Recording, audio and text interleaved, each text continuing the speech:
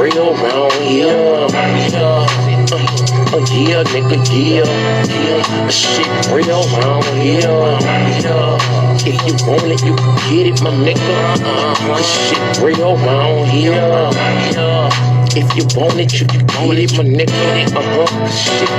Look, if you ain't know, ask somebody, they'll tell you about me. Nothing fake, nothing flawed, nothing bitch about me. I'm a G, I've been running these streets since a youngin', since 14. I've been bugging, slaying heat, ain't nothing. You won't be, say something. You could get it, I ain't tripping. One song, just know you better not let me catch you slipping, cuz whatever we need, I'ma smash ya. Broad daylight around the club, I'ma get at ya. If you let me tip down on the nigga, you chapter, I guarantee you that it's gonna be a closed casket about this. What's understood don't need to be explained. For the money or the fame, I was a gangster in the game. I ain't lying when I tell you about me and my background, about me and my lifestyle. I ain't never back down, I ain't never froze up, I ain't never turned state, I ain't never missed when I emptied the clip out the K, nigga. However you want it, nigga, you could get it, cause shit real. It's get it how you live. However you want it, nigga, you could get it, cause shit real. It's get it how you live. However you want it, nigga, you could get it, cause shit real. It's get it how you live. However you want it, nigga, you could get it, cause shit real. It's get it how you live.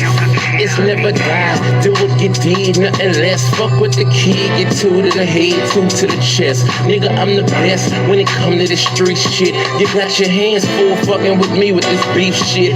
I be on some all night flight, no sleep shit. Me, my dog, and 2Ks, fuck that pro-leaf shit. We coming with it, 100 rounds drumming with it. You running from it, we running with it. You bitch ass niggas ain't fucking with it. I'm out here, head first, ready to go head up. Walking with your head down, bound to get your head bust. Hit the feds, come, I'm off the scene, off the block. I know the bus move when it get hot. Shut down the shop, open up another on the other side of town. Got yeah and I got pounds.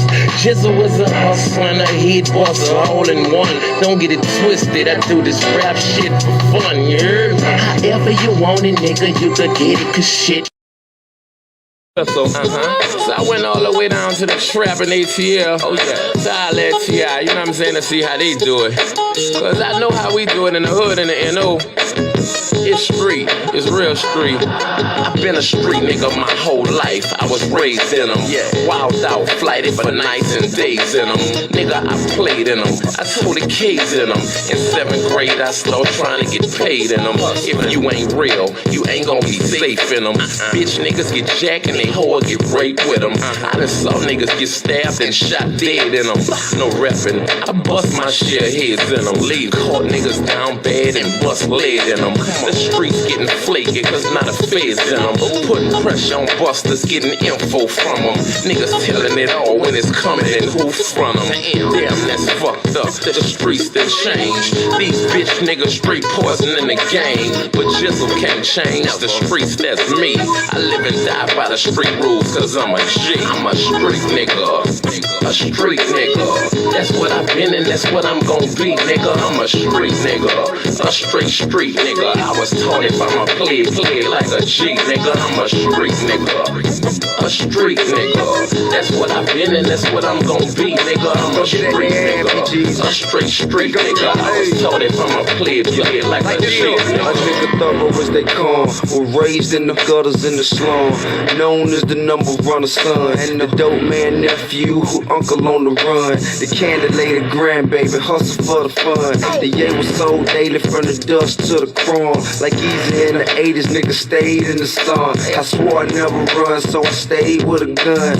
I kept my little 380 with the blade to the sun. All I fit with God, play my card, how it come. I'ma stand like a man till it's all said and done. And let's see if they run niggas, cause I know I run with a clique of wild, misguided, underprivileged young niggas. Give a fuck who you is or where you from, nigga. You can get it, we taking over the city. I was raised in the belly of the beast, to say the least. My role model was doing time, so I learned from the streets. I'm a street nigga, a street nigga. That's what I've been and that's what I'm gon' be, nigga. I'm a street nigga, a straight street nigga. I was taught if I'm a play like a G, nigga. I'm a street nigga, a street Okay, well, welcome to the revolutionary agenda. Hopefully you can hear me. Okay, let me see. Yeah, I know I'm being a little eccentric today. 1 second, let me fix my screen. Welcome to the revolutionary agenda. Your host, Seduction Doll. Just being a weirdo, if you can tell. I was just playing with my just being eccentric today, I guess. Don't worry about it. It's not important. Get this going. Hold on a sec. I gotta adjust my little screen. Save, update. Save, okay. Let's see. Here. Hold on a second. Family. Nope. Nope. Maybe. 1 second. So you can't see what I'm working with. No. 1 second, family. I was messing with it. I was messing with this little portion right here. Right before I got on. So I kind of messed it up, and I was like, I don't know which one I like. See what I'm saying? Sorry about that. Just give me a second. And then the screen kind of got like weird all of a sudden. So hold on. So I have some sort of technical difficulty with me. It's not a real revolutionary agenda unless there's some sort of mess up. Some sort of awkwardness going on. Can't be a true show. Let me see. All right. That's okay. Okay, see, the screen was weird. Like I couldn't see shit, so now I can kind of see it. This way. No, this way.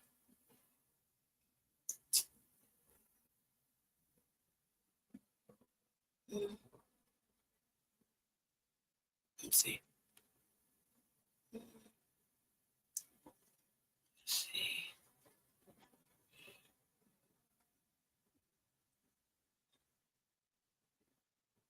Hopefully you guys can see it.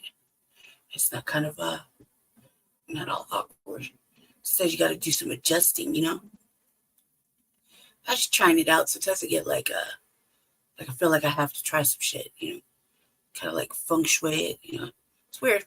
It's just been kind of weird today. All right, let's see. Should be okay.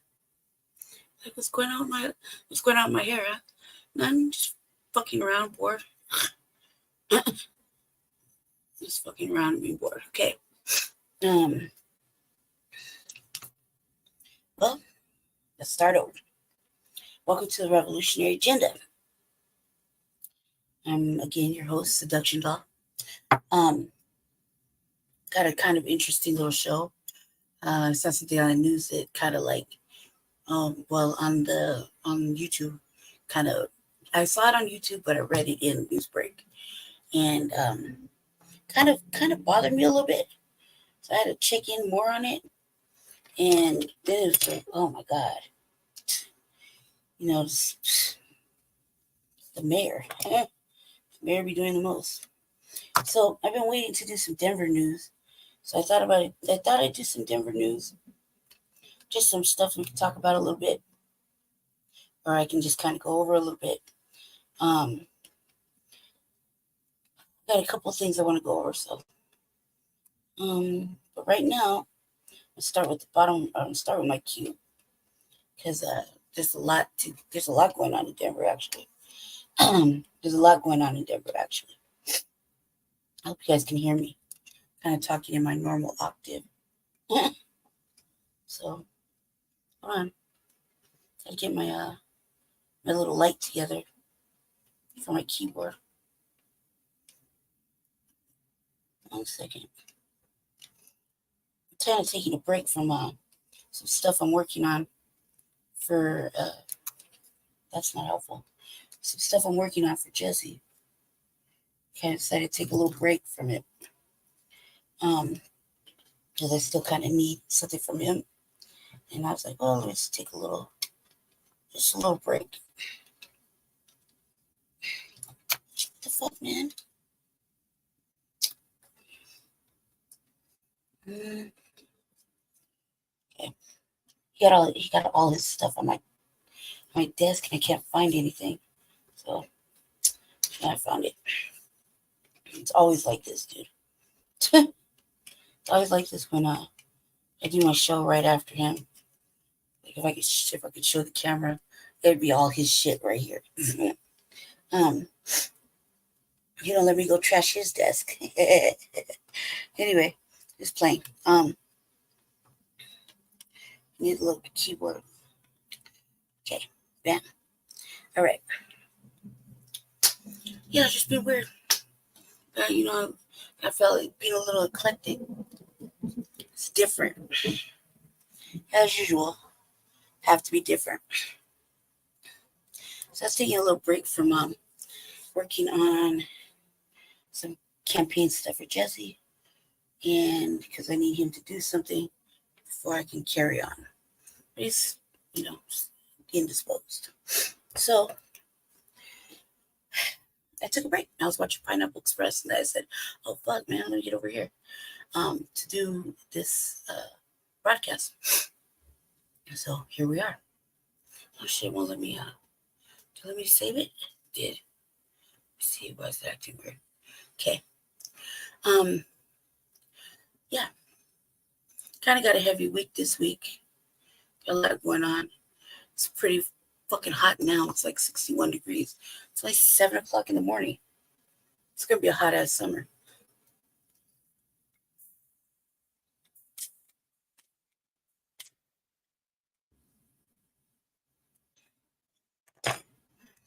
Yeah, in fact, you don't know what it's like to be bored. I feel like I need a job.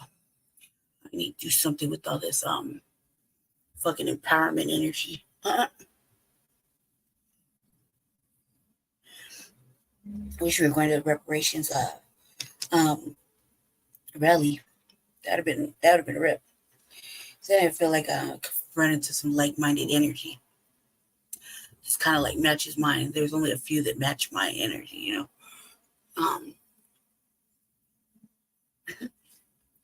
So I feel like I'm the only one always hyped up. So if you're a person that watches the New Black Media, I would say there's only a couple other, there's like maybe a small group of people that have like this kind of energy. I would say Black Alpha Network, he has this kind of energy. The Black Authority has this kind of energy. Tariq She got this kind of energy. Mickey Dilly too. Yeah, this kind of energy really make you want to go do some shit. So, but when you're surrounded by softer energy, or not softer energy, but more quieter energy, it seems to drag you, like makes you tired. I feel tired. I don't feel so energized, But right now, while nobody's up and moving around, I have all this like I feel like I can get pretty empowered right now. Like I'm in my Dr. Khalid Muhammad energy. So that's what I said, I was going to be in that energy for the rest of the remaining part of the year. So let's get to it. We'll show a couple of things that I thought were interesting that I came across. A couple little news clips, and then we're gonna work our way down the queue. So, me, I go fast. So, let me give you my views. A couple of things I kind of looked into, and I was like, oh my god. So here we go. Let me get over there.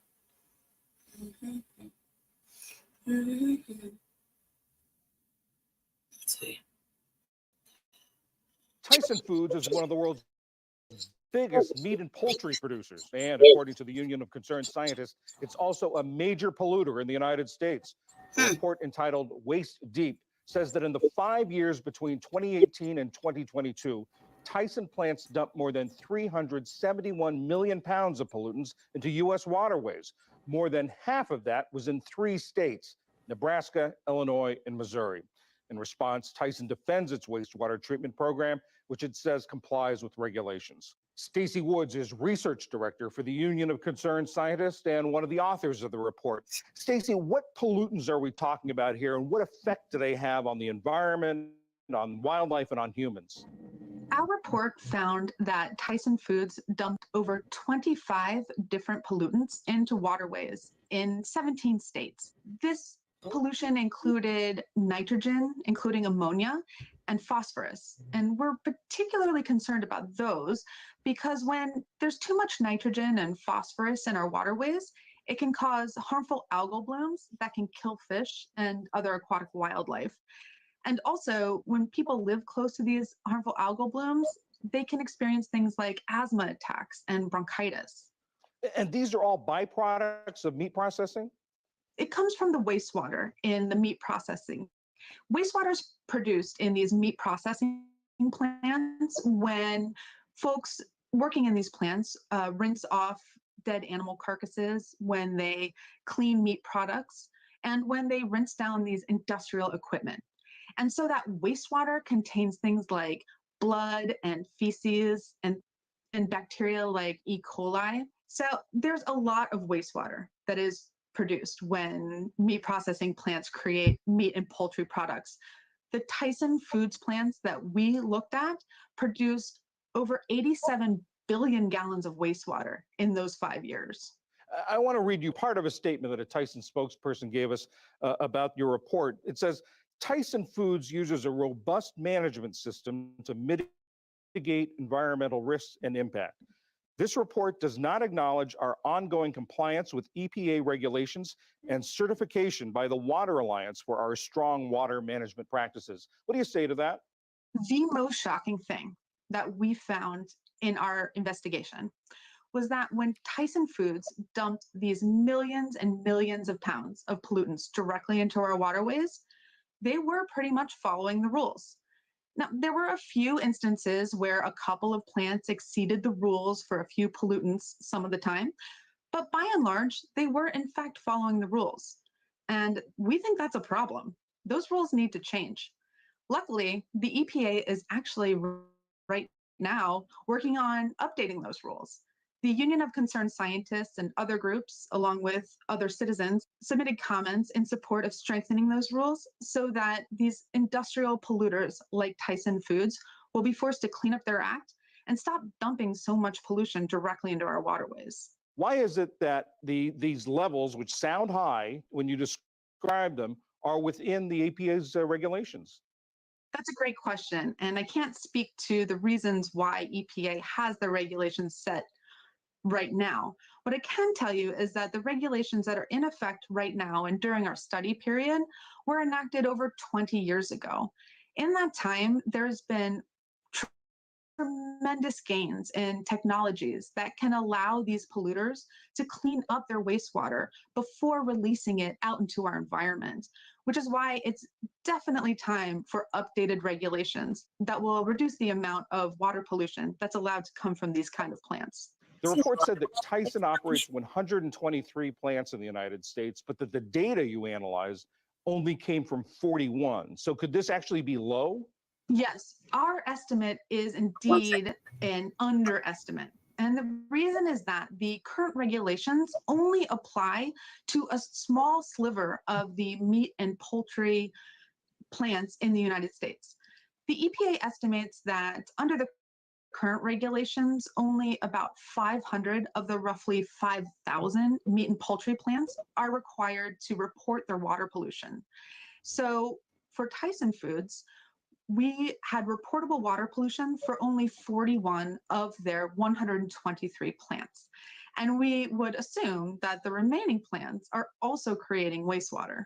Is this a problem specifically to Tyson, or is this a problem industry-wide for meat and chicken processing?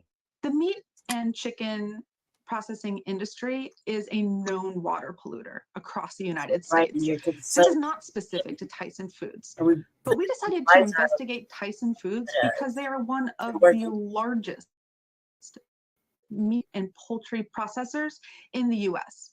So we anticipate that their influence in the overall industry pollution would be pretty high. Stacey Woods of the Union of Order me Concerned 7. Scientists. Thank you very much. Thank you so much for this opportunity to talk about our report. They just don't care who they hurt, man. Like, nobody cares when they just keep dumping shit in the water, you know? It's a lot of, You have a teenager that you know is a process for law enforcement to go contact that person, to ask if she's okay, to ask what she's doing, to find out what she's doing there. We know she's engaged in prostitution. They have made it a crime for me to do anything about it. I can't talk to a juvenile anymore. I can't rescue these serious innocent victims from the human trafficking element because our state has made it legal. My guest today is Chad Bianco, Sheriff of Riverside County. Today, he'll share with us what he sees as a sheriff of a large county in California and how state policies are impacting the crime rate in California. Yeah, it's like all these states are doing some weird ass shit, though. So this the story is how California makes it illegal to fight crime. And we just watched a story the other day on the RVA where LAX is like not checking bags and just using people are shipping drugs into the airport. Like nobody's checking bags. They're busy looking for bombs and guns and shit. And you might want to blame that shit on 9/11 and fucking anybody that ever went on a suicidal mission on the fucking planes and all that stuff. So, I think they just forgot to look for drugs. And so, for years they've been getting away with it. That's not just California, though. I mean, they just think they're just looking at one airport. What about all the other airports? Like we're in Colorado. DIA is fucking huge. And I've flown in and out of DIA in the way that they were trafficking in drugs. I mean, I could totally see that shit happening. I've checked many bags that just walked off. You know what I mean? Picked it up, when I got to Texas or Florida. You know what I mean? California, just who knows, No, there's nobody ever there. Just fucking, put it through, grab my ticket and dip, go through security and shit. And sometimes not even that. Sometimes I just go check my bag, hit the kiosk. it's that was damn near fucking self-serving. So yeah, I can see how that shit happens. But this is talking about how California is makes it illegal to fight crime. And I think that there's a lot more to it. So we're gonna watch a little bit about this. Now, and he will tell us how we can turn things around. Meanwhile, we are hearing that the crime statistics are up a little bit, and somehow this doesn't add up to us. That's what the public has been led to believe. Yeah. I'm in my 31st year right now. Crime is very much higher than what it was in the past. We're in a weird spot. It's scary how we've been misled and how we've been lied to about these bills that they want passed or about propositions that they're passing. I'm Siama Karami. Welcome to California Insider. I'm gonna be like myself. I'm really happy. Chad, it's great to have you back on. Welcome back. Thank you. I'm happy to be here. We want to talk to you about some high-profile incidents that has happened in a week. In a week, Mayor of Los Angeles, her home was robbed. Adam Schiff was robbed. He's running for the state senate.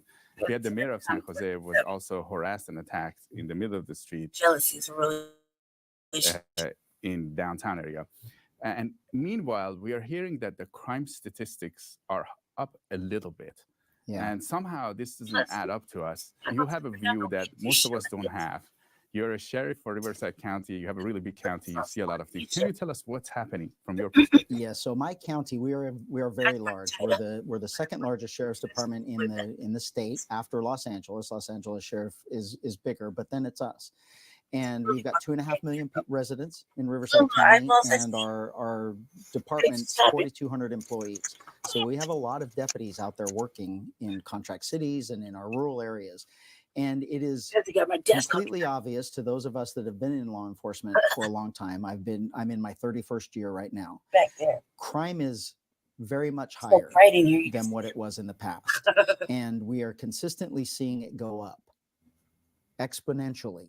But we're in a weird spot because the statistics that the state will show, or that DOJ will show, or sometimes that the governor will tout, is that crime is either down or crime is leveling or slightly up. And that is not the reality. The reality is crime is substantially increasing. Starting back in 2012 with AB 109, that was prison realignment. Then in 2014 with Prop 47, we have gone to a criminal justice system that no longer holds people accountable. Prop 47, Prop 57 made crimes that used to be crimes not crimes. They made crimes that were felonies that would be reported misdemeanors, so now they don't get reported again. And when you make everything that used to be a crime not a crime anymore, you can see how that would drastically reduce the numbers. So that's what the state is doing, is saying that Prop 47 is reducing all of these theft crimes and everything else, because theft is no longer a crime. We don't report that anymore because they increased the threshold to nearly $1,000. When you're personally robbed or you're personally burglarized, you're not reporting it because you know that nothing's going to happen to these people. It's not worth it for the police to go after it, and they're not going to find them anyway. Right. That's what the public has been led to believe. And at the same time, from our current form of government, some of our politicians, the majority of Sacramento is very anti-law enforcement. The problem with that for them is the majority of our population respects us. They respect the job that law enforcement does, and they know that we are a requirement. We are protecting people. We're protecting their neighborhoods. So they, in turn, feel sorry for us. They know that we're underworked or overworked. They know that we're understaffed. They know that we're underfunded. And so they feel, well, that's only a lawnmower, or it was only my car. I didn't get hurt. So they don't even report the crime anymore. Big business. This started years ago with Prop 47. Kmart's, Walmart's, Walgreens, the big box stores, Home Depots, the big box stores no longer report crime. They no longer call law enforcement when somebody steals from them because it's been made a misdemeanor. So now it is fiscally irresponsible for them to involve law enforcement to make an arrest that's going to entail their employee having to testify. They're going to have to produce documents. They're going to have to go to court. And for a misdemeanor where there is no consequence, it's fiscally irresponsible for that company to do that. So it's just a big write-off for them. So we have this massive underreporting of crime. We have a public that doesn't report crime anymore. So that tells you just on its surface, among the statistics yes. That they're published. So that tells you that crime is actually massively increasing in real life. If you walk out into public, does anybody feel more safe today than they were 10 years ago? Absolutely not. All of these things have gotten worse and worse and worse from 2012 on. 2012 was prison realignment, where the state purposely, because of a lawsuit for overcrowding, they purposely, instead of fixing the problem, they just released all the inmates and they threw them into the county jail system, which was not equipped for them. And then they caused the same problems and lawsuits in the county jails that they were experiencing. And this is the common sense thing where it was a complete failure. I understand that prison overcrowding was an issue and there were too many inmates for the amount of beds. But the common sense solution to that is build another prison, not close prisons, not release all the inmates. If you have a family of 5 and you're in a 1-bedroom apartment, you either get more bedrooms, a bigger apartment, a different house, or build more rooms. You don't get rid of your kids. In 2010, 2012, they should have built more prisons. So we have this massive increase of crime. We have this massive increase of repeat crime, repeat criminals, and there's no place to put them because the state is reducing their prison populations and then closing prisons. And it's putting the burden of housing all of these people on our county jails, which our county local systems have never been equipped for this. That's not their role. That's not their responsibility. So fiscally, it's crushing the counties and local governments. Do you and it think hasn't they been were reported. doing this, the people that actually were doing this, they actually believe this would happen? Or do you think they will actually think that this will somehow, the crime will go down and people will not commit those crimes anymore? That's a very good question. And I have my own personal opinion, and then I have my professional opinion. Does not want to believe that our government officials, our elected officials would do this on purpose. I don't want to believe that. But my personal opinion and my law enforcement experience opinion, and knowing what law enforcement, how vocal we were trying to stop these things, we knew what the consequence was going to be, and we told them what the consequence was going to be. And they just didn't listen. I don't know if they thought any different. And the laws are completely against us. And then they want you to believe that now they're going to come in with a solution. And currently, it's the governor and highway patrol. Now, from a law enforcement perspective, I love my brothers and sisters in the highway patrol. They certainly have their purpose and their role in law enforcement, but it is not fighting crime. It is not handling local crime. Their responsibility is nothing but the freeways and the highways. That's what it's always been. Same thing happened in Oakland. 100%. We interviewed the former police chief of Oakland, and he told us the rules they have to deal with. They don't know how to do traffic stops anymore. It's very hard for them because they've lost a lot because they don't do a lot of this enforcement. Yeah. And I'm not a rocket scientist. I'm a public safety professional, and it's relatively easy. It's right and wrong. It's black and white. We live in a civilized society where we absolutely must have laws to maintain that civilized society. And the people that don't want to participate in a civilized society, they have to have consequences for their behavior. And sometimes we have to remove them from society so the rest of us are safe. And we have completely left that. We have left that idea. That is common sense. And what about the stores? So we're hearing about these stores, and back in the day, the stores would monitor who's in their store that might potentially be stealing, and they would go after them. Now they don't do anything? Or the stores have policies that they will not report to law enforcement. They will not call law enforcement. They have policies where their employees don't stop it. They don't want their employees getting injured. They don't want their employees getting involved where they're going to have to go to court. Walmart, like right down the road from me. They said it was they use it, their business model, they just use it as a write-off. Those losses are just a write-off. But the problem is the businesses aren't going to lose that money. That loss is carried on to the rest of us with increased prices of goods. We're creating a horrible situation in the country.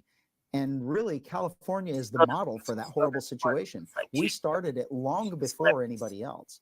And everyone else, the governments that are doing it. New York was never as bad as California, but now it's a competition to see who can destroy their cities the fastest. Throughout my growing up, I adore San Francisco. I think San Francisco is the most beautiful city. It's the history of San Francisco, even going back to completely burning down and having to, rebuild and everything else. San Francisco is a beautiful city, and look at what it has become. You walk down there now, the stores are all boarded up. Everything is empty. Big box stores and big businesses have completely had to leave the area, the downtown area, because of crime and homelessness and all of those issues that come with it. And it's almost like a ghost town now. So one of the greatest cities in the United States of America. And the world too. Absolutely. And look at what it's become. And Los Angeles is not very far behind. And now I still go to San Francisco. I have to go there for business, but I'm a little bit different because I carry a gun and I'm a law enforcement officer. So I feel relatively safe when I go to these places anywhere, but the general public is not the same. Every one of our cities and every one of our metropolitan areas are going to end up like San Francisco and Los Angeles. They are no longer the examples for the country. I came to this state in 1989 for the California dream. When I was a young kid, 11 years old, I came to Santa Monica to play in the Little League World Series. And at 11 years old, I became enamored with everything that was California. I knew nothing about California until then. But now I'm on the beach in Santa Monica. I'm at the pier in Santa Monica. There were kids that we were hanging out with that were host families that would take us downtown and to the beach and to all these things. And I became enamored with the California dream. I knew that eventually I would move to California, and I did. And I found the California dream. I have to admit that I achieved the California dream. I love my life. I love my wife. I love my family. I love everything that I have here. But my kids, they don't have that same attitude of California that I did.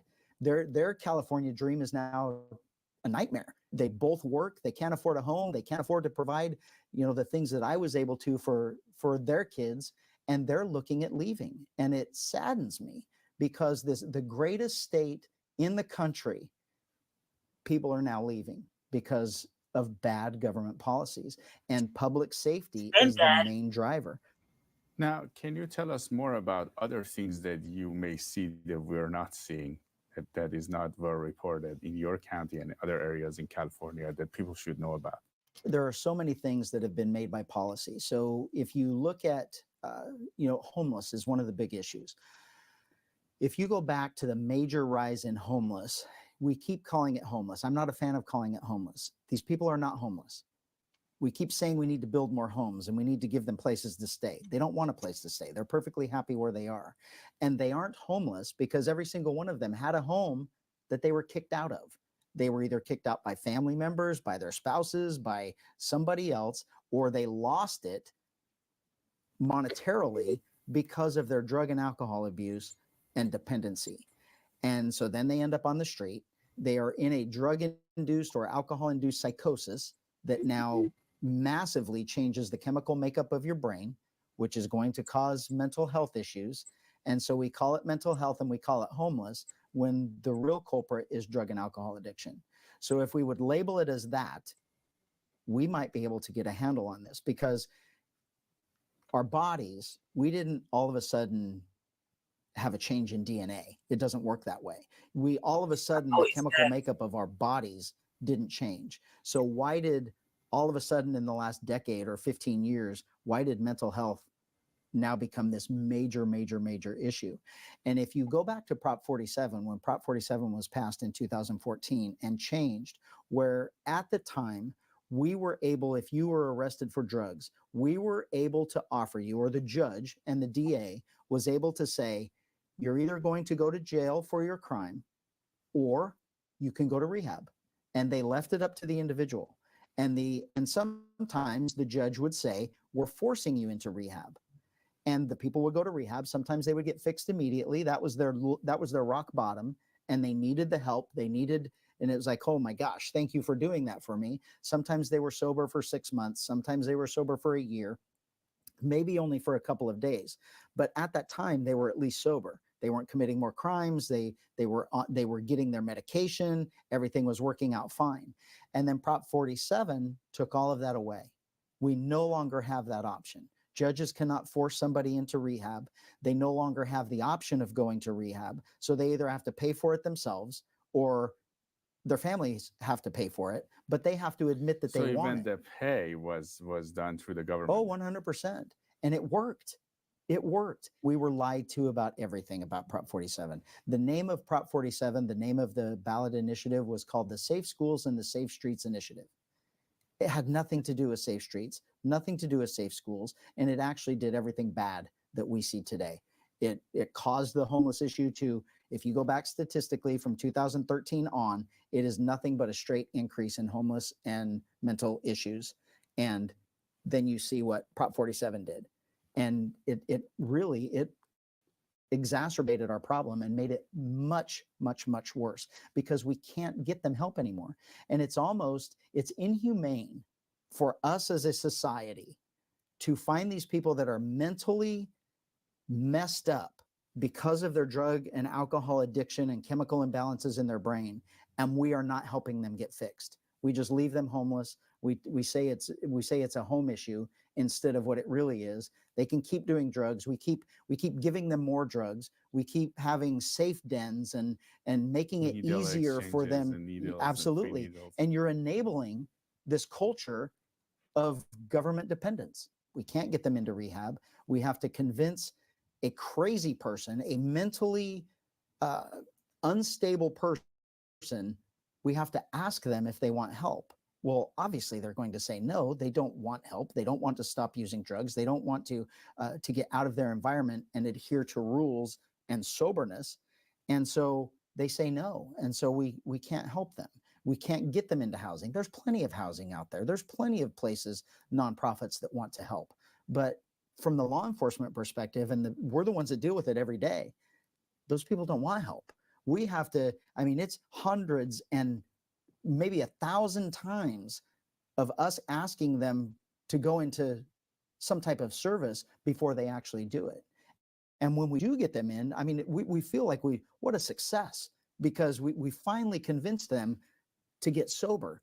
And then we can, if it is a chemical imbalance where they now have mental health issues, we can get a doctor to stabilize that also with medication, and hopefully they get off of that and they don't need it anymore once the chemicals that are going into their bodies aren't there anymore. Folks, That's you've crazy. probably been hearing me talk about Virify for a while now. Virify has been getting a ton of phone calls from you, and I thank you for supporting an investment that actually helps people. A lot of people are talking about this investment, and I like to review the basics with you. First off, yes, it's true. You can earn up to 10.25% fixed rate of return that's not correlated to the stock market or to the Fed. You can turn your income on or off, compounded, whatever you choose, and there are absolutely no fees. There are no restrictions on your principal if you ever need your money back. And you'll get your monthly statement with no surprises. If you are not sure if you can trust this economy, this secure collateralized portfolio may be a very good option for you. Just go to investvirify.com. That's invest, the letter Y, then refi.com. Folks, I take my endorsements very seriously. If you're looking for a solid investment that helps people, contact my friends at Virify and then tell them Siamai Karami sent you. Now let's go back to the interview. So before 47, you guys would arrest these people. You would see them, you arrest them, and then you would actually send them to the drug court, and then they will evaluate. 100%. I know from people that I have spoken to that have now been sober, that have now are productive members of society, that they chose prison. They chose to go to prison because they'd been in rehab so many times that some of the drugs were still going on in rehab, and people went to the rehab places knowing that they could sell those people drugs, and that wasn't a good environment. So people would choose jail or choose prison, so they knew they could get sober, they knew they could change, and then they made that choice to, when they got back out, they weren't going to go back there. They changed their environment when they got out. So we know it worked. We know people did choose prison, but you were never forced into prison for drugs. That just didn't happen. But in order to get it passed, they wanted the general public to think that, the random person that's out using drugs is going to go to prison for 10 years. That is factually inaccurate. It was told to play emotionally on the voters to get this to pass. So in the modern time, in the last 10 years, we can see that Prop 47 was the beginning of the end for what we see in California right now. But it went back a decade before that, from the late 90s, when crime was so bad that we became hard on crime. We started punishing repeat offenders. We had the 3 strikes laws that came out that was for repeat offenders that kept victimizing us over and over and over again. And it worked. The political left knew that it was working, so they systematically began to change government and the laws that they were making and the laws that they were changing to reduce that success. And now we have the chaos that we're in right now. The government, the legislature at the time, said that law enforcement was targeting Hispanics and they were going to deport all of these people. It is complete false. Law enforcement has never been involved in immigration. That is the federal government's role. Now, when we would arrest criminals that happen to be illegal aliens, we would call Border Patrol, or we would call, I mean, HSI is new, but we would call ICE. Customs and Border, we would call ICE, we would call Border Patrol, and we would turn them over to them because criminals would be deported. And the state changed all of that, and they have actually made it a crime for law enforcement to participate or to work with our federal agencies, with ICE, Border Patrol, Customs and Border Protection. It's a crime for us to work with them for border enforcement. And they made sanctuary cities. They made sanctuary state. They made us a state, and then cities followed suit. The cities are irrelevant because the state is the overarching control. So this state 100% is sanctuary state that welcomes all of these illegal aliens.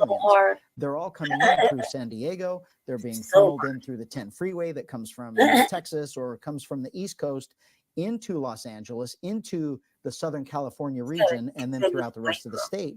And law enforcement can do nothing about it.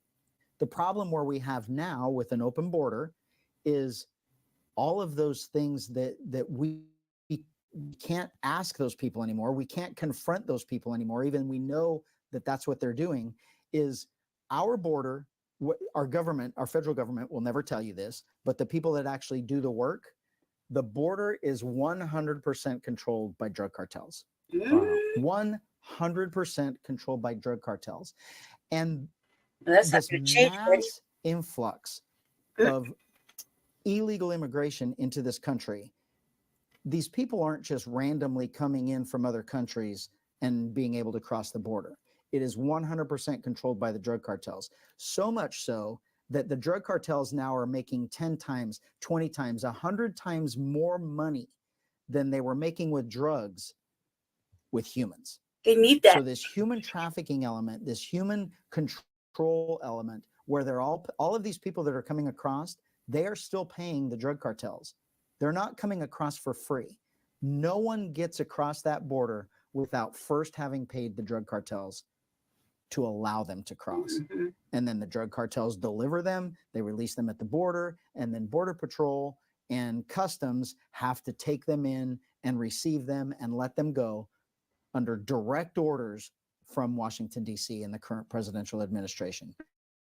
That is the reality of our border. But no one is being told that. When we arrest people for criminal activity, I can't ask them what country they're from if they're U.S. citizens. I can't ask them if they have ID. If they don't have ID, there's nothing I can do about it. They can give me a fake name.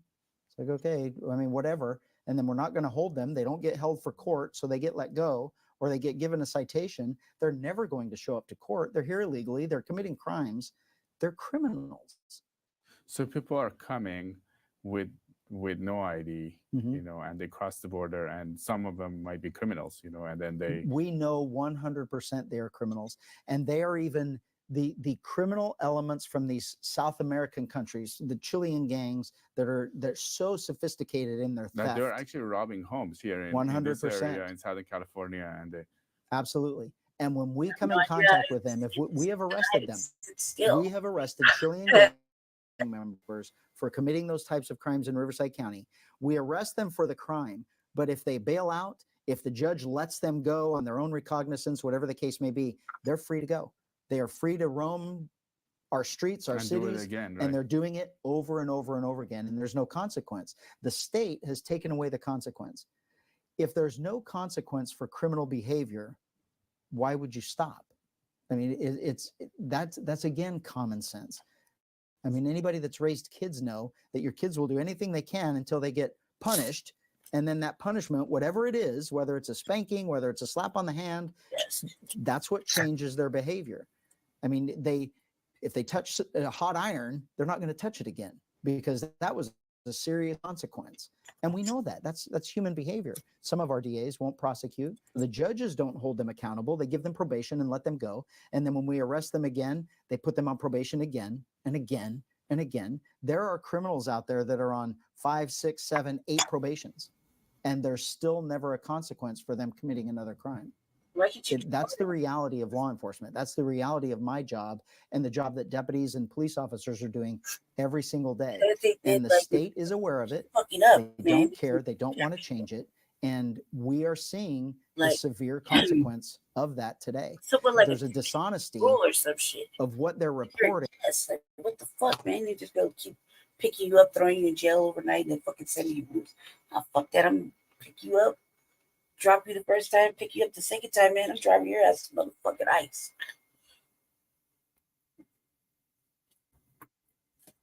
I'm gonna be like, he says he wants to go home. You know what I mean? Don't change your story now. Said he wanted to go home. Who am I to stop that? You know what I mean? Said he's going right back home to the DR. You know? I'm just going to put him right back on. Just go ahead, man. You know? While you're at it, send that motherfucker a bill. You know, they want to commit crimes and shit and act stupid over here. We got enough motherfucking shit going on. And it's really their fault. Like, look, the United States can't make it without, like, fucking crime, drugs, and fucking guns, okay? So where's the closest place to get it? Mexico. What does Mexico need? Money. You know what I mean? Money. You know, a quiet little low key, like, this distraction away from their fucking drama so that they don't look like they're doing shit. You know, so they have a peaceful little situation going on. They need money. You know what I mean? Couple and let some motherfuckers slide on through. You know? They just need a constant little slide on through and everything's had hush hush. Motherfucking drugs come in, guns come in, just go straight through the fucking through the law enforcement. Because they hit the pipelines. And where do you think everybody gets it from? Like there's just somebody right there just ready to just catch it at the port, you know, at the fucking pipe at the end of the pipeline. Right? And just go outside and just distribute it to the street. No. Gotta go somewhere.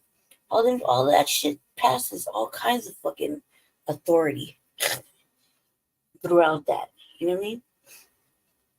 It passes all sorts of authority. The United States needs that because how else are they gonna fucking keep fucking off the people? Right?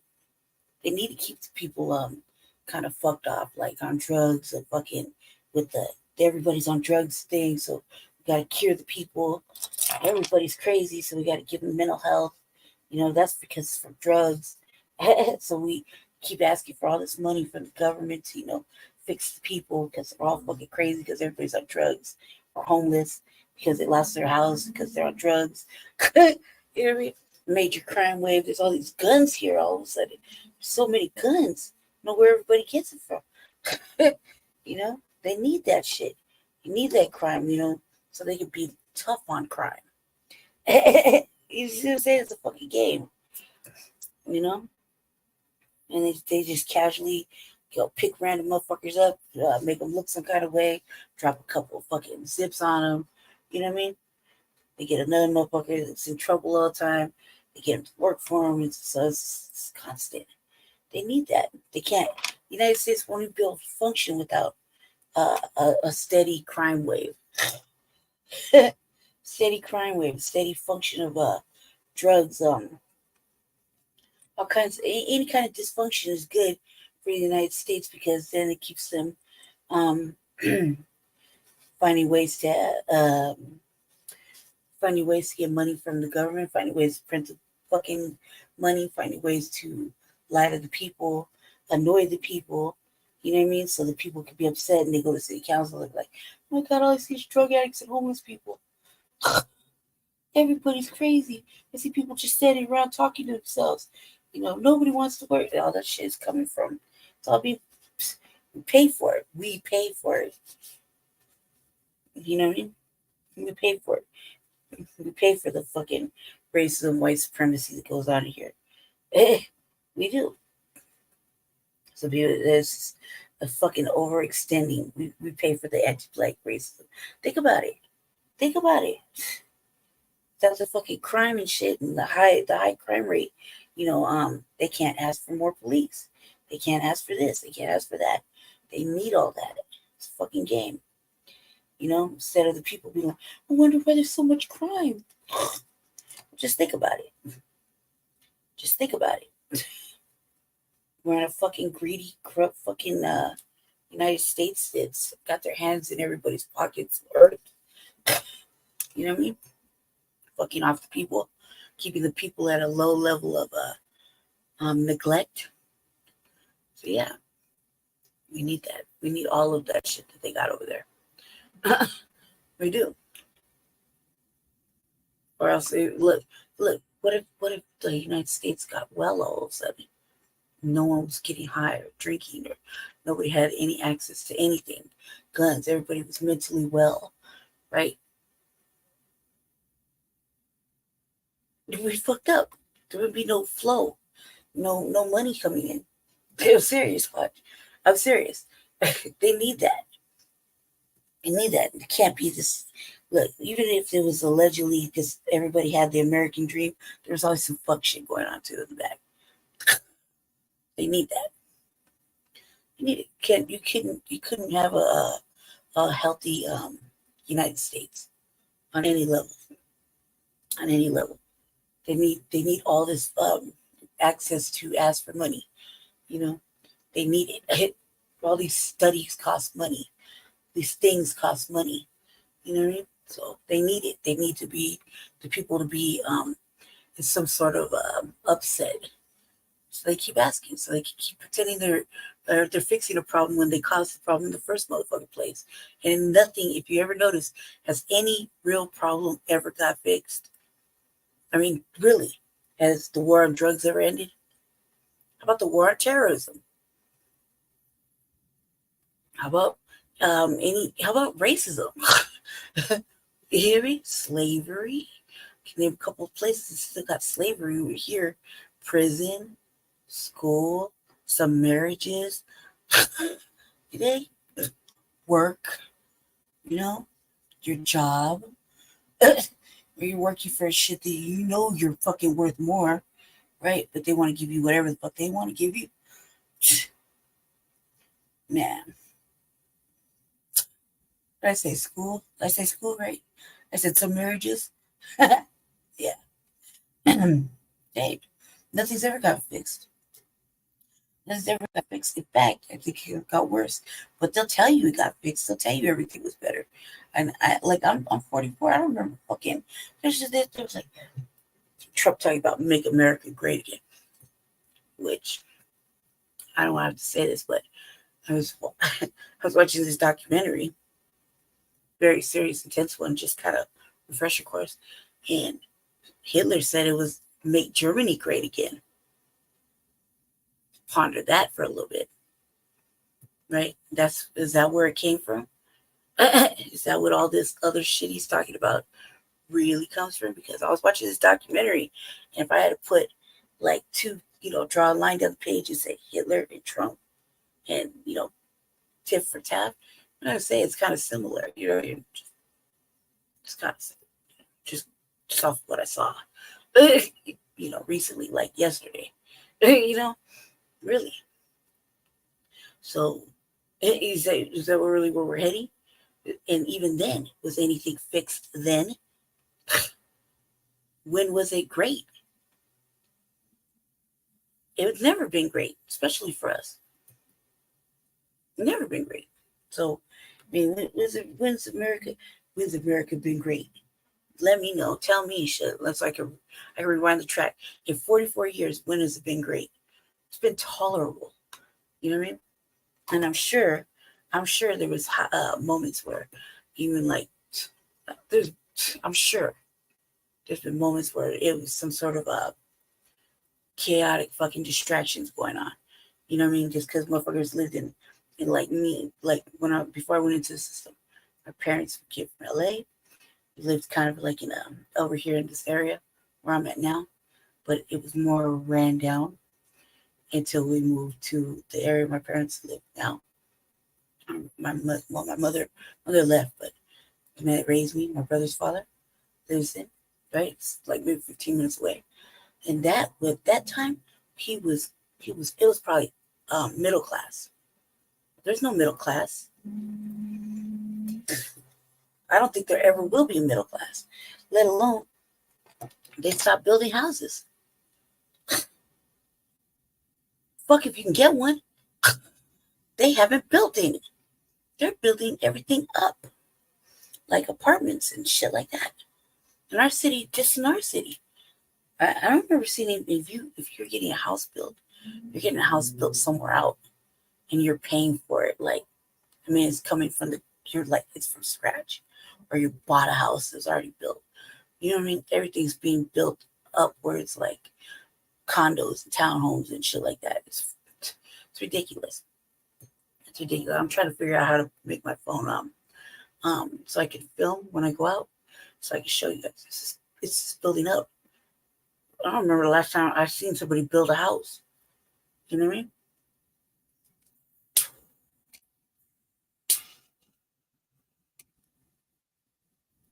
When we came out here, it took us like a year to move into our house.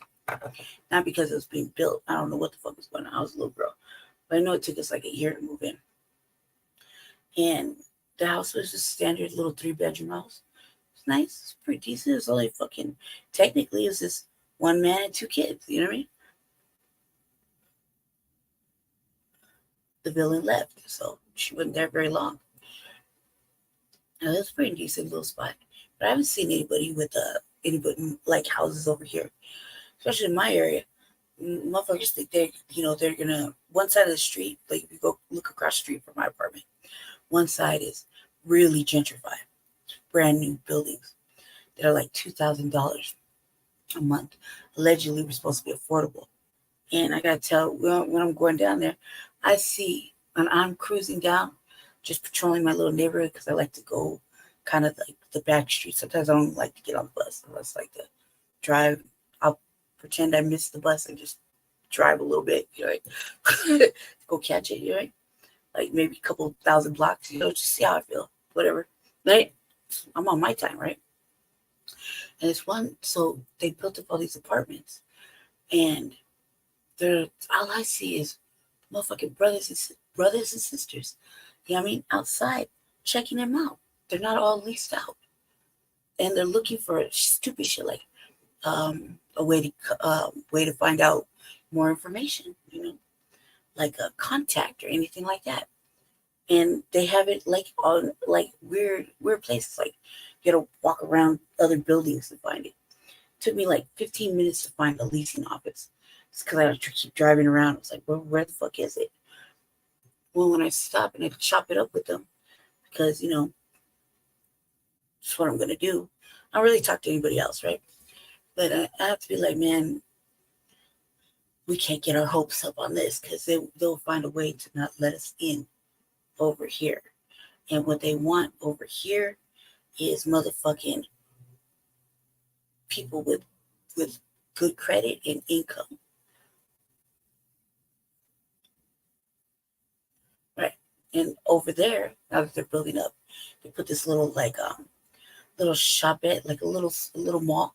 They tore the black mall down, the little black mall. There was maybe like 12 stores in it, all black.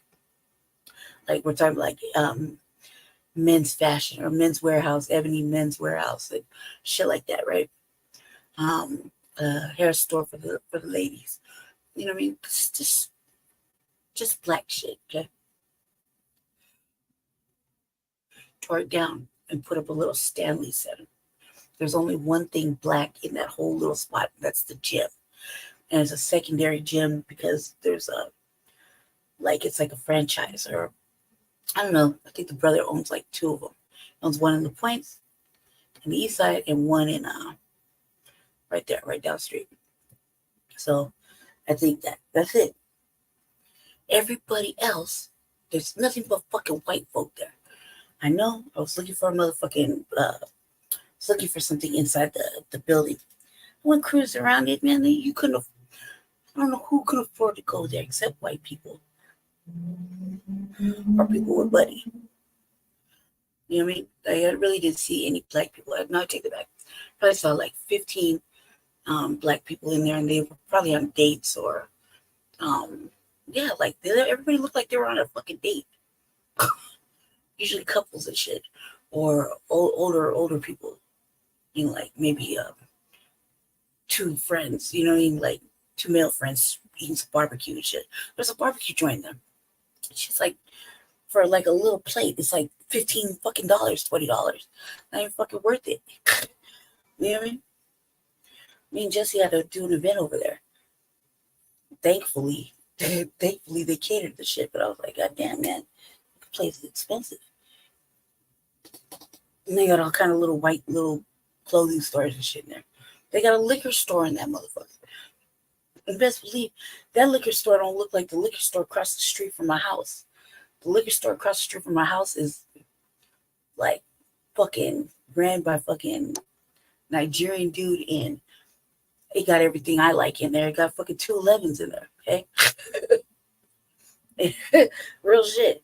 You couldn't find a 211 in that fucking liquor store, the bougie spot, at all. I looked. I don't know why I was looking. I wasn't intending on buying a fucking cold drink, because for some reason, if I bought me a beer from in there, I can't control myself. I'll probably crack that motherfucker as soon as I got the door.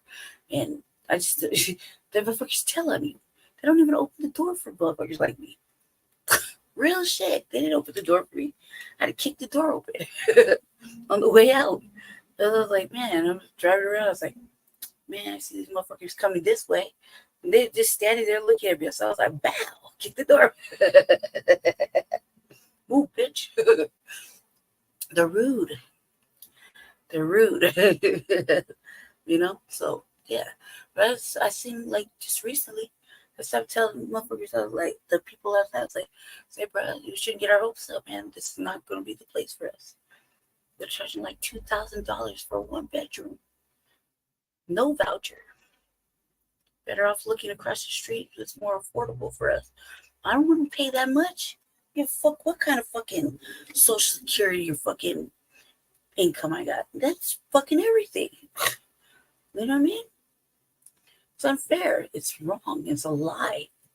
It's a lie. They lied to us, you know? That shit went up so quick, too. It took them like 2 years to put up. That's where all the mice was coming from. Because remember, I had mice over here. They were coming from the fucking the building. They damn near tore up the whole fucking field.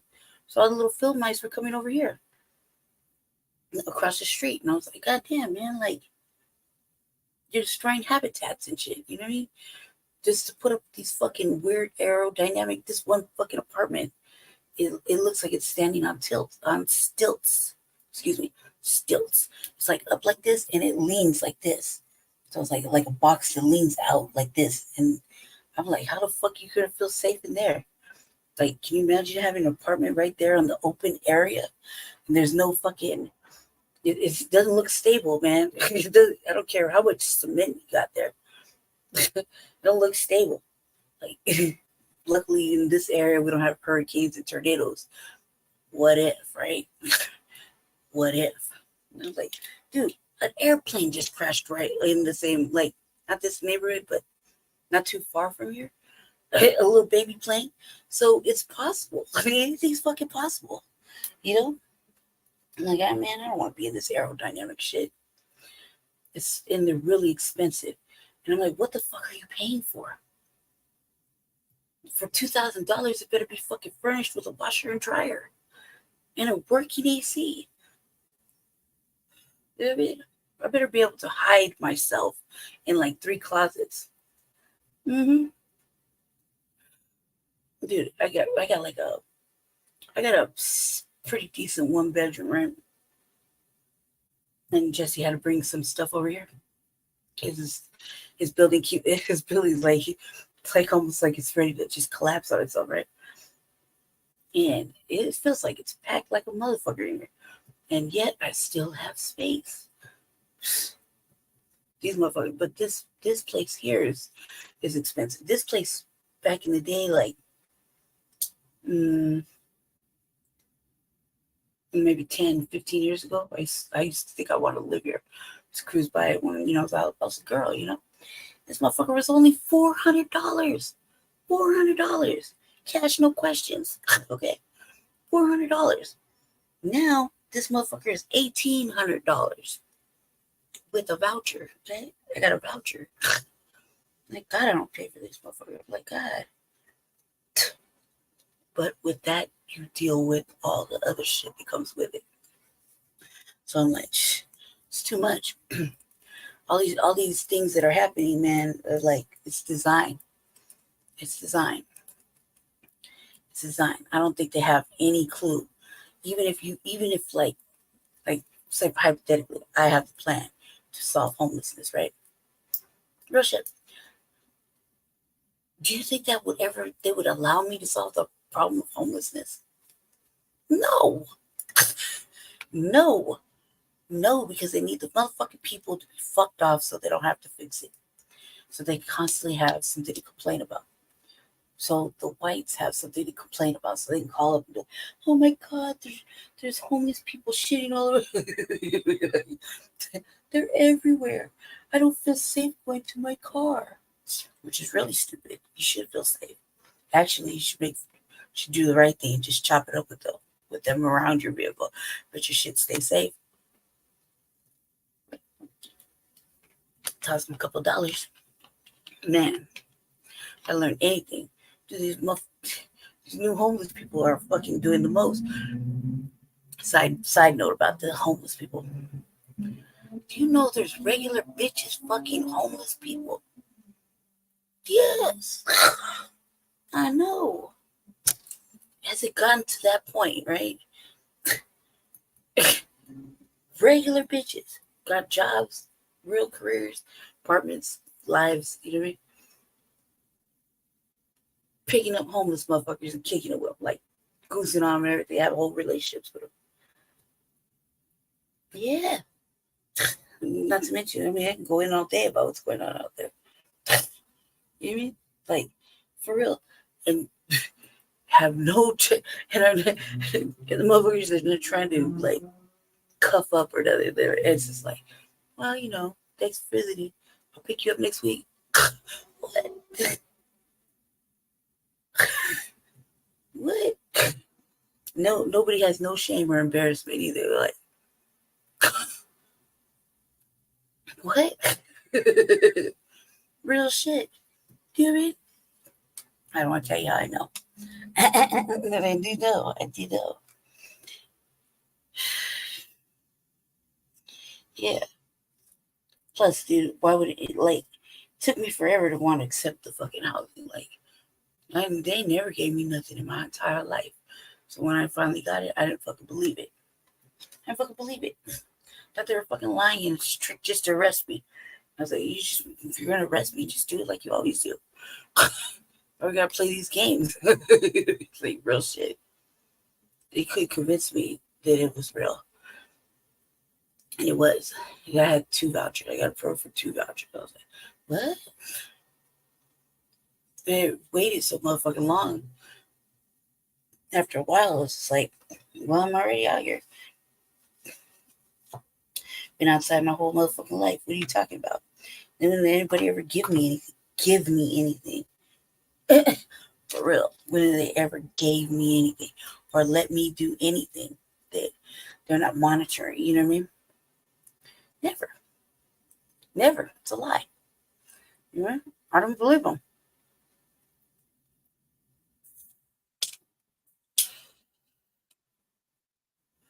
I believe it. But it's true.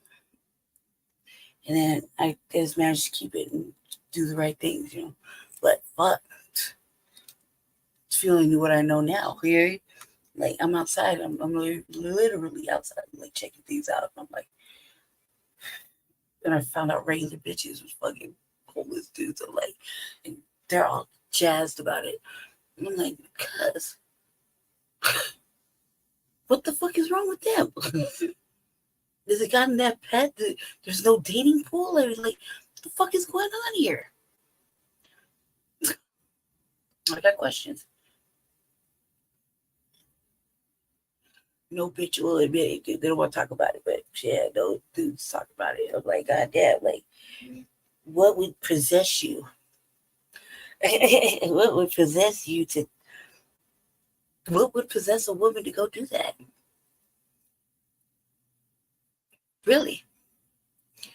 Really? What would it like? Whole boyfriend homeless? Though is he's not gonna try to do nothing. It's like it's whatever. She cool with it. She got a whole job, money and everything, car, everything. What would possess a bride to do that? Inquiring minds want to know. And it makes you feel bad. So the instance for the border, we know from a law enforcement perspective, we know who's coming across the border. It's predominantly single males. Almost across the board, it is single males that are coming into the country, and we have no idea who they are. But when the news shows you these things, they show a woman with a little girl, and they say the families, and look what they're and I feel sorry for them, right there. but that's not reality. It's once in a blue moon that a woman and a child comes across. It is predominantly single males, a lot of single males with kids that we know. They've trafficked those kids. Those kids have been kidnapped from somewhere else, and now they're using them to come into the country, and we just let them in. And so from the law enforcement perspective, the amount of drugs that are coming into the country are just astronomical, because the border is completely controlled by the drug cartel, dropping off all of these individuals.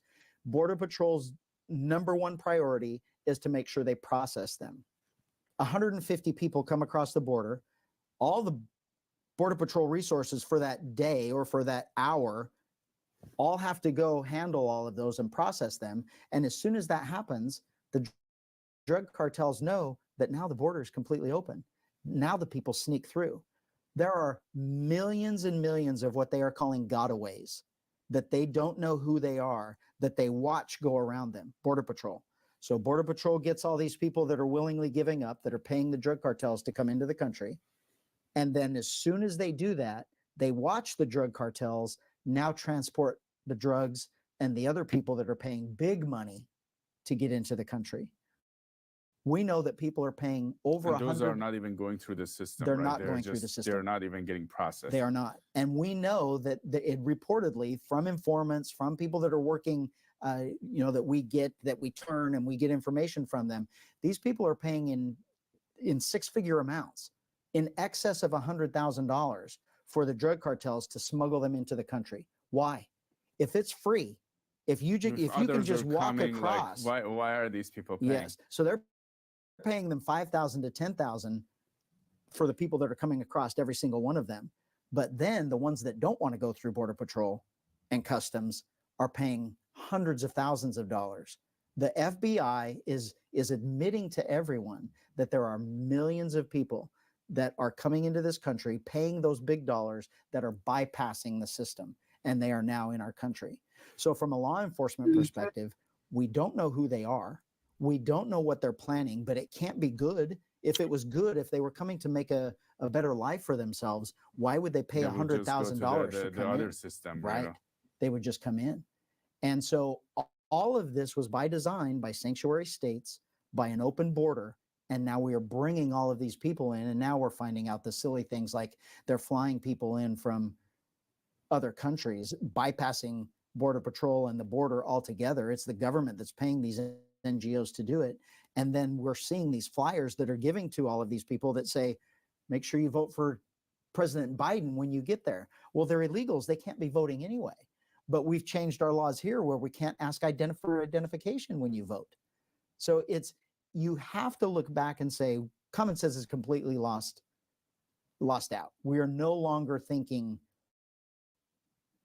legitimately. Why do you want law enforcement not being allowed to rescue 16 and 17-year-old human trafficking victims? They've made that illegal. I can't talk to juveniles anymore. They've made prostitution legal, basically, in California. So you guys can't do anything about it when we can't even talk to them. So you have a teenager that is a prostitute that's on the street selling herself. She looks young. She is underage. It is against the law for law enforcement to go contact that person to ask if she's okay, to ask what she's doing, to find out what she's doing there. We know she's engaged in prostitution, pandering for prostitution, and the state has made it legal. They have made it a crime for me to do anything about it. I can't talk to a juvenile anymore. I can't rescue these serious innocent victims from the human trafficking element because our state has made it legal. At the same time, making date rape drugs legal. At the same time, not making sex crimes a violent crime. It is unbelievably bizarre, and it goes against the fiber of a civilized society. It goes against our morals. It goes against our ethics and for law enforcement. I am a protector, regardless of what anyone would think. My makeup is I am a protector. I am here to protect someone from someone else harming them. That's the nature of every call we have is we are putting ourselves in a position to rescue someone, save someone, rescue their property, rescue their whatever the case may be. But we are protectors. I mean, some of the mottos that some of us have, the protect and serve, that really is what it is. And our government is making it to where we can no longer do that. Why are so many people leaving California? It wasn't long ago, people from everywhere wanted to move to the Golden State to enjoy a better life. Sadly, the standard of living has been dropping in the past decade. Are you like me and wonder why this is happening? I'm Siamak Karami, host of California Insider. In our film, Leaving California, The Untold Story, I take you an intimate journey of love, loss, tragedy, and hope as residents face the prospect of leaving their beloved state. Everyday people like you tell their stories about why they have to move out of the state even though they don't want to. Experts and policymakers also give insights about what's happening behind the scenes. Together, we get to the root cause of this exodus. Go to leavingcalifornia.com to view the first 15 minutes of the film for free. By watching Leaving California, you can be part of the solution. Again, go to leavingcalifornia.com. Can you explain this? This is pretty shocking to our audience. What I'm looking at, you guys would get in trouble for talking to somebody for prostitution. Like, you can't do anything about it. Yeah, it was another one of the laws that they passed, that they talked about passing, and they mislead the public to make you think that they're doing good. And everyone, it's common sense. I think it was they would called want Safer Streets Acts or something like that. Yes. It was a very friendly. The title was. And yes, and if I propose to you, we want to pass these laws, the Safe Streets Act, that we're going to make our streets safer, you're going to say, great, thank you, because our streets are not safe. So they did it, and you think that they're doing something good, but hidden in that bill, or the real idea of that bill that now became law, was so now we can't hold people accountable for loitering for prostitution, and we can't hold juveniles responsible. We can't interview juveniles for loitering for prostitution. And it has absolutely nothing to do with whether or not they're prostituting themselves. It's why are they doing it? Are they willing participants, or are they being human trafficked by a pimp that is making all of the money? That what we're finding is these 12, 13, 14, 15, 16-year-old girls are being human trafficked for sex, that are having sex 10 times, 12 times, 20 times a day. Oh my God. And the pimps are making all the money. The girl or the boy, in some instances, they're getting food. They're getting an apartment out of it, or they're getting drugs out of it, or they're being drugged and they're being kept drugged, but they aren't making money from it. They aren't the ones profiting from these sex acts. They are being victimized, and they're being trafficked for someone else to make money. And the state has now made it illegal for us to try and find that out. It's scary how we've been misled and how we've been lied to about these bills that they want passed, or about propositions that they're passing. And it's very unfortunate. And it's what's causing this massive downturn in our ability to keep the public safe. And we're seeing the consequences. Do you think this trend is going to turn around? Are we going back to how it was in the 80s and 90s, or is there going to be a shift? Well, I think there is a shift. And personally, I don't want it to be as drastic as it was in the 80s and 90s, because I think that's what drove this part of it. So society in general, whether you want to talk about economics or any type of issues with society, everything goes back and forth. I mean, we're in a political system. This country is the greatest country in the world based on the political system that was designed by the Constitution. And that causes these natural back and forths of society as society ages and as society progresses. But what happened in the 90s and the 80s is the crime was so bad here in California that we had this massive push for sending everybody to prison and putting people in jail and holding all of these people accountable, and these 3 strikes laws that now we didn't let them out anymore. And so that caused a lot of people to go to prison, because there were a lot of people that had been getting away with it for a long time. And so now all of a sudden we held them accountable and we're putting them in prison. And then that changed the political climate to where they had to fight against it. So while it was a massive switch over here to the incarceration part and hold people accountable, now that it naturally goes back, it went too far back. And so that pendulum got higher to where what we're seeing today. And it's been a longer swing. It hasn't been the 5 to 10 years that it normally has. It's 20 years, 30 years that we are going in this one direction. So the natural progression, what we are seeing is people are fed up. People that live in California are completely fed up with what is happening with crime in our cities and crime in our toward our businesses and the closure of our businesses and all of these things that are happening. The quality of life for Californians has been in a steady decline for years. And there's no, or it appears that there's no turning it back around. But from a law enforcement perspective, I'm seeing the change. I'm seeing our residents are starting to become more vocal. They're starting to question it more. They're starting to wonder why. They're in complete amazement that our government did this behind their backs. Talk shit about when really it was just while they had their blinders on. And now they're saying, okay, enough is enough. And what we are seeing from a law enforcement perspective in Sacramento is our legislators now are realizing that it's all coming back to them. What they have done over the last 10, 15 years is they are now going to be held accountable for. And we know that that sentiment is changing because now they're changing their tunes. The Attorney General, who has done absolutely nothing for public safety in California since he has been there. But now he is even touting, we're going to get tough on crime now. And he currently was sponsoring, or at least co-sponsoring, this movement at the beginning of 2024 of the legislature. I think they had 3 different bills that they were really touting that they were going to address crime and homelessness and theft and all of those things that were caused by Prop 47. It's like, no. The unfortunate thing for them, though, is law enforcement is now being very vocal and telling the public that it's a smokescreen. It is another lie being perpetrated on the law-abiding residents of California, because all of the issues that they're trying to fix, the drug problems, the issues with theft, and the homeless issues, are all caused by Prop 47. Prop 47 was voted in by the public.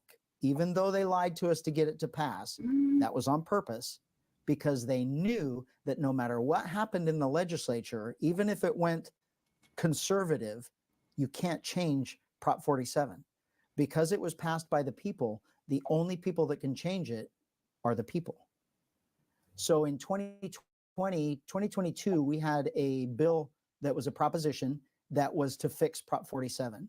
And they lied to us again. They changed the name. They changed the description of the bill of Prop 20. And people said no to it. Even though they were done with Prop 47, they knew all of the issues that were being caused.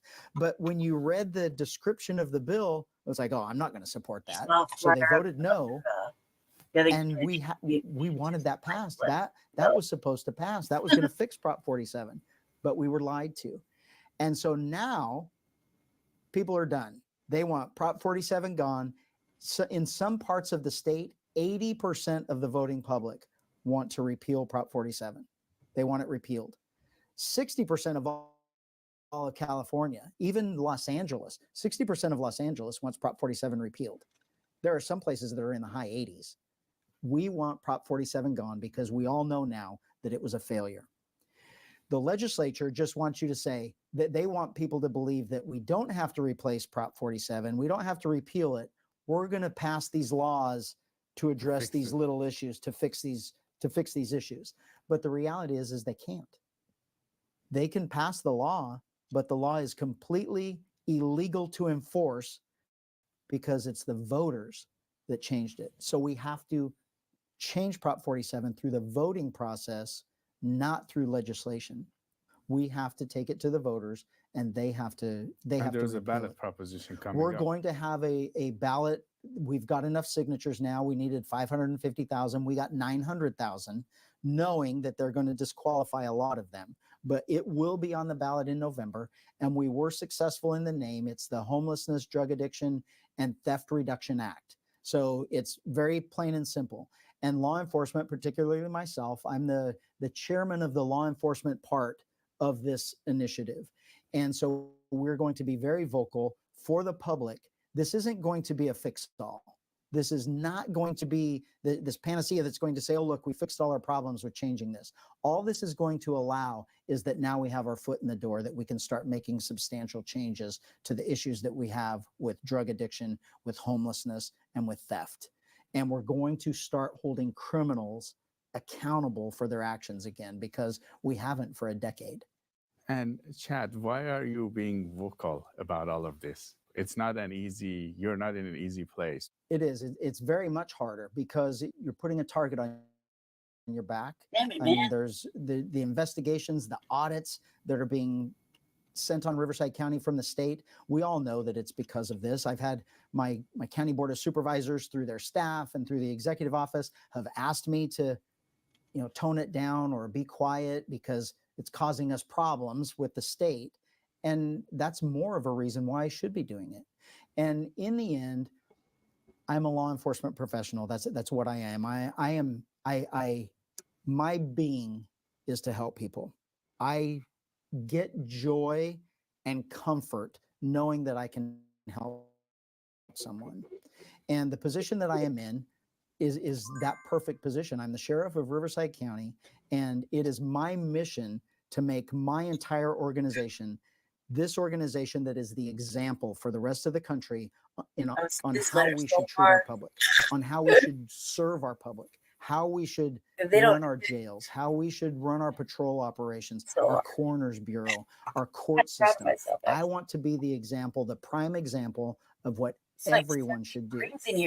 And I'm finding that trying to do that brings bad things upon us from government, and a lot of the things that they're doing there are counterproductive to my goals of making Riverside County the safest county in the country.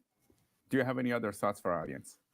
I think that what we need in California is we need open dialogue with everyone. We have to be open for other people's opinions. We have to be open for maybe a change, or maybe a change of direction of what we thought was going in the right direction. Maybe it isn't, and we now need to be open into something else, into those corrections.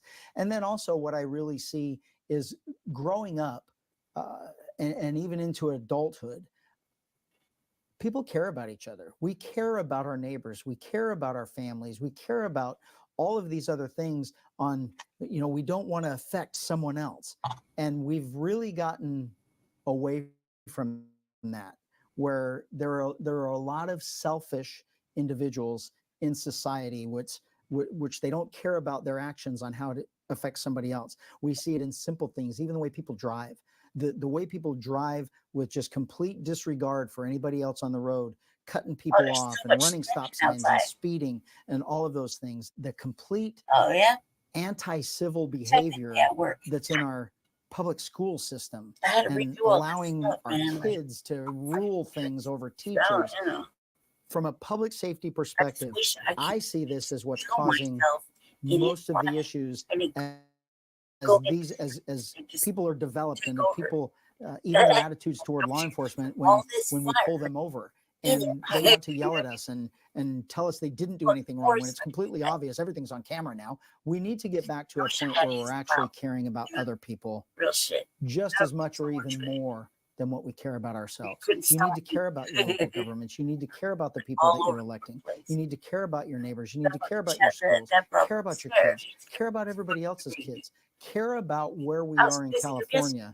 And those of us that are in positions to do the right thing for people and do the right things by people, rally behind us, rally behind me in my mission to make sure that our politicians are leaders and that are actually leading for the people that they represent. When we're the worst of everything that should be the best, we're not doing it. And I want people to just stand up now and say, okay, enough is enough. We're going to make this state better now. We're going to fix all of the wrongs. We're going to get behind our law enforcement. We're going to support our law enforcement. Public safety is the #1 mission, the #1 goal, and the #1 responsibility of our government. And we need to get back to that. And when we do, and when we are now back to this civilized society of rules and laws, and people are held accountable for anything that is counterintuitive for a civilized society, then I think we can fix the state. Chad Bianco, Sheriff of Riverside County. It was great to have you on California Insider. Thank you. California Insider side. For California, it's okay. It has good stock tips and shit. You know what I mean? All right. Oh man, I hope this is a commercial. All right, so right. Just want to make sure we're in the right direction. All right. Well, family, let's head to this Trumpy ad. That kind of, the voice on it kind of gave me like a little kind of, I think it's meant to strike fear in your heart. Every week, millions of Americans are filling their carts with ultra-processed, low-quality foods, but it's not their fault. Hi, I'm Kristen, head of mission at Thrive. Donald Trump found guilty on all 34 counts of falsifying business records in the first You're a criminal, Donald. Jeez. That's what the jury said. Not the deep state, not the Democrats, not the Biden administration. A jury. Regular people who saw the evidence and felt sick. You were too scared to testify because you knew Donald. You know. You're guilty. Ooh. Guilty as sin. Guilty as charged. Do you believe in states' rights, except when a jury in that state convicts your nominee for president? You might be in a cult. If you claim you back the blue but want to defund the police when the police go to your nominee's house to retrieve national security secrets, you might be in a cult. If you're supporting a guy whose felony convictions prevent him from getting a security clearance, you might be in a cult. Here's what I want to know. All the Republicans that swear that they are law and order people, that they love the Constitution, the voice, that they are the most patriotic patriots, guilty. That is America first. What fucking white lady got up? We have to back the blue. That fucking voice. That our justice system never gets it wrong. I want to know where all you are right now with Donald Trump being convicted of 34 felons. Our country is gone. We are post-Constitution, and that's because the Democrats in New York, the state of New York, convicted President Trump for 34 felony counts that are fake charges and nothing but a political attack and lies. And Steve, I'm done. I came to Washington this week hoping and praying that I would see a new Republican conference, a Republican conference that understands the war that has happened in this party. There's something that is imminent and I'm concerned about because it just put a target on the back of everybody in law enforcement at the federal level and the local level. And that is a statement that one of our colleagues made earlier this week. And we have jurisdiction over the FBI as well as the ATF. But Marjorie Taylor Greene of Georgia said the Biden DOJ and FBI were planning to assassinate President Trump and gave the green light.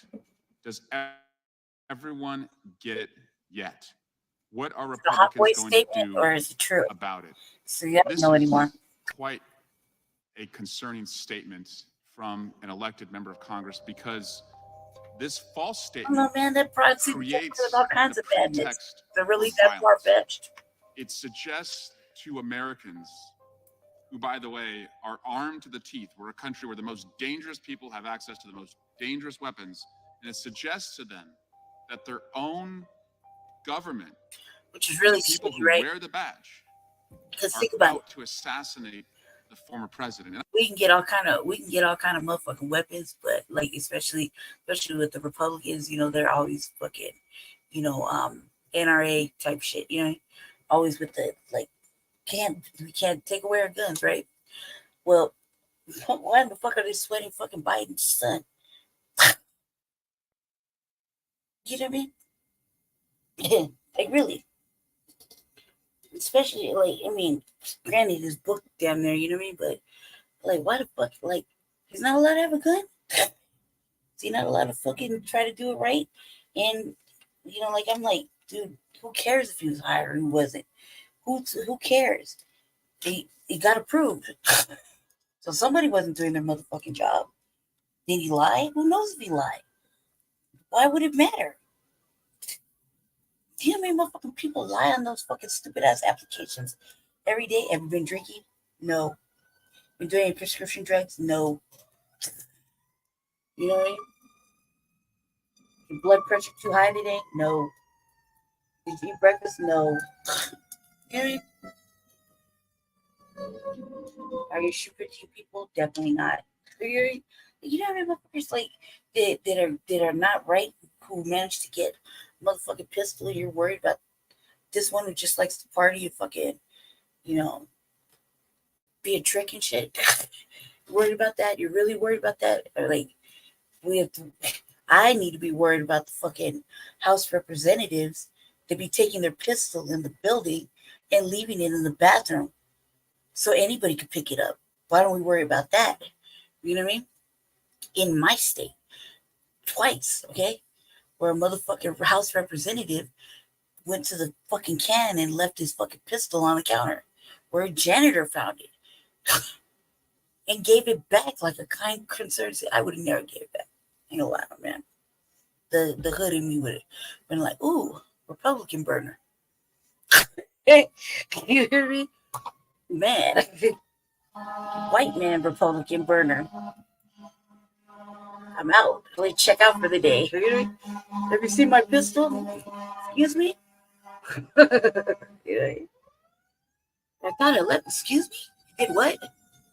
Why would you do such a thing? You brought it in the building? Why? You did? Why isn't it in your house? Why isn't it in your car? Why is it in the building? Why are you asking me some kind of accusatory? That was how the little me would have been like, ooh, big fat white Republican fucking burner. It's time to go home. I think I've mopped enough. Real shit. That motherfucker gave it back. I was like, this motherfucker's stupid. Man. First of all, why the fuck did he take it out of his house? Let's ask this one. These are the questions I would ask them. But you can't ask fucking them House Republicans why the fuck they brought the pistol in the fucking in the chambers. Let alone took it in the bathroom and left it there. left it and went home.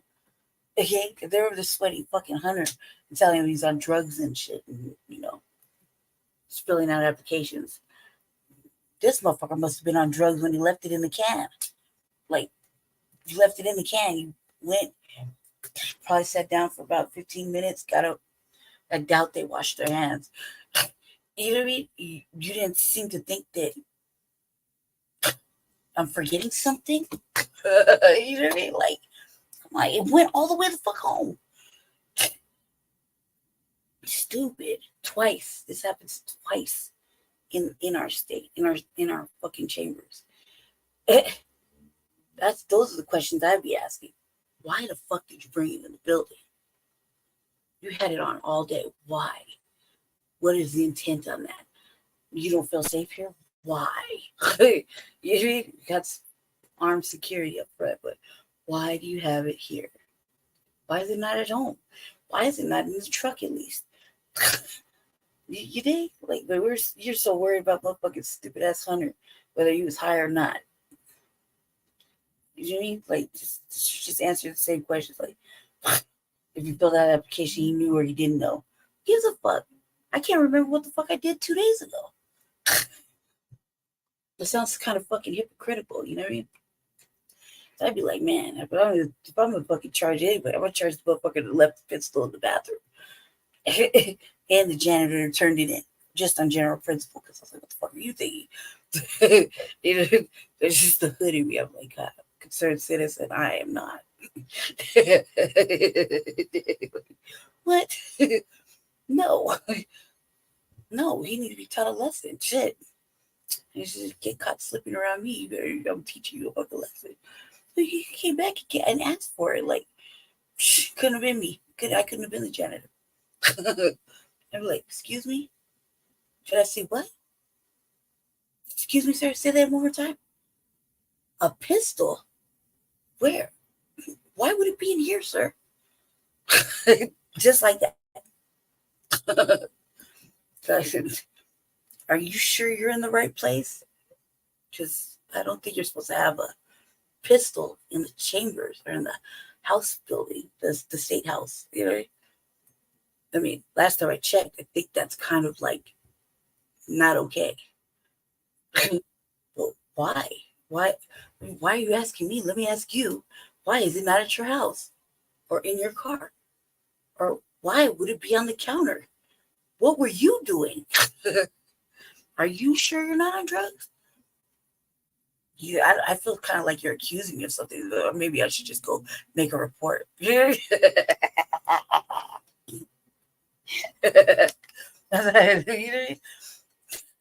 the fuck you mean? I think they got their priorities all fucked up because somebody's asking anybody else any other question. Just too worried about fucking poor little Hunter Biden. Just let him get high and act stupid. Fuck. Using his fucking privilege as a fucking spoiled, rotten brat. You right? Who cares?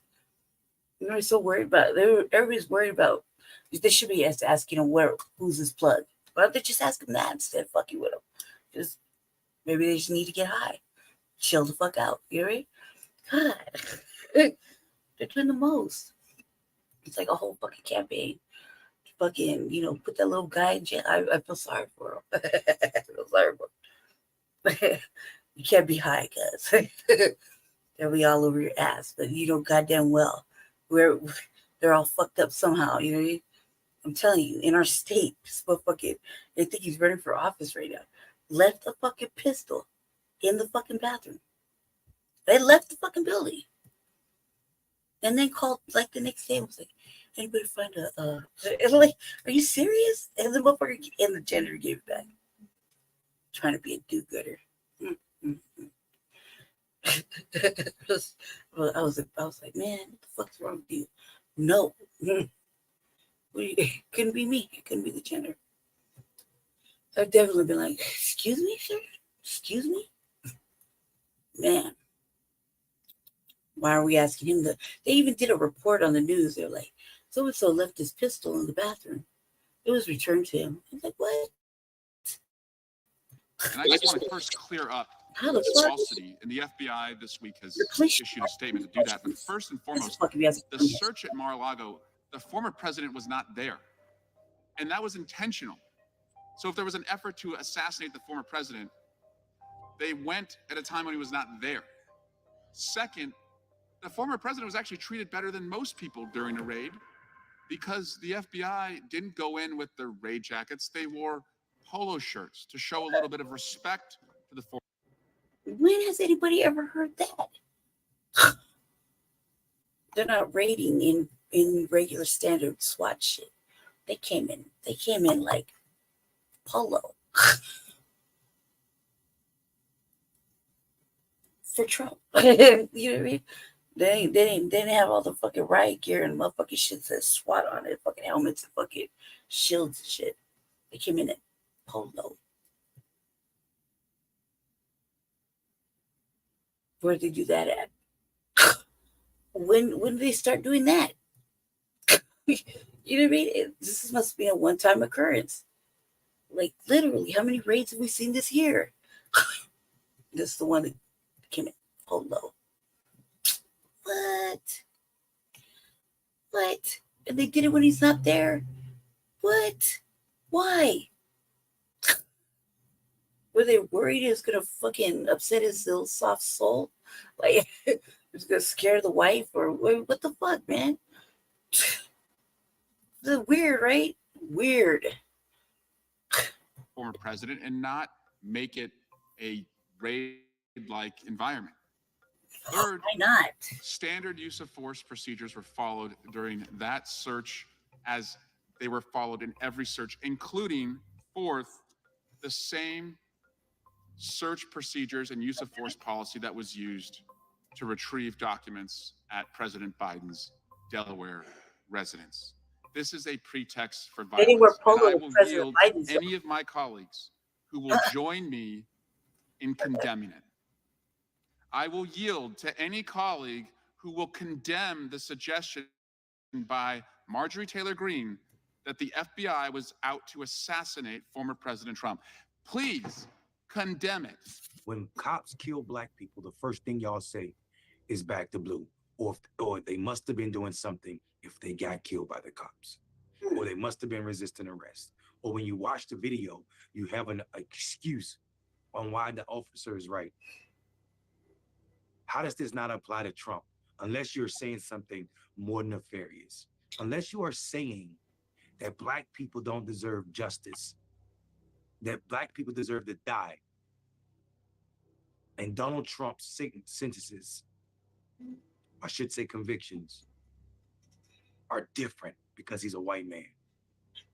I think convicting Donald Trump and so many others in his circle, his campaign manager, his deputy campaign manager, his national security advisor, and the list goes on and on and on of people around Donald Trump in his close circle that have been convicted for crimes for things that he did or they did for him.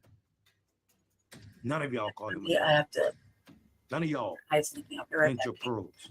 I'm right here, but I'll be right back. Still get going off camera. Considered to be a patriot. Like 7 minutes. Putting America 7 minutes. So take care of my eyebrows.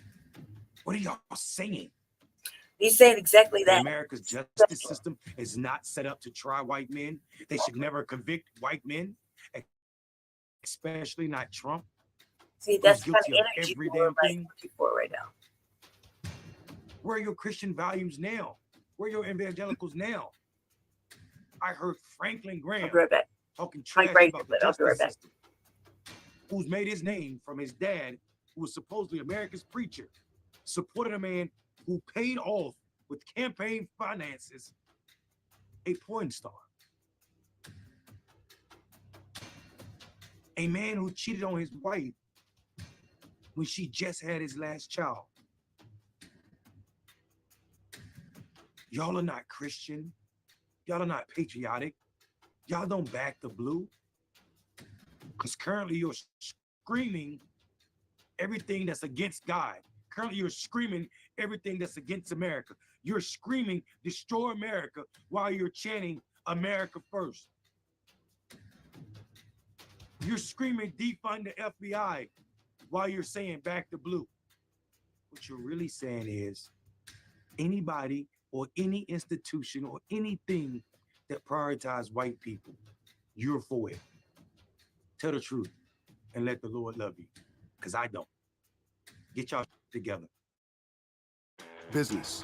It's all day and into the night.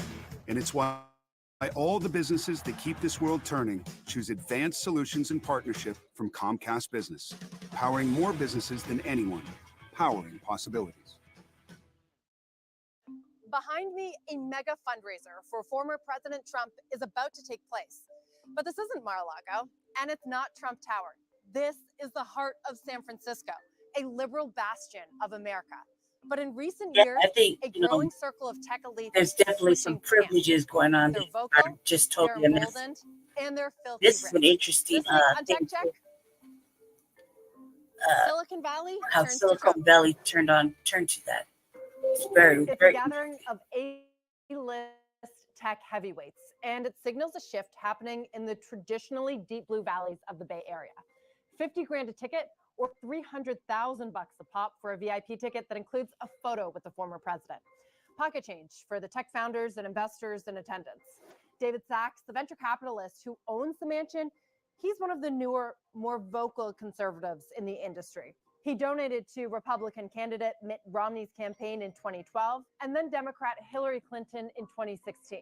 This year, he has thrown all his support behind the Republican Party, supporting Florida Governor Ron DeSantis' presidential bid, and now hosting the first fundraiser for President Trump after his conviction.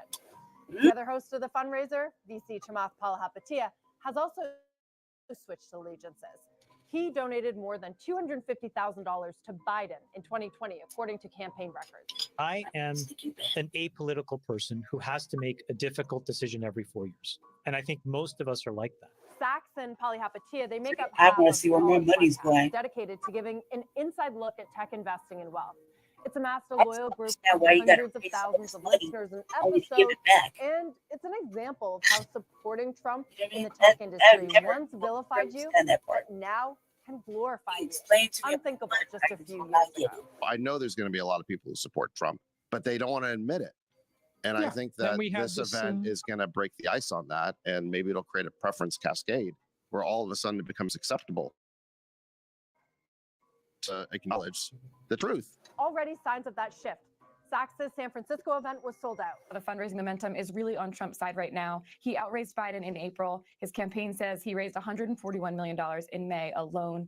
And a number of billionaires who swore never Trump have come back to him. Some say it's a small but vocal group supporting Trump. That doesn't represent any kind of sea change. All in podcast and some of the supporters there are not based in the Valley. There's a bunch of MAGA extremists in every part of society. And I hope we can prevent them from destroying democracy, which is probably the most important issue we face. Others argue that they're giving cover to a larger group that is shifting their support. Those loud voices like Sachs and others give air cover for people to have personal beliefs. San Francisco is a place, and the tech industry is a place where it's always been hard to compartmentalize personal from professional. For example, yesterday I was with Ken Goldman, the former Yahoo CFO who used to manage Eric Schmidt's home office.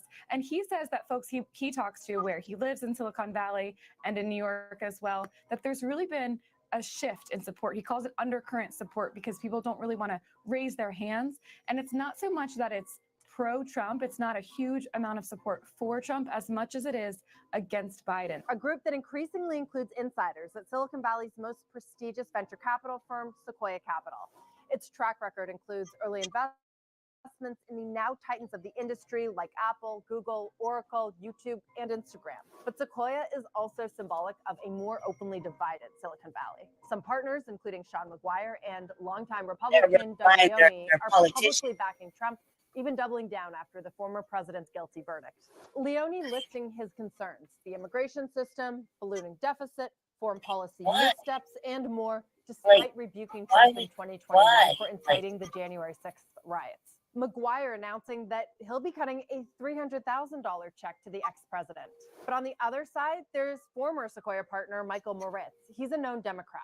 And with hedge fund manager George Soros, he poured $3.8 million into an anti-GOP group last year.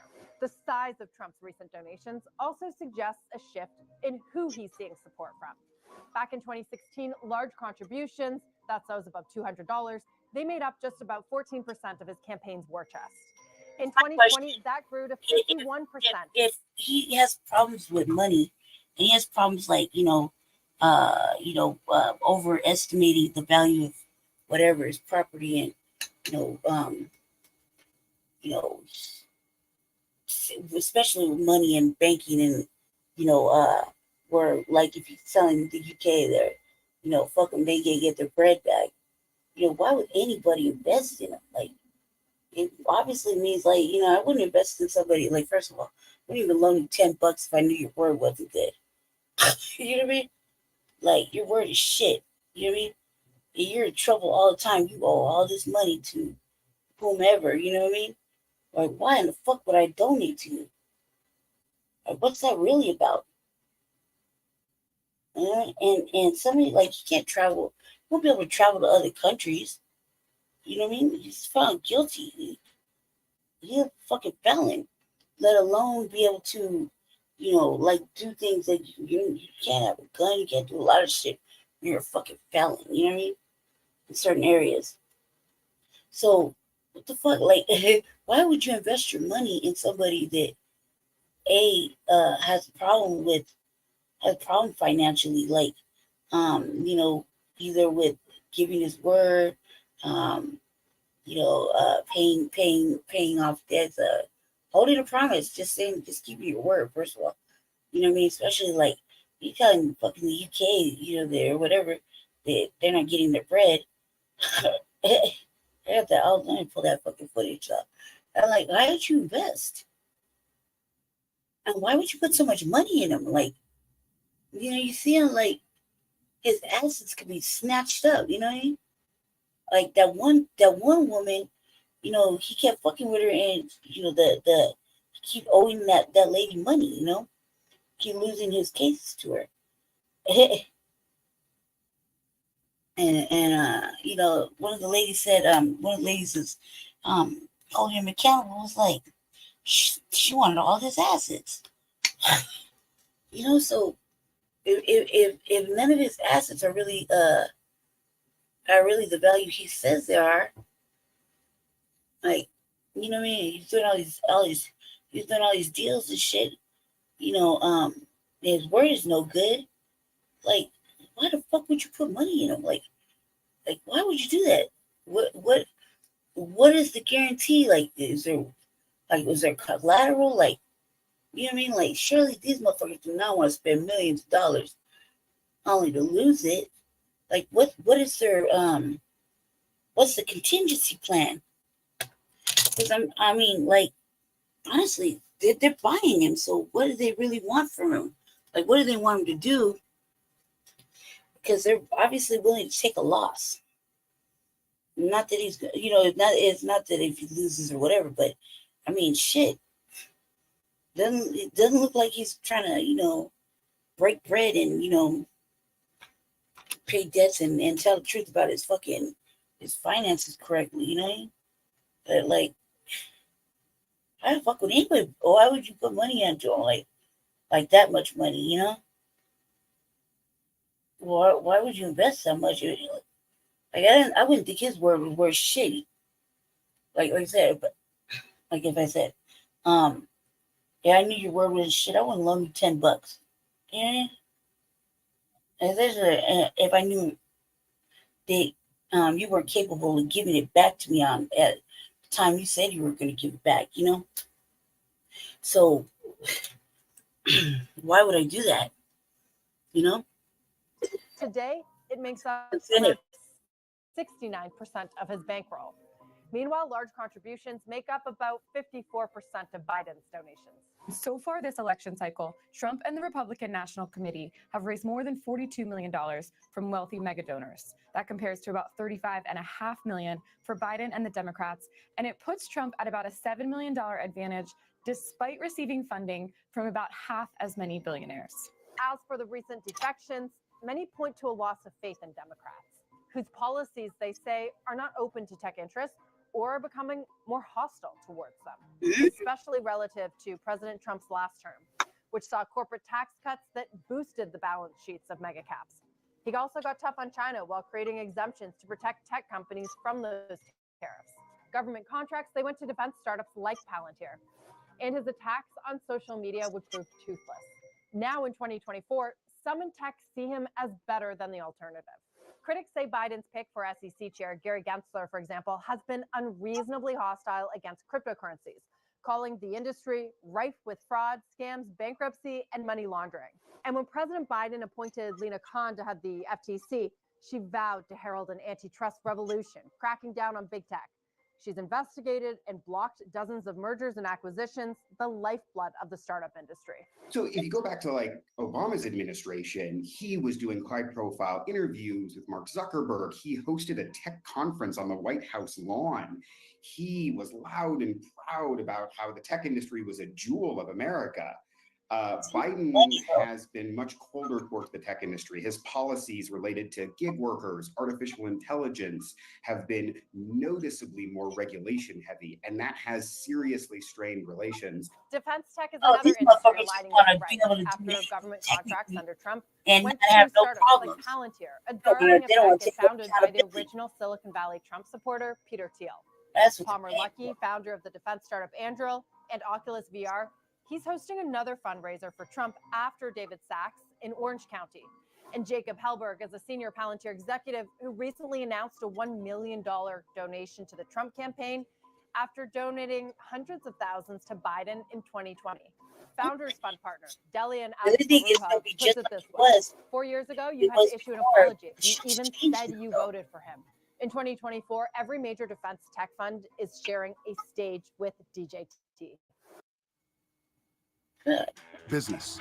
It's all day and into the night. And it's why all the businesses that keep this world turning choose advanced solutions and partnership from Comcast Business.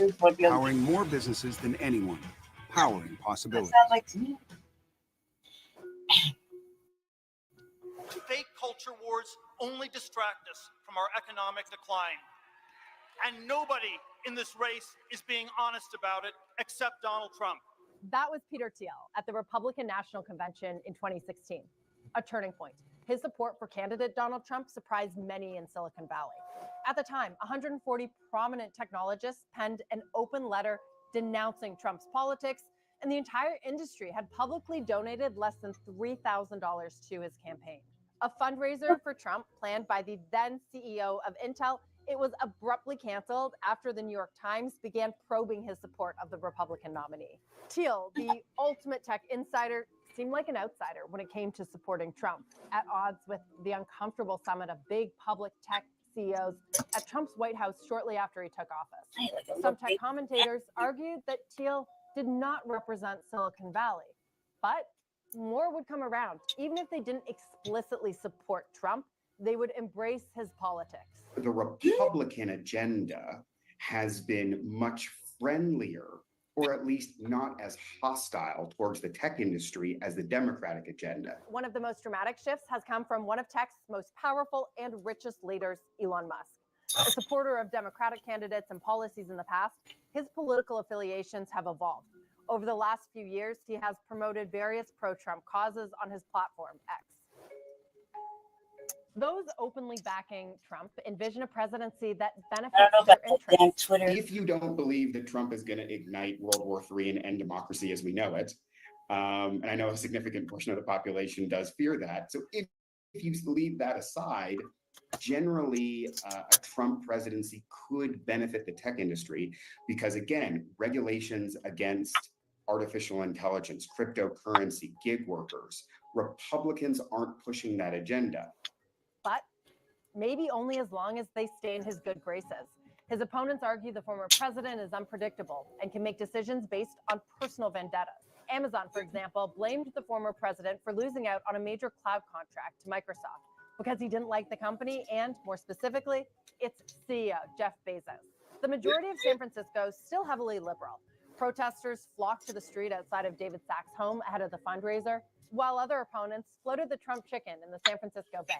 That's a 33-foot inflatable chicken that resembles the former president, complete with a golden side-swept hairdo and a striped prison jumpsuit. Many of Trump's exclusionary policies hit close to home for those working in tech or living in the Bay Area, especially around immigration and LGBTQ+ policies. Most of the venture capitalists that have publicly thrown their support behind Trump, they make their living investing in private companies. Far fewer executives of public companies have stepped into the spotlight with their endorsements, a steeper ask when factoring in shareholder interests or potential consumer boycotts. One thing, though, is clear as the presidential election approaches, the political winds in Silicon Valley are shifting. I would not give him nothing. I wouldn't. I don't know if I could trust him. And like I said, he's unpredictable. Some might like that spontaneous shit, but I don't know. You're talking about $3 billion or $3 million. You know what I mean? And they're just creating fundraisers. They're asking their. Let me show you a video of Donald Trump being hilariously racist. Is that possible? I think it is. Watch. Look at my African American over here. Look at him. Are you the greatest? You know what I'm talking about? Okay. So we have an African American guy at one of the rallies a month ago. And he's sitting there behaving. So I'm going to explain to you why this isn't just about Donald Trump. It's about the entire Republican Party and why minorities have such a hard time voting for Republicans. You might not like that. You might think that that's unfair if you're a Republican, but let me explain at least why we think that way. But before we do any of that, we got to break down this hilarious clip from Trump. Everything is wrong with it. The Trump sign is hanging off the podium. He looks like a mess. And he's like, there's my African American. It's singular. Look at my African American over here. Look at him.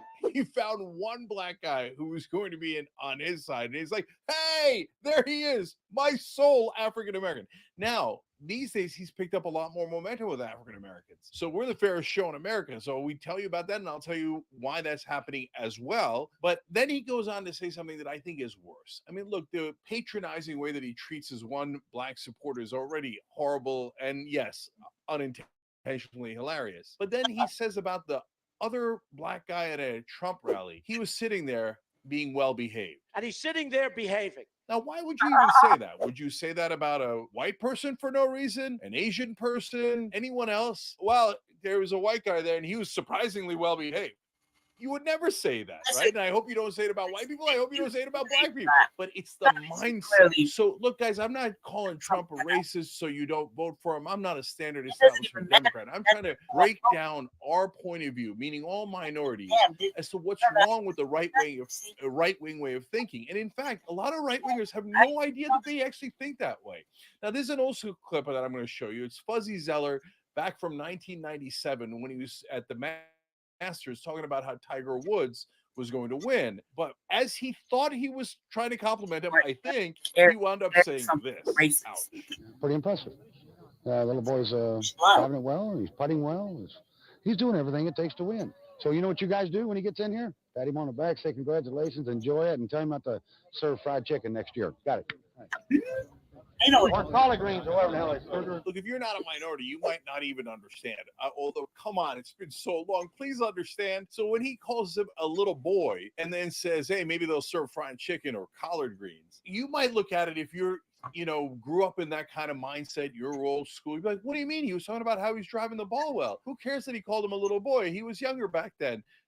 Fried chicken and collard greens. Isn't that what they eat? No, guys, when you make assumptions that, hey, black people are not normally going to be well behaved, but I found one that was, and call them boys, which is an old school derogatory term. And Fuzzy Zeller, I would be shocked if he didn't know that that was derogatory. What you're sending is subliminal clues to minorities. We're not really on your side. And so here, watch. I'm going to show you one more from Fox News, but then afterwards, I want to talk to you about what the Republicans chose to do and why it alienated people on a mass scale. But this Fox News clip, wait till the end and see what he says about this guy that he's trying to compliment. He brings up something for no reason that I want to discuss. Let's watch. It's the deadline for San Diego city workers to get the COVID-19 vaccine or lose their job, putting public safety at risk as hundreds of the city's police officers remain unvaccinated. Joining me to react, a former San Diego police officer who quit ahead of the city's vaccine mandate, Brandon Gibson. Sir, you look jacked. You look like you could defend us in any way, shape, or form from anything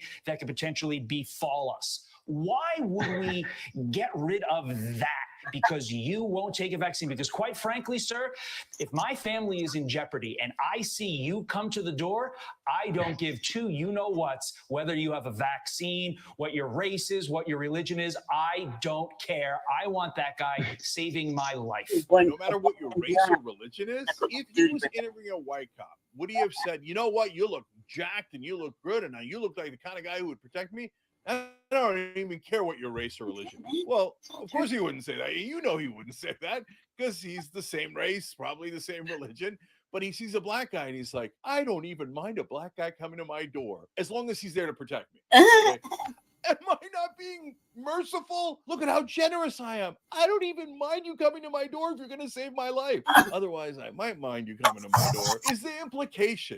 Look, again, guys, I'm not looking for microaggressions and to call everybody racist, etc. I'm trying to get you to understand things that if you're a right winger, you might not even See, you might not have noticed any of those things. I hope you noticed how bad the Trump one was, though. Anyways, but guys, another thing you might not know, and I didn't know when I was growing up, and that's why I was a Republican. And if you didn't know that, yeah, I was. We came over from Turkey. My family did, and my dad was a small business owner, didn't like overregulation. Actually, we were partly chased out by communists in Turkey.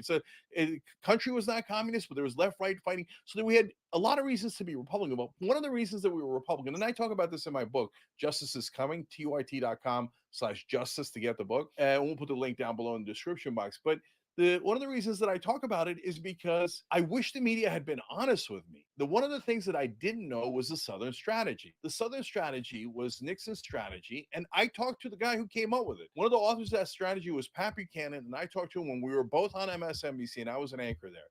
And he pretty much said, yeah, we had a nice 40-year run with it. So what did they have a run with? They decided that after Lyndon Johnson helped pass the Civil Rights Act and the Voting Rights Act, that the Democratic Party, which remember used to be the party that was actually in favor of splitting the races, and the Republicans had freed the slaves. So the Republicans were the left-wing party on this issue earlier, and the Democrats, the Dixiecrats, were the racist right-wing party for a long, long time. But when Lyndon Johnson, a Democrat, switched and helped pass the Civil Rights Act and the Voting Rights Act, Nixon decided, oh, good, he's left all the racist voters in the South for us. We'll do the Southern strategy. Now, they even called it the Southern strategy. Was it because they were going to appeal to the South in other cultural ways? Oh my God, they've got the best peach cobbler, and we're just going to keep on talking about it.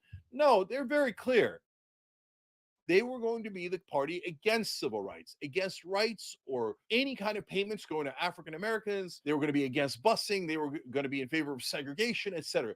They made an active decision to be the racist party. Now, by the way, that doesn't mean that if you're a Republican today that you're racist. Most Republicans today don't even know about the Southern strategy. Not only have most people never even heard about it, but even the folks who have heard about it in the media, did the media ever explain to you what it was? That it was an explicitly racist strategy to try to get more votes in the South. By the way, look at what the Republican Party thought. Their planners thought the South in America is racist, and we will get more of their votes if we act racist like them. That is an incredibly callous calculation. So if I had known that when I came, my dad had known that when we came to this country, oh, by the way, that's the party that actively decided to go in that direction, we would have never been Republicans. In a sense, what you don't know is that mainstream media has been covering for the Republican Party for decades in this country. And if you're saying, oh, no way. No, guys, the media was very different pre-Trump. Now, after Trump, they are against Trump and Republicans who support him. That's clearly the case, right? But before that, they loved corporate Republicans and corporate Democrats. And that was basically the only type of Republican that existed. There were still some progressive Democrats. So we had a left-wing version of the Democratic Party, but the entire Republican Party was corporate backed. And so the mainstream media in America loves corporate politicians. They love the status quo. Look, and you can see why, because they're multi-billion-dollar corporations. If you're at the very top, you don't want anything changing. And if you're a multi-billion-dollar corporations, you love corporate rule.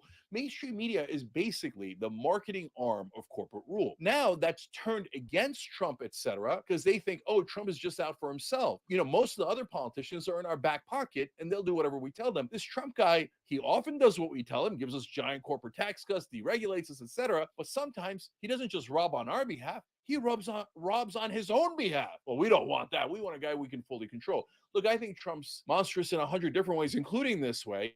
I don't think that he's executing the Southern strategy. I think he just believes all these racial stereotypes. That's why he called the Puerto Ricans lazy during the hurricane that hit Puerto Rico. He goes into a room full of Republican Jewish business members, and he goes, no one likes to renegotiate more than this room. He's basically... Yeah, Jake, you give me any. I believe these short-term fab lines are two for $24. Look at the short. Either way, it doesn't matter. I think they. I want to share with you that Donald Trump is emailing and posting and trying to rile up his base to do as he continues to have this utter meltdown. And I want to compare it to what President Biden's been posting and saying and doing. The contrast cannot be more stark. So here's what Donald Trump is emailing to his supporters, and I'm on his email list, so you don't have to be. But I want to share with you how dangerous the stuff he's sending is. Donald Trump writes to his supporters, I'm launching the Trump War Council. And as you read the email Donald Trump sends, he's asking his supporters to join a war council against their fellow Americans. And of course, when Donald Trump uses this violent rhetoric like a war council, and then Donald Trump tries to say, well, I'm saying that the war council should act peacefully, but he knows exactly what he means when he's telling people to join a war council. It says, join the Trump War Council. I need you on my council, my war council. Biden and the deep state have declared all-out war against me. They made me a political prisoner, a convicted felon, exclamation point. You're not even in prison yet. But with your help, I will soon be free when we peacefully take back the White House. And you see how he hedges there? So he can say, but I said we would do it peacefully. We're going to declare war very peacefully, very big war, very peaceful. Then it says, will you join the Trump War Council? His other email that he sent right before that was, they opened fire on MAGA. And of course, what he's trying to say is that they're shooting at MAGA because he's trying to rile his supporters up to do more acts of violence on his behalf. Then he says, end the witch hunt. Nobody is safe from the radical left war machine. I warned you this would happen after my rigged conviction. First, they weaponized the courts to take me down. Next, they threatened me with life in jail because I refused to stay silent. And third, when they're through with me, they're coming after you, Ben. They're coming after you. End the witch hunt. They've turned the beautiful country we built together into a war zone, but I know with Ben by my side, nothing will stop us from saving America. Our country is a beautiful place. Yes, it has its issues. Our country is not a war zone, especially compared to other countries abroad. America is doing exceptionally well. Just because Donald Trump says it's a war zone, that doesn't mean that that's what we are living in right now. But let's be clear why he is using that rhetoric. When someone shows you who they are, believe them the first time. Donald Trump's also been posting Las Vegas, Nevada. See you this Sunday at Sunset Park. Get your tickets today. So Trump is speaking tomorrow in Las Vegas, depending on when you're watching this. He's speaking on Sunday, June 9th in Las Vegas. It's going to be 109 degrees, may even be hotter there. And this is going to be an outside event because there's actually no forethought or planning. Donald Trump also posts this. Trump won hitmaker Natasha Owens declares former president the chosen one with a new single, and Trump is promoting a cult song that calls him the chosen one. Okay, compare that to what President Biden is saying, doing, and posting. President Biden posts, I refuse to believe American greatness is a thing of the past. There's nothing beyond our capacity when we act together. Donald Trump posts, join my war council. I'm the chosen one. President Biden posts, there's nothing beyond our capacity when we, the people, act together. President Biden posts, American democracy asks the hardest of things, to believe we're part of something bigger than ourselves. Democracy begins with each of us. It begins when one person decides their country matters more than they do. Democracy is never guaranteed, President Biden writes in another post. Every generation must preserve it, defend it, and fight for it. Hey, Ben Meiselas here from the Midas Touch Network. I hope you're enjoying that video. I just wanted to give you an update on some important news about the climate. I know it's something that we don't talk enough about on the Midas Touch Network, and I always hear from you. Ben, can you just give some updates and focus on this very important issue? So I want to start doing that a little bit. So here's an update that I think is important. Did you know that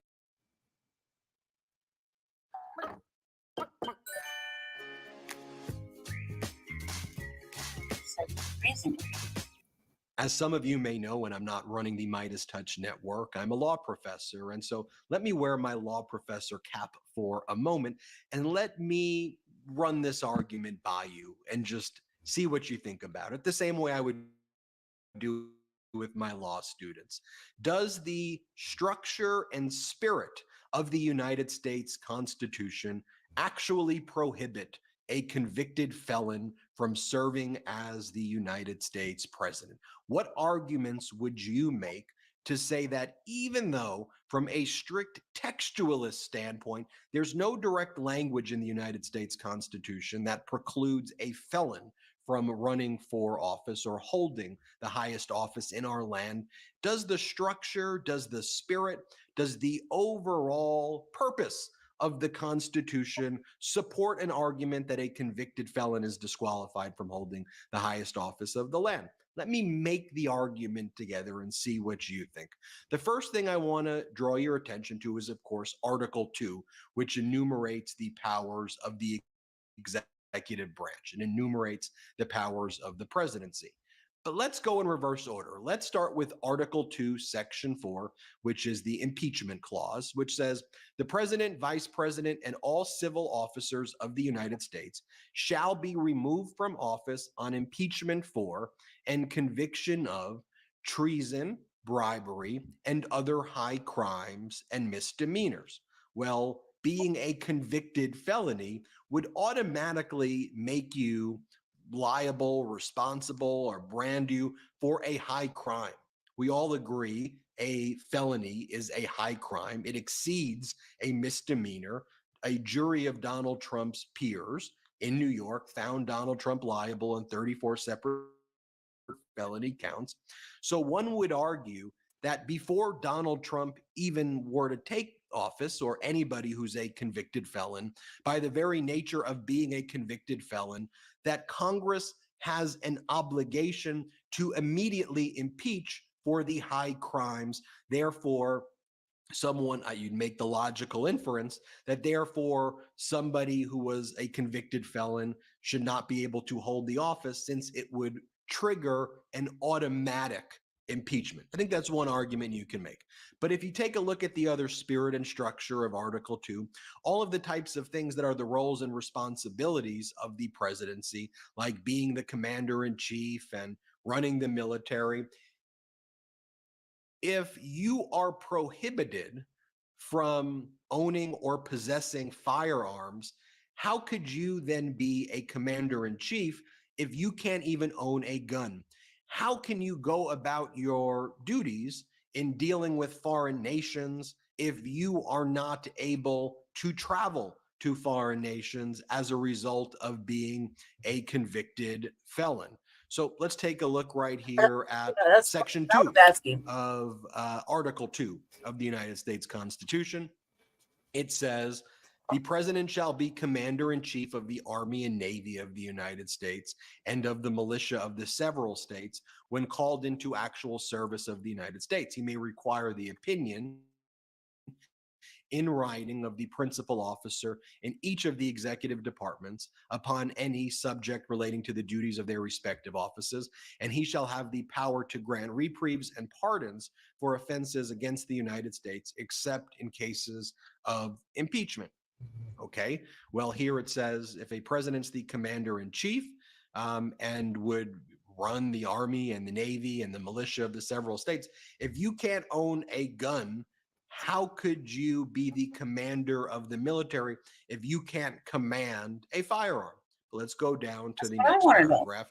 He shall have the power, by and with the advice and consent of the Senate, to make treaties, provided 2/3 of the senators present concur, and he shall nominate, by and with the advice and consent of Senate, shall appoint ambassadors and other public ministers and consuls, judges of the Supreme Court, and all other officers of the United States. Okay, so take a look at that right there.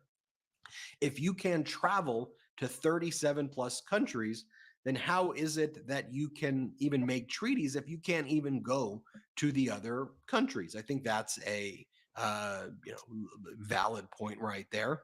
And then it goes and says that regarding the presidency, that he shall take care that the laws be faithfully executed and shall commission all of the officers of the United States. And, those who talk about the unitary executive look to the take care clause a lot to basically say, if you're taking care that the laws be faithfully executed, that has all this expansive power. But how can one take care that laws be faithfully executed if by undisputed facts you have failed to take care that the laws be faithfully executed because you are a convicted felon? You therefore are unable to take care that laws be faithfully executed on that basis. So I would make the argument right there. I'll make the argument right there that if you look at the structure, if you look at the text, if you look, while there's no direct text, you could at least make the argument that how could it be that our founders would have wanted a convicted felon to hold the presidency? And then I think if you go and you read the Federalist Papers, what the founders were concerned about very specifically in drafting the United States Constitution was somebody who acted and behaved like Donald Trump. And especially someone who's a convicted felon, I think was so outside the province, was so outside the thinking of our founders that that's why they didn't put it in there. I would go back and I would look to the source of these discussions, and the very idea that our nation or a political party would put forth a convicted felon, I would say, is an impossibility that our founders never even conceived of. So that would be my rebuttal to any strict textualist argument saying that, oh, well, the text doesn't appear in there. Now, look, let me be very clear. Do I think that there's any circumstance where this right-wing Supreme Court would ever even entertain the argument that I just made? The short answer is no. I think that there's zero chance that they would ever entertain it. I don't think anyone would ever bring it because they don't think the Supreme Court would ever entertain it. But I think that if we were just to employ common sense, it would seem to follow that if you if you have committed a high crime, you are therefore disqualified because you're automatically subject to impeachment.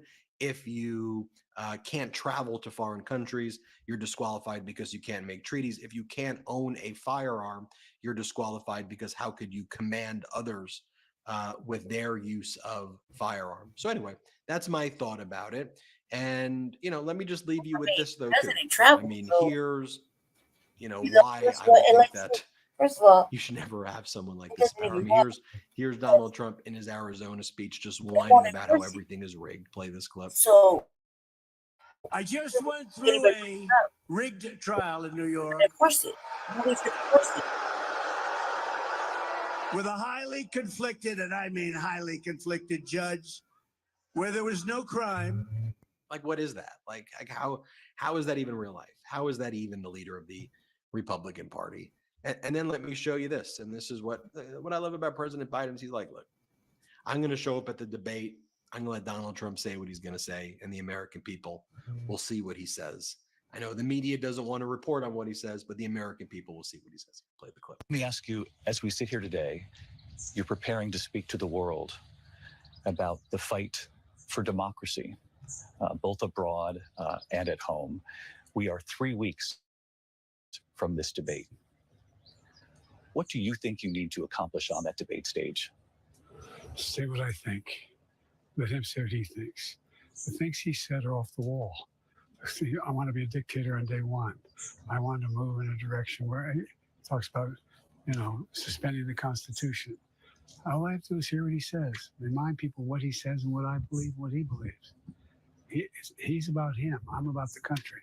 So anyway, let me know what you think about the theory. That's an academic exercise I would run with law students. So I'd love to know what you think about it. And I was thinking, I don't think that it's a real possibility. So I don't want, but I do think that if you Even if were to even if say those are the that's structure, reality, spirit, they have history, to enforce it. I think you can make a They have to very hold them compelling. accountable, like actually enforce this. I'm Ben Mycelis from the So Midas when Touch you Network. so Hit subscribe. We're on our way to 3 million Jeffrey was the subscribers. first Thanks. president that didn't Love this control the video? country. Make sure you stay up to date on the latest breaking news So and that all things Midas by signing up to the Midas Touch newsletter at MidasTouch.com/newsletter. him not having a gun, I mean, he put that on service. You know what I mean? They could do his battles.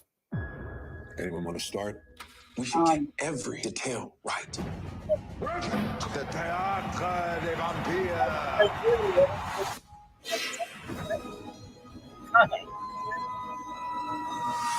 He wants to do what he wants to do. All those years. And then less than that, but who's gonna want to work with him on this return? I want to tell the real story. Because look what he did with all the people that worked with him. You know what I mean? Look what he did. Or didn't do. So who's really gonna From one doctor to the next. Did Did they even send my paperwork? Wait, why do they was want I to work supposed with to bring that? Then there's the They forms. take me out of it because I wouldn't want to work for somebody that All right, kids. throw me under the bus. You know? Let me see where I'm at. I wouldn't want to. Let's see.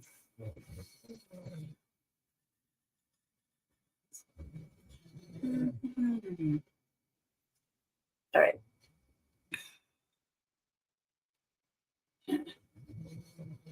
Well, I found this podcast. I really like him. I like this guy, so I think you'll like him too. I'm gonna play this video real quick. Let's see what you guys think about it. And I'll be right back. Just in the back snoring. I'll be right back.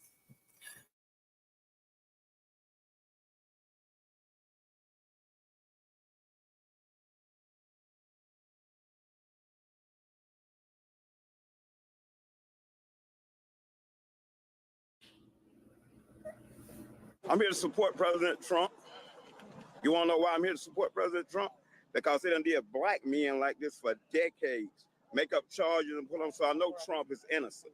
I support Trump against this corrupt, two-tiered justice system.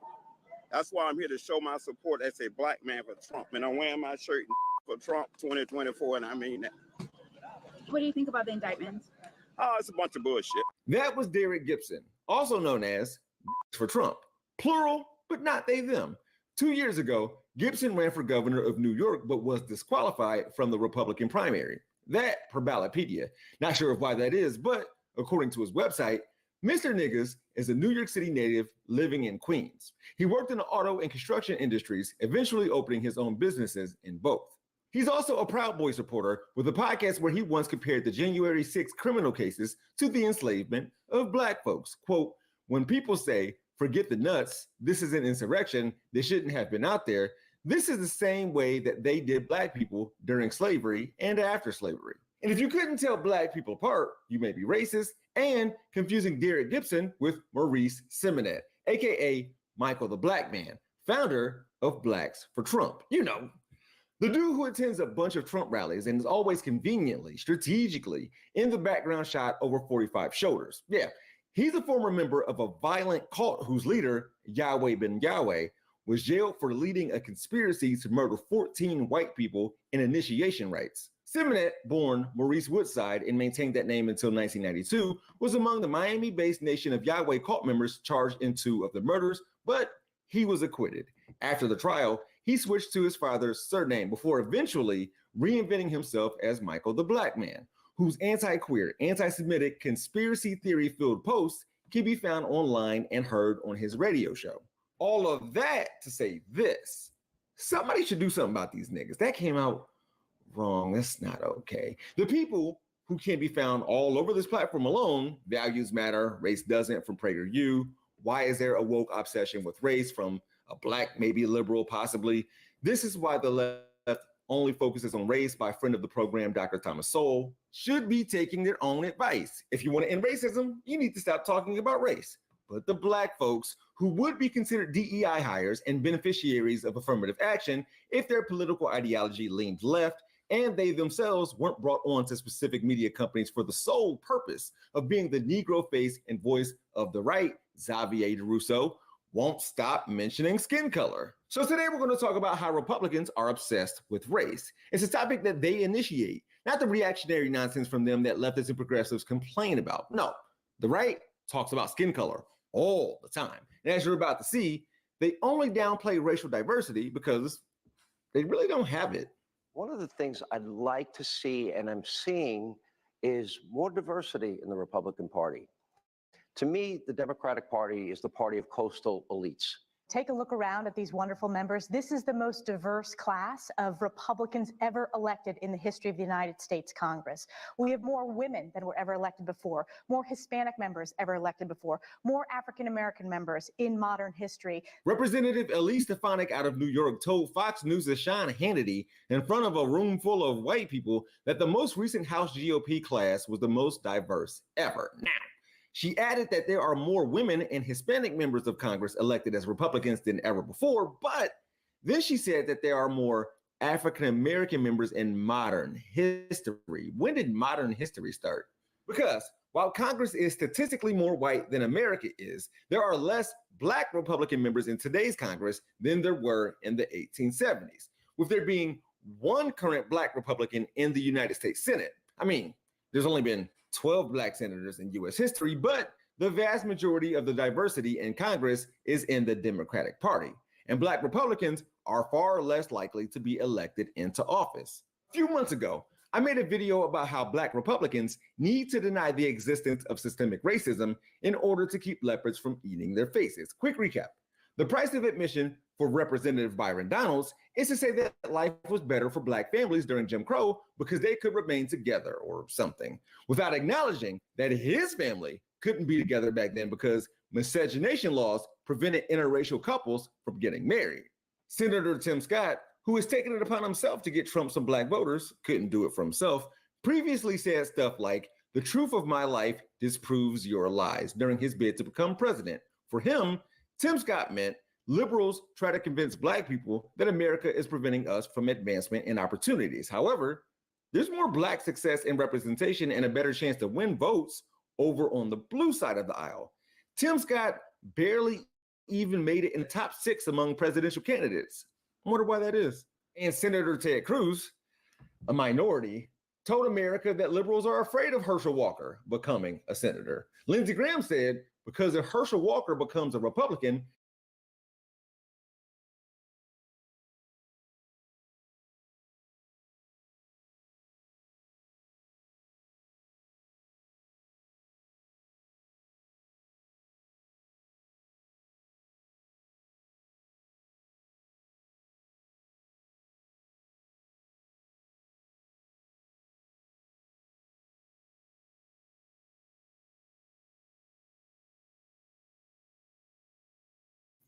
I thought I had it unmuted.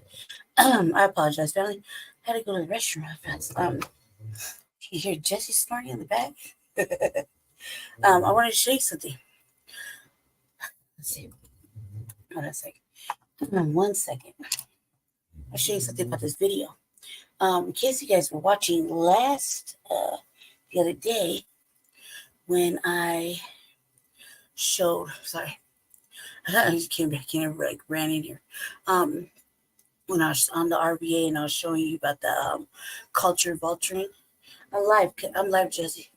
I was showing you a couple of videos where I didn't like them. You know, I don't want to get into that again. As for Trump, plural, but not they them. 2 years ago, Gibson ran for governor of New York, but was also known as for Trump, plural, but not they them. 2 years ago, Gibson ran for governor of New York, but was disqualified from the Republican primary. That per Ballotpedia. Not sure of why that is, but according to his website, Mr. Niggas is a New York City native living in Queens. He worked in the auto and construction industries, eventually opening his own businesses in both.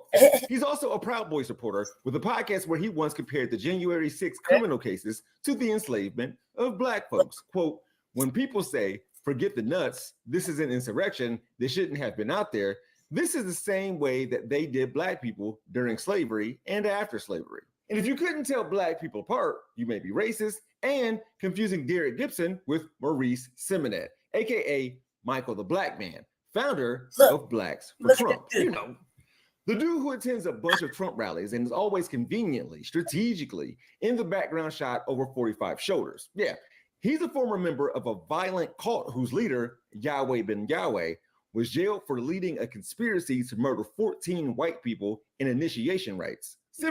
All right, so I can't even say anything about this, okay? But look, the other day when I was showing y'all that video, those videos, I was like, man, this old boy made number 2, and this dude's like, he sounds like a tether, right? I was like, yeah, he's like one step away from being like one of the werewolf men here, the fucking hair all over his face. Remember?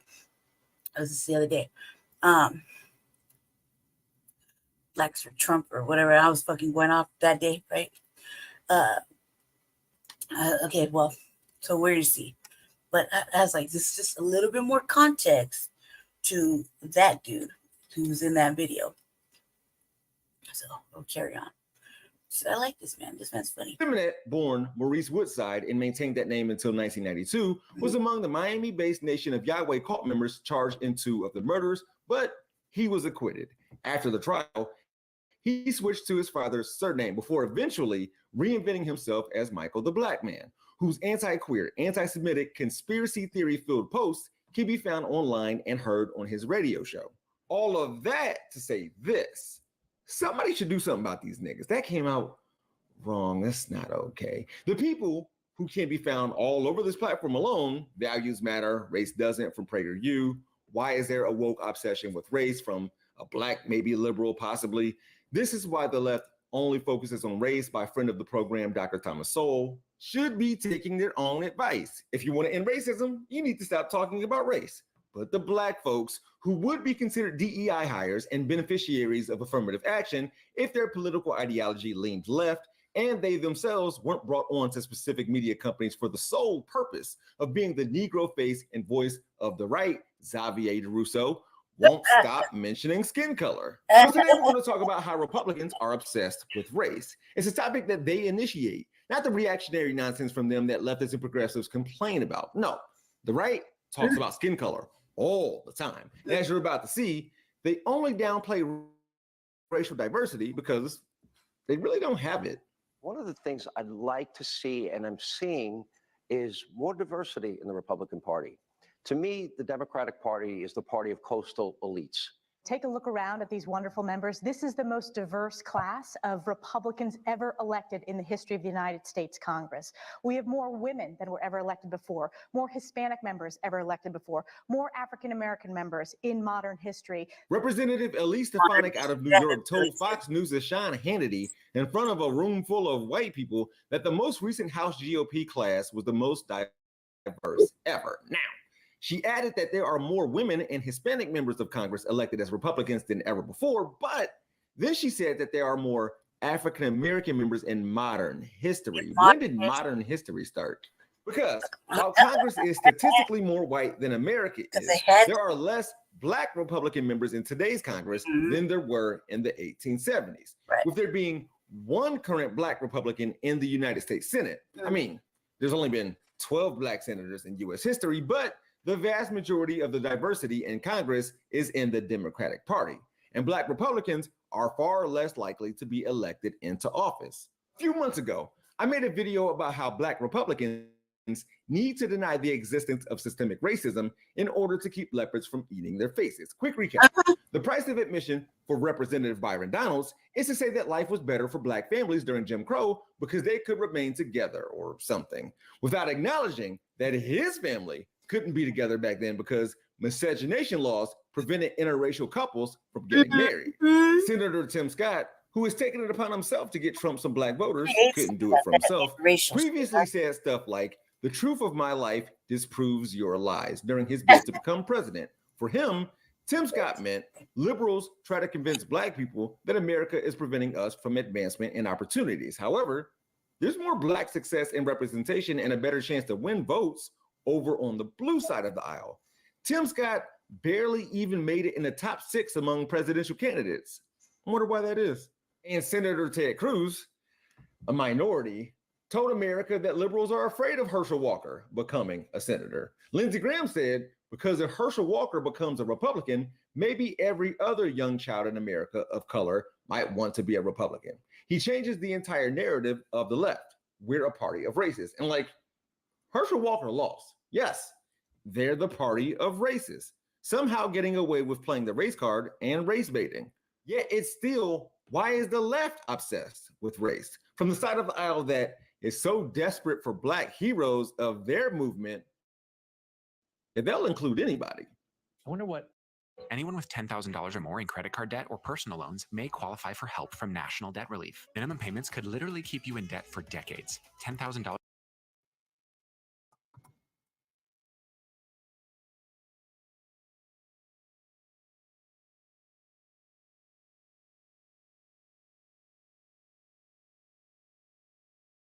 In debt can take anywhere from 4 Yasmin would do and any of those other people when they meet a Black conservative. They're out there, but they're shunned because, boy, oh boy, what they have to say. And the late Herman Cain, and of course Ben Shapiro, not Black, but one of the heroes of the movement. Did they run out of brown people? Herman Cain died after getting COVID during a Trump rally. Ben Carson was the lone Black person in Trump's 2016 cabinet. I guess we're supposed to believe that every non-brown face in this image was qualified for their positions, by the way. They gave Dr. Carson Black people stuff. We all know what they mean by urban. And no disrespect to Uncle Ben, but they could have used any Black man at that point, which is also how Sheriff David Clark made it to this short list. Oh, and shout out to Dean Browning. Fake it until you make it. Look at these AI images that Trump supporters created to target Black voters. There are some on social media that don't know that these are fake and can't tell the difference. You may not have noticed that these brothers and sisters' skin, I'm making this about race, is too shiny, and that they have extra fingers and arms, or that Trump isn't claiming these people as his own. Look at my African American over here. Lately, Trump's chosen African Americans have been those who have dealt with the criminal justice system, not from an empathetic standpoint, but ever since he got felony charges, he has felt like Black Americans and Latinos can relate to him because prosecutors are out to get him like they have been out to get many men and youth in our communities. But he didn't always feel that. He didn't feel that way before. Weird. He felt death penalty-y. Here's the thing. When he said recently, this is a rigged trial, it shouldn't have been in that venue, we shouldn't have had that judge, it was after he was convicted of all 34 counts in the Stormy Daniels hush money trial from the Manhattan courthouse where the now exonerated 5 were wrongfully convicted. Irony. With that said, does NICS4 and Blacks4 not know how middle America responds when Black people were shouting about a two-tier justice system, singing about trigger-happy policemen, standing up to a discriminatory and predatory FBI? Black people were not only told that these things weren't happening to them, but conservative white males are claiming that it's happening to them right now. For decades, Black men were told that they have a victim mentality and somehow Trump doesn't. Meanwhile, the likes of Dinesh D'Souza was comparing Trump's mugshot to Tupac's. He knows nothing about Black communities, being gangster, and you just know that he pronounces the late great rapper's name as Tupac. This man is claiming that Trump's mugshot is an iconic symbol. Dinesh D'Souza was pardoned by Trump and has absolutely no street cred. I was about to lie and say that Republicans see us just one way. Video game developers do, but I'm talking about something more real than the Killmonger haircut. Republicans somehow go from seeing us as privileged yet criminals for around 3 years. As evidenced by this tweet, Trump is not Black, not a Democrat, and not a violent criminal, so he really had no chance of being acquitted in a New York City court. But check the incarceration rates, and raping someone is very violent. To being voters year 4, the presidential election year. That's it. We're not full whole people. We're hands that will hold signs, wave flags, and cast ballots. We're only useful for that Black vote, the one that Dems take for granted and that the GOP thought they didn't need some time ago. Which reminds me, to the we're in a post-racial America because we voted for a Black president twice type people, thanks for bringing up skin color again, and Barry lost the popular vote among white people twice. Roughly more than half of the country didn't support the man, and not that we needed what I'm about to say to know that conservatives are obsessed with race, but they see color, all kinds of colors, so well, and it runs so deep that they were concerned about Obama's tan suit and his brown mustard and his black birth certificate. It's here where I need to say that, of course, it's not black people's race that Republicans are obsessed with. What does today represent to you? How you doing? This represents a turning point for the people of this country. We are determined to take our country back. We're going to fulfill the promises of Donald Trump. That's what we believed in. That's why we voted for Donald Trump, because he said he's going to take our country back, and that's what we got to do. The Grand Old Party and conservatives and right-side news media and broadcasting networks that serve as the communication arm for Republicans are obsessed with whiteness. I shouldn't have had to play a video of David Duke, former KKK Grand Wizard, admitting why he's voting for Trump for y'all to know that. White people want their country back.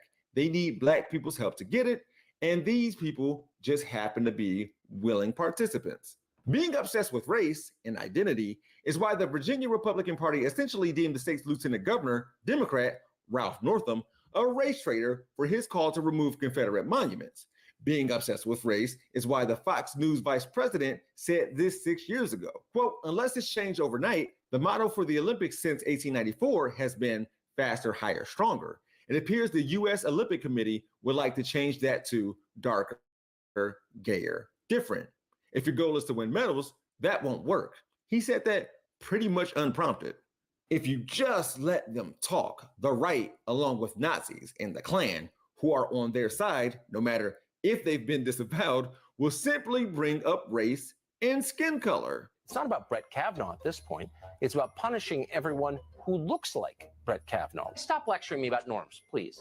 But let's get back to the race thing. Race, skin color, racial division, race, and gender. Skin color. Yeah, maybe screaming racist will fix the problem. That won't make racism go away. You don't have to tell me that leftist media talks about racism a lot and lies about discrimination and bigotry from time to time. They do. Just like a Newsmax will pretend like racism doesn't happen to black people whatsoever. It's not a wash, especially when one side keeps aggrieved white male stories on heavy rotation. It may seem like Democrats have always had the black vote. President Lyndon B. Johnson got the vast majority of it in 1964 with the passage of the Civil Rights Act and the Voting Rights Act of 1965. This continued in the late 1940s when Harry S. Truman signed an executive order on July 26, 1948, ordering the desegregation of the U.S. Armed Forces. But black people primarily voting Democrat all started with the election of Franklin D. Roosevelt in 1932. According to data from the Joint Center of Political and Economic Studies, Roosevelt gained 71% of the black vote for his presidency in 1936. Policies drove that seemingly blind loyalty. And what do Republicans have? Fear-mongering of us. Trump has vowed to fight the anti-white feeling. And if any of you are under the impression that him, his party, or his supporters aren't for the advancement of white people due to them allowing blacks for Trump within their proximity, then you're missing it. When's the last time that anybody who says anything positive about black people been popular among conservatives? And I don't mean apologists or those who explain the plight of black America or even make excuses. Just someone who doesn't talk smack about us. And please remind me to do a video about how the right doesn't really care about black men and women with family values and good work ethic and are community-oriented and crime-free, or else they would love the LeBron Jameses of the world. Oh, that's right. Bron has had choice stuff to say about the police. Well, they're killing Trump for no reason. And then they're using black guys like this here. See, notice he didn't tell the other media to get out of the roadway. He only telling the black media and the white people that are for Trump. Yes, no, ain't no come on now. You a sellout, brother. I don't even know why I called you. I mean, ham and cheese head ass. You know who you are. You're a sellout. And I hate your guts. And I ain't gonna even. I'm not even like trying to roll it over like nice. Fuck you. The way Bron votes trumps who he is as a person and what he has done, versus the temporary usefulness that Derek Gibson and Marie Simonet have for Donald Trump. Partisanship. And I hope you weren't watching this episode to hear my analysis about why these black men support 45. Black men like them thick. To be clear, blackness is what they mean when they say critical race theory and DEI and wokeness, along with law and order and tough on crime. And when the looting starts, the shooting starts. This rhetoric is a dog whistle to suburban moms, e.g., white moms. Evangelicals means white American Christian. If we can see through the signs, then we can be all right. If me telling you as a white Christian audience about anti-Christian persecution makes you think about anti-white persecution as well,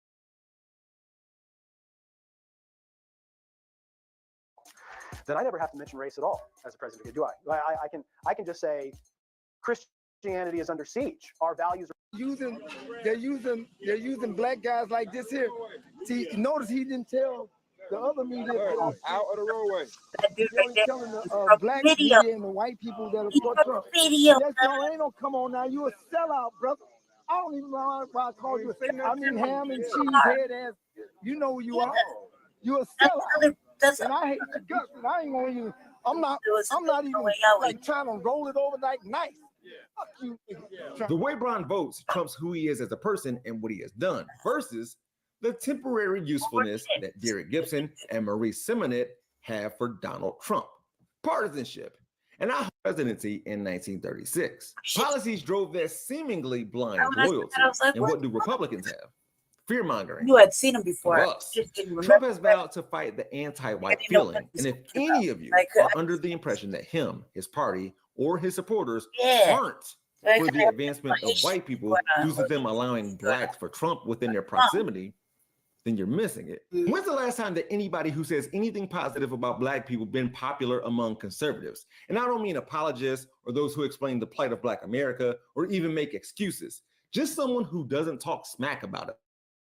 And please remind me to do a video about how the right doesn't really care about black men and women with family values, good work ethic, and are community-oriented and crime-free, or else they would love the LeBron Jameses of the world. Oh, that's right.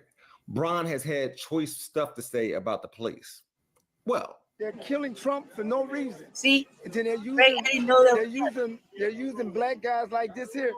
See, notice he didn't tell the other media out of the roadway. He only telling the black media and the white people that are for Trump. Yes, no, ain't no come on now. You a sellout, brother. I don't even know why I called you. I mean, ham and cheese head ass. You know who you are. You a sellout. See? And I hate your guts. And I ain't gonna even. I'm not even like trying to roll it over like nice. The way Bron votes trumps who he is as a person and what he has done, versus the temporary usefulness that Derek Gibson and Marie Simonet have for Donald Trump. Partisanship. And I hope you weren't watching this episode to hear my analysis about why these black men support 45. Black men like them thick. To be clear, blackness is what they mean when they say critical race theory, DEI, and wokeness, along with law and order and tough on crime. And when the looting starts, the shooting starts. This rhetoric is a dog whistle to suburban moms, e.g., white moms. Evangelicals means white American Christian. If we can see through the signs, then we can be all right. If me telling you as a white Christian audience about anti-Christian persecution makes you think about anti-white persecution as well, then I never have to mention race at all as a president, do I? I can. All right, now we're gonna get to the meat and potatoes of why we're here. We're gonna take a little detour to Colorado, which is here, and I wanna play that later. A couple things have happened. Where I want to start. A couple things have happened. So I'm just gonna go with the quick shit real fast, okay?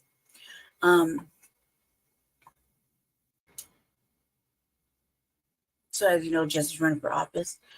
So there's been like some just some random shit happening. So you know, with amongst the Republican Party, and just random shit. So, but one of the main things that happened is that I guess it's Pride Month, and so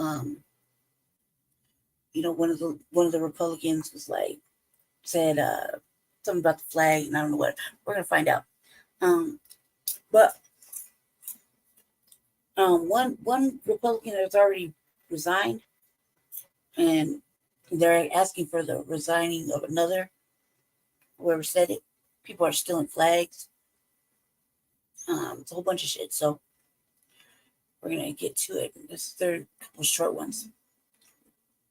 And we're going to stay in Colorado, but we're going to go to, we only got like three topics really to cover in Colorado that are happening.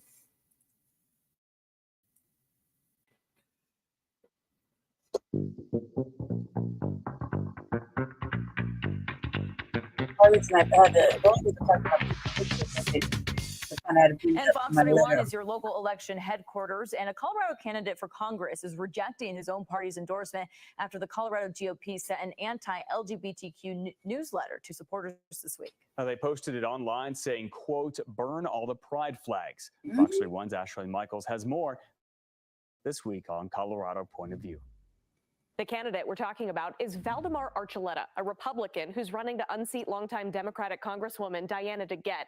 He also is the president of the Colorado Log Cabin Republicans, which is an LGBTQ advocacy group. He calls the email and posts hateful and wrong and says what the party put out does not represent a majority of Colorado Republicans. On the Log Cabin Republicans website, there's a section addressing the question, how can you be LGBT and Republican? It says, quote, there are small fringe groups on the right that are not supportive and can be downright hateful, but they are by far the minority.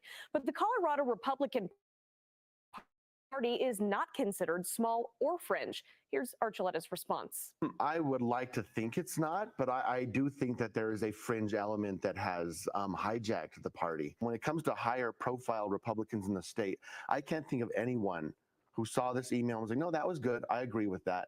It's overwhelmingly being rejected. And it's not just this one issue. This is kind of, I feel like, the straw that broke the camel's back. You look at things that have been happening in the party for the past year, and people are unhappy. And it shows. You can catch that full conversation on Colorado Point of View. It airs at 7:30 Saturday night and again at 7:30 Sunday morning on our news partners, Channel 2. They have been saying that the it's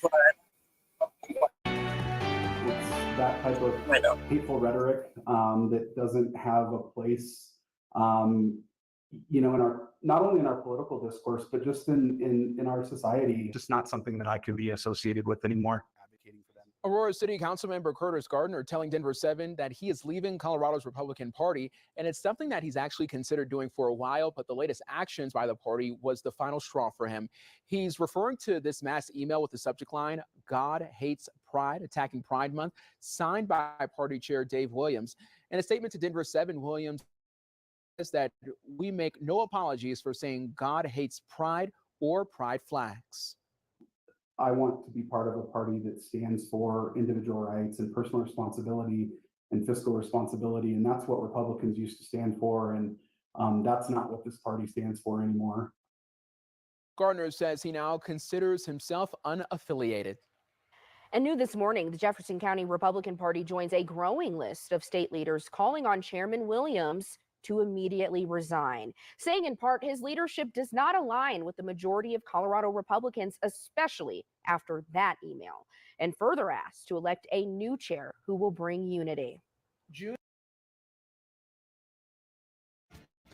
A lot to get to today at 5, and we start with this. Caught on camera, take a look at this. Pride flags stolen right here in Arvada. People waking up to bare flag posts. Yeah, tonight they're wondering who took them and if a recent political message played a role. Fox 31 political reporter Gabrielle Franklin explains what happened. Gabrielle. Yeah, Andrea, neighbors that we spoke to say that they fly pride flags every June. And they're wondering this year why those flags were stolen just days after some hateful political messages went public. Just the level of destruction and malintent was pretty shocking. Neighbors in Arvada who did not want to go on camera out of concern for their safety were stunned and disturbed this morning when they realized what had happened in their community. Woke up to a text from a neighbor down the street asking if our pride flag had been destroyed or taken. And sure enough, when we came out in the morning, we noticed it was missing. After connecting with another neighbor that we know had a pride flag out, it sounds like the person stole their flag, banged on a window, and yelled an obscenity about the gay community. Neighbors say they've flown pride flags every year they've lived in the neighborhood. They want to know why someone chose to take the flags now. I was informed about an email that went out saying that people should disrespect the pride flag, and was even stated to burn pride flags during this month. So seeing that this sort of thing happened today after that email went out didn't really surprise me that much. Brianna Titone is the chair of the state. So it's like, look, one goes out, one message says, you know, to take them or whatever, and you don't get, I can't even repeat it. God hates them, the flag or whatever. Now, as a second email to destroy him, you know what I mean? And what's going on right here? You know what I mean?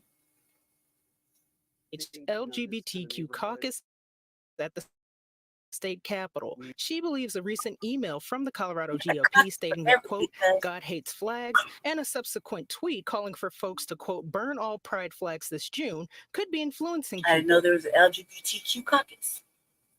She's calling on Republicans to rebuke the behavior. Might be watching this and they are Republican and you don't agree with this kind of malicious activity and this blatant peddling of hatred, that you tell your party that you don't agree with this. And if enough people can stand up and say enough is enough, then they will have to do something to change.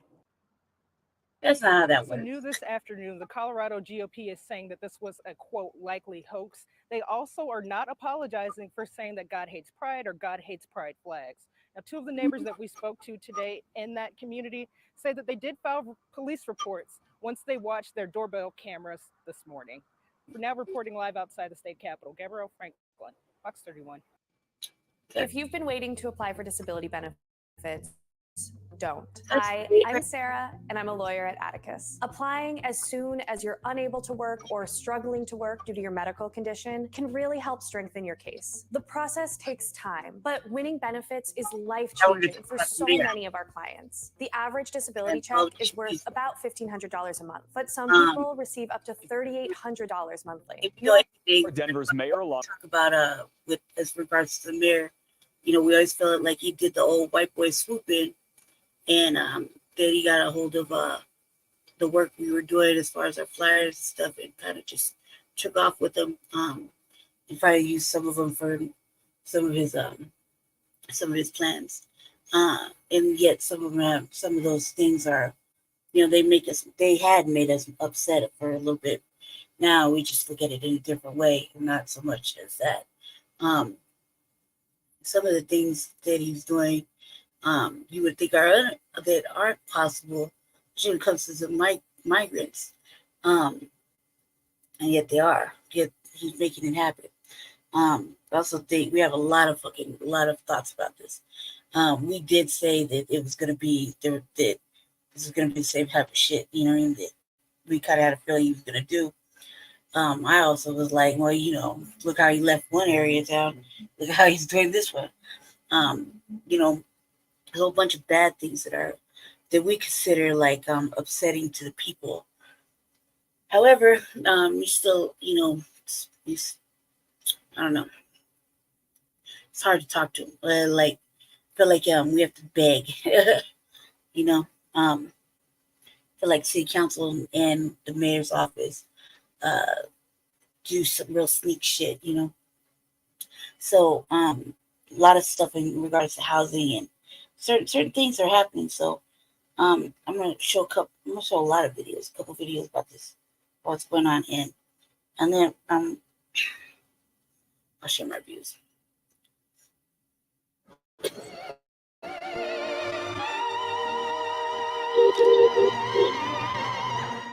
Denver's mayor, along with other city leaders, celebrating the opening of more affordable apartments, these ones especially for people 18 to 24 years old.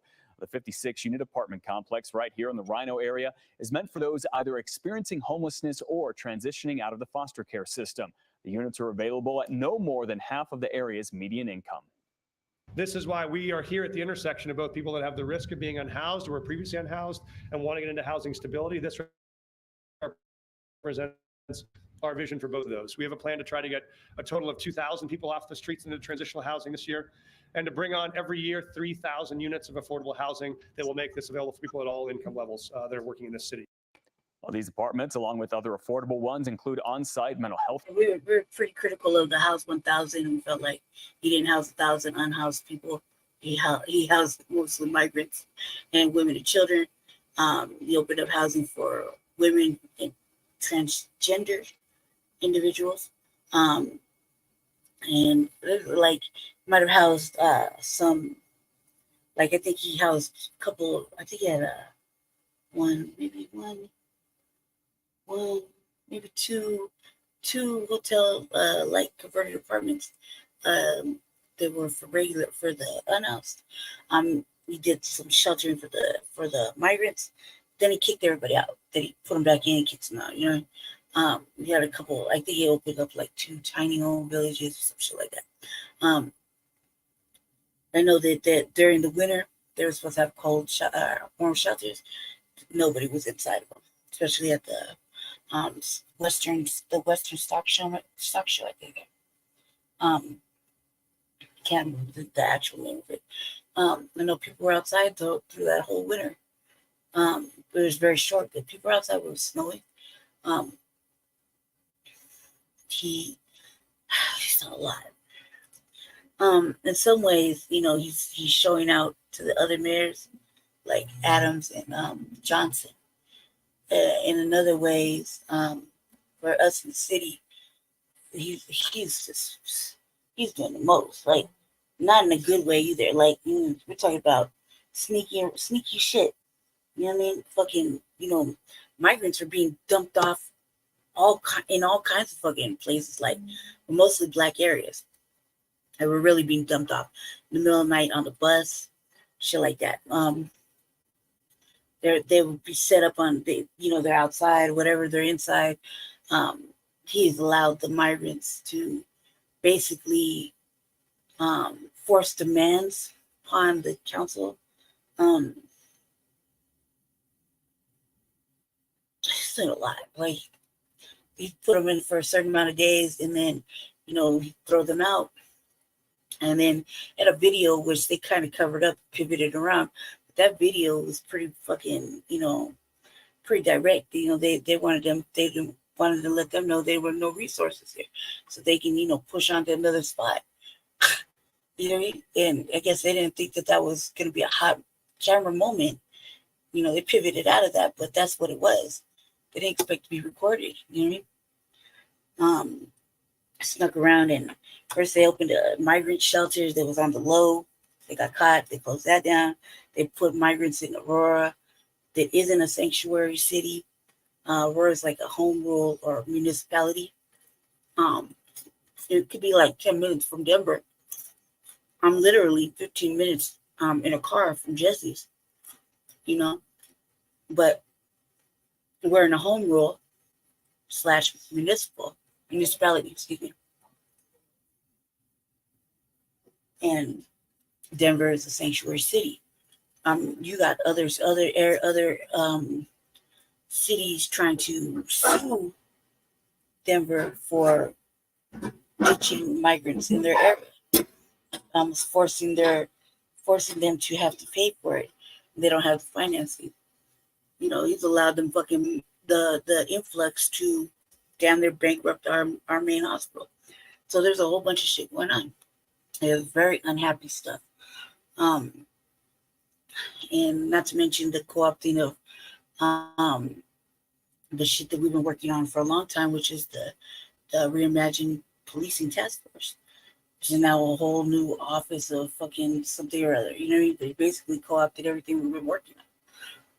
And trust and believe, he didn't open up an opportunity for anybody to go over there and be a part of that board, So it's very disheartening. Care and life skills support, as well as substance use counseling, family services, help getting a job, and much more. that was an Our idea. internet bill went up? Looks like you need Verizon home internet. No surprise price hikes or hidden fees because nobody likes surprises. Who are you? You know, I live here. remove them. As of yesterday, Governor Kristi Noem facing wanted a us ban to beg. in all 9 of South Dakota's tribal communities. We don't beg. As of yesterday, Governor Kristi Noem. So I have to move this forward. Yeah, I think he wanted us to beg for, you know, to sit on one of the boards or whatever opening parts in the cabinet. Because he had offered a few people that were running for mayor as well, a place to sit on one of the cabinet spots. You know, because he was trying to obviously fill that equity, that diverse equity shit. You know what I mean? The fucking diverse hires. He's trying to fill in a couple blank spots. But, however, you know, I think he wanted us to beg. Fuck no. I feel like, especially when I felt like they stole my fucking intellectual property. Nah, I'm not begging for fucking nothing. Like, what are you talking about? Especially when you did a whole white boy swoop in. Like, who the fuck? But no. And the disrespect. No. No. Nah, except for, like, if I really wanted to, I could really just pull it up, but I'm kind of over it now. We had a long time to grieve. You know, so I just feel like anything I work on, and now I just have to safeguard my intellectual property, no matter what it is. Doesn't matter what fucking it is. I can't. I don't know how. Like right now, making this video or whatever, this podcast, my name's all over this shit. My face is all over this. However, I don't own the site that it's on, you know, and so therefore it's like up in the air. So anyone can steal my likeness, my voice, cut it up, do whatever, which is very terrible. But that's what happens when, you know, we don't own nothing. It's fucking bad. That's bad. You know? All right, let's see. Right. Let's see where I'm at. Next slide.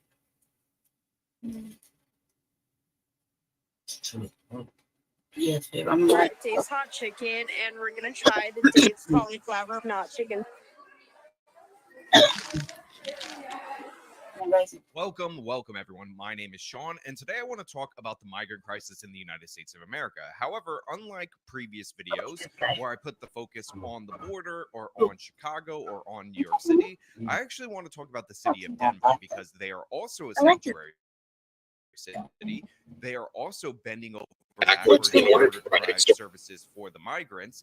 And now push has really come to shove because not only has Denver announced massive cuts to a bunch of different departments that are for citizens, but the neighboring towns surrounding Denver have decided to declare unambiguously that they are not, in fact, a sanctuary city. And what I find fascinating about this most is the fact that the mayor of Denver actually inadvertently admitted in his press conference where he blamed the Republicans and blamed everybody who said that this was a dramatic problem and that sanctuary city status was no good, admitted that these people are asylum fraudsters. Now, we're going to get into it, but before we do, I want to say thank you to everybody who signed over on actualjusticewarrior.com/join. Give me the money. Give me the money. Okay. And thank you to the podcast listeners, Spotify, Apple, and Google's podcasting platform. So we have talked about a lot the migrants that have entered New York City, the migrants that have entered Chicago, places that asked for illegal immigrants, that said that they were a sanctuary city, that passed extra laws during the evil Orange Man administration to say that they were doubly not going to work with immigrations and custom enforcement. However, we haven't talked a lot about Denver, which has basically done the same thing. Now, I think part of the reason why Denver hasn't gotten so much attention is because there are more migrants in Chicago, more migrants in New York City, and because, let's be honest, the left wing can't make up a narrative about how Governor Greg Abbott is an evil white racist, considering the mayor of Denver, Mike Johnston, is in fact a white person. So that kind of completely undercuts that narrative. But they have received, and again, when you consider the size of the city of Denver, this is actually a lot of people, 40,000 illegal migrants in their city since the start of this crisis. And they, like all these other left-wing cities who promise sanctuary to these migrants, are struggling to pay for it. In fact, I believe I heard there was something like $180 million deficit going on in the city of Denver. And in response to that, rather than change their sanctuary city policies, rather than admit that they were wrong, the mayor has decided that they're going to cut DMV services, cut parks and recreation services, and all other manner of services for the city of Denver in order to pay for these illegal migrants. Now, he's also been asking neighboring areas to harbor these people, to let them in, and they have responded by passing legislation to say, no, we're not a sanctuary city. We will work to deport you because we don't want this problem. It's very possible that buses could show up here, but they're not going to be welcome. The mayor of Monument, Mitch LaKine, saying that his town will not be a sanctuary community for migrants. We're going to reach out to other agencies. We're going to reach out to the county. We may need to reach back out and find out from Denver if they sent them down. It was a topic first discussed on Monday night's town council meeting. Today, LaKine says it's a simple matter of not having the budget or resources to take care of any more people than just their own. Details the town council lays out in a resolution, which will be voted on later this month. I would say the meat of the resolution is to ensure that the taxpayers, that we are not going to utilize their dollars for the purposes of providing any form of services or shelter to illegal immigrants. So yeah, Monument, Colorado voted unambiguously that they are not a sanctuary city. You could hear from the mayor saying that they are not welcome and that they're going to reach out to other agencies, including agencies in the city of Denver, to find out if they're sending these illegal migrants to Monument. And what I find funny about that is that the city of Denver is criticizing heavily the governor of Texas for sending migrants to Denver, Colorado, even though they're doing the same exact thing. But other people are being smart about it and not accepting these people, not offering them services, not making cuts to their budget in order to live up to this sanctuary status ideal. And by the way, Denver's sanctuary status ideal is incredibly stupid because their sanctuary is supposed to be for asylum seekers. And we know on this channel, because we've discussed this policy before, that it requires 180 days for an asylum seeker to be eligible to even work in the United States of America. This is another reason, by the way, why Remain in Mexico is a good policy, because cities like Denver offer sanctuary status, but that only goes for 40 days. And obviously that math ain't mathing. So you end up in a situation where these people are on the street. Denver has to take on more. And again, these are all problems of choice. Denver's mayor chose this, and he's still choosing this by defending these illegal migrants, even though he acknowledges, again, in his speech that we're going to get to, that they are, in fact, committing asylum fraud. They are, in fact, economic migrants, and they consistently refuse better alternatives, which is a little bit of a message that I got from this tragic story that he tried to tell, that he tried to obscure with the tragedy, even though it shows clearly and obviously there are other options. I want it to be clear to Denverites who is not responsible for this crisis that we're in. The folks who have walked 3,000 miles to get to this city, families like the one I talked to who are running a grocery store in Venezuela, where you are living through 34,000% inflation. So the Coke that you were buying for $1 is now selling for $340, but your monthly pay is still stuck at $40. That is not survivable.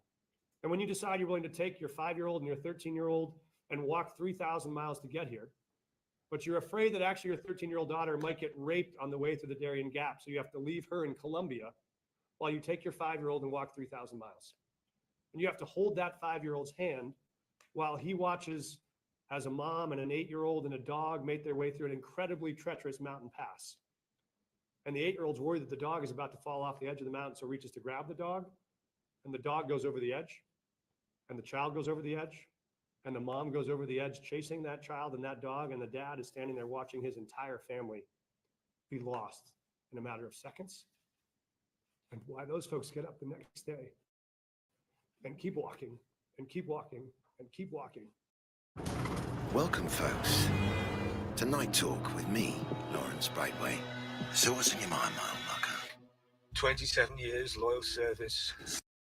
until they get to this country. Now, look, this is a very sad story. The idea that you would watch your entire family fall off the side of the mountain in order to save a dog is gut-wrenching, and I understand that completely. However, one of the parts and components of this story that may have been overlooked by the mayor trying to gin up the emotional hysteria related to this is the fact that they left their 13-year-old daughter in Colombia because that was an option. And when you decide you're willing to take your 5-year-old and your 13-year-old and walk 3,000 miles to get here, but you're afraid that actually your 13-year-old daughter might get raped on the way through the Darien Gap, so you have to leave her in Colombia while you take your 5-year-old and walk 3,000 miles. And this is probably the entire point of this asylum fraud conversation. These people pass through multiple different countries in order to get to the United States of America, in order to get the best possible economic opportunity, and that is not the purpose of the asylum system. They should be applying for asylum in every nation along the way before they get to the United States of America, because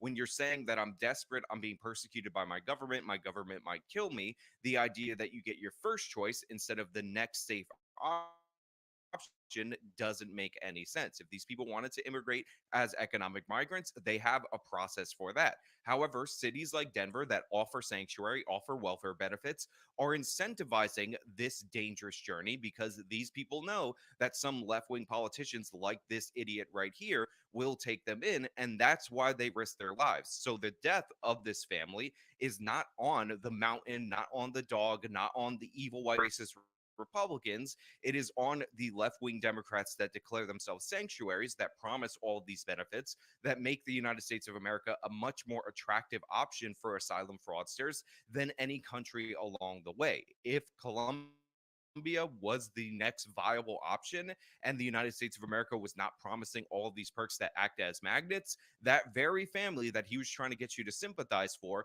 would be alive today. They would have stopped in Colombia as they did for their 13-year-old girl and applied for asylum or applied for whatever kind of policy that they have available there. And if that didn't work, guess what? They would go to the next available country and so on and so on. And by the way, I've said on this channel multiple times that people in Venezuela that are fleeing socialism often are probably people that would make good Americans if they make it to the United States of America.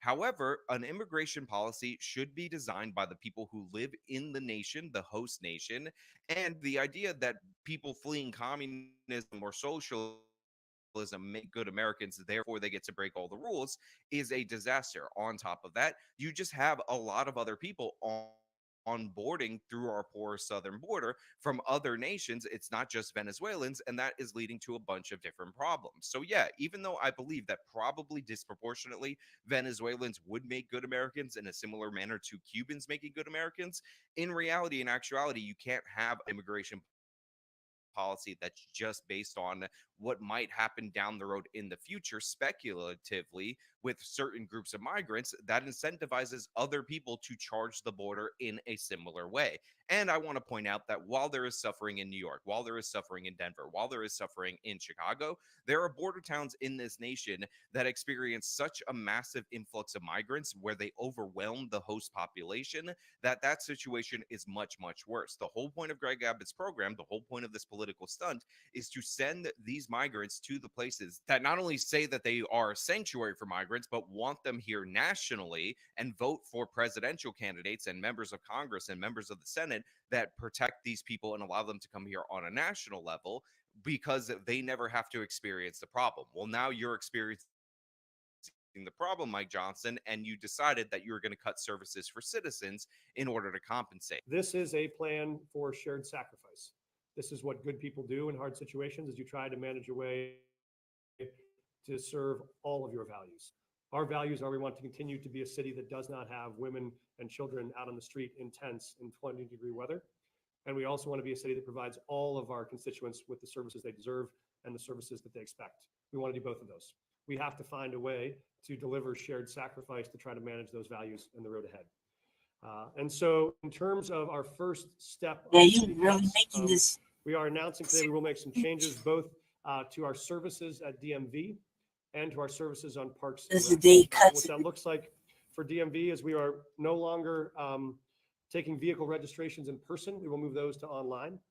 We will start rotating weekly DMV closures starting on March 4th Our central spot at Tremont will stay open permanently, but our other satellite spots will rotate, closing 1 week at a time. That allows us to reduce costs in those places and still try to provide key services. So right there, the mayor of Denver saying that they will move all vehicle registrations to online only. They're going to be closing different satellite offices on every other week. They'll keep their main office open, but they're cutting hours for DMV employees. I hope that feels good for the workers in the city of Denver. That, by the way, Mayor Mike Johnson was praising for taking on all these additional duties. And I just want to point out that this may be one of the reasons why Black residents are so opposed to migrants. Because remember, we hear all the time about how it's more difficult for Black Americans to have internet access and whatnot. And these particular changes, moving to online only, are going to disproportionately affect people that are in poverty, that are American citizens, and the elderly, people who are not necessarily internet savvy and won't be able to get their registration done That's for the at that point benefit, in but I'm time, like, which of course Jesus, will lead man, to more I think fines there from the would city be of something Denver. else So other they'll than be that. paying more for expired registration. And this is all to support a population of people that are wildly disproportionately defrauding our asylum system just because the mayor of Denver doesn't want to admit that he's wrong. And of course, he blames the Republican. I'm here to talk a little bit about the devastating impact of the failure of Republican leadership in Congress this week to pass comprehensive immigration change, and the impact that will have on both city budgets and on services that we can provide for newcomers in the city. So, oh my God, them Republicans not passing this immigration act. What's wrong with them? We will also have to make some hard decisions around reducing services for Parks and Rec heading into this summer and spring. That means beginning February 20th, we will reduce hours at our rec centers. Our regional centers that are 7 days will come back to 6 days. Those sites that are 6 days will stay at 6 days, but will reduce hours. I want to name, and Council President has been a key voice for this. I think both our CFO, Nicole Doheny, and our Chief Equity Officer, Dr. Ben Sanders, have been working together on how we find these cuts and how we make sure that these cuts are equitable, which is that they do not have a disproportionate impact on the communities that are most at risk already in our city. That's why, for instance, we did not cut back the number of days for our regional centers. We kept them open for the same number of days because those are the places in the communities that are most affected with kids with the greatest needs, where we know if we reduce their access to positive things to do, the risks of them getting into additional challenges go up. And so that same lens of equity you'll see in today's decisions, you will see in all the decisions going forward. But we do want to name that those will be coming. So right here, they're cutting Parks and Rec as you're heading into the summer. This is honestly cutting off your nose in part to spite your face, because one of the reasons why people tend to visit places like Denver and Colorado is due to the natural beauty of those particular areas. But guess what? You got to close it up. You got to lock it up because these illegal migrants committing asylum fraud are here. And the mayor thinks that we need more money for them rather than for the actual services that the city is supposed to provide. Now, I don't feel sympathetic to this mayor. I don't feel sympathetic that much to the citizens of Denver because they instilled these policies. He is not backing off of these policies. And he says the poem of the Statue of Liberty is the reason why. They believed it when we put on the bottom of the Statue of Liberty.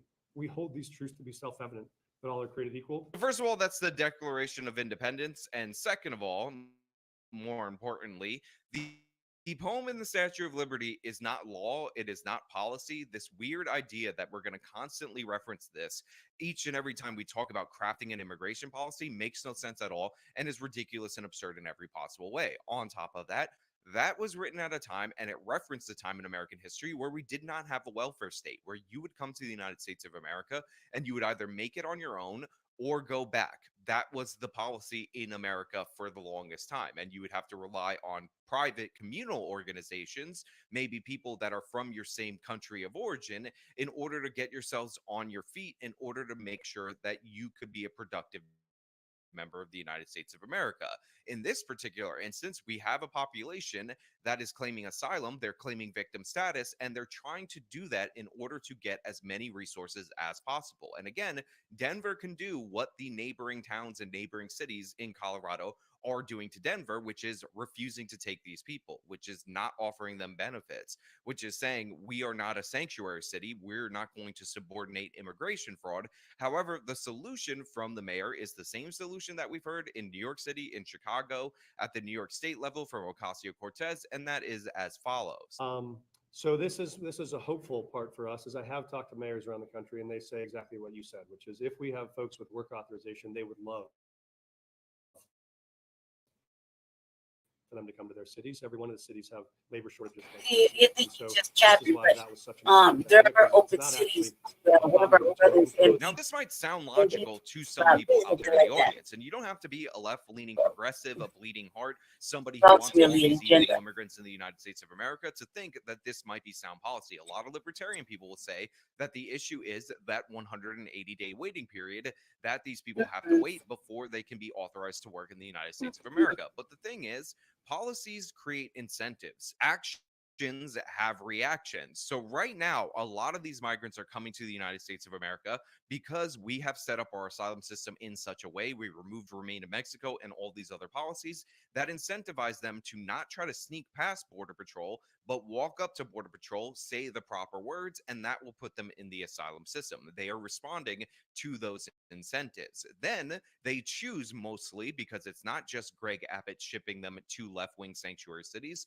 to go to these left-wing sanctuary cities because they're offered better benefits there. Now, in theory, again, in theory, you could take some of these people off the public dole a lot faster if you gave them work authorization, and then they ended up getting jobs and started paying taxes and being productive in the United States economy. However, this is not really true because they're not going to get high paying enough jobs in order to get them off of welfare benefits. But more importantly, this will incentivize far more people to flood the border because now you're reducing one of the very few limitations on these people when they get to the United States of America. And yes, that is that 180-day waiting period.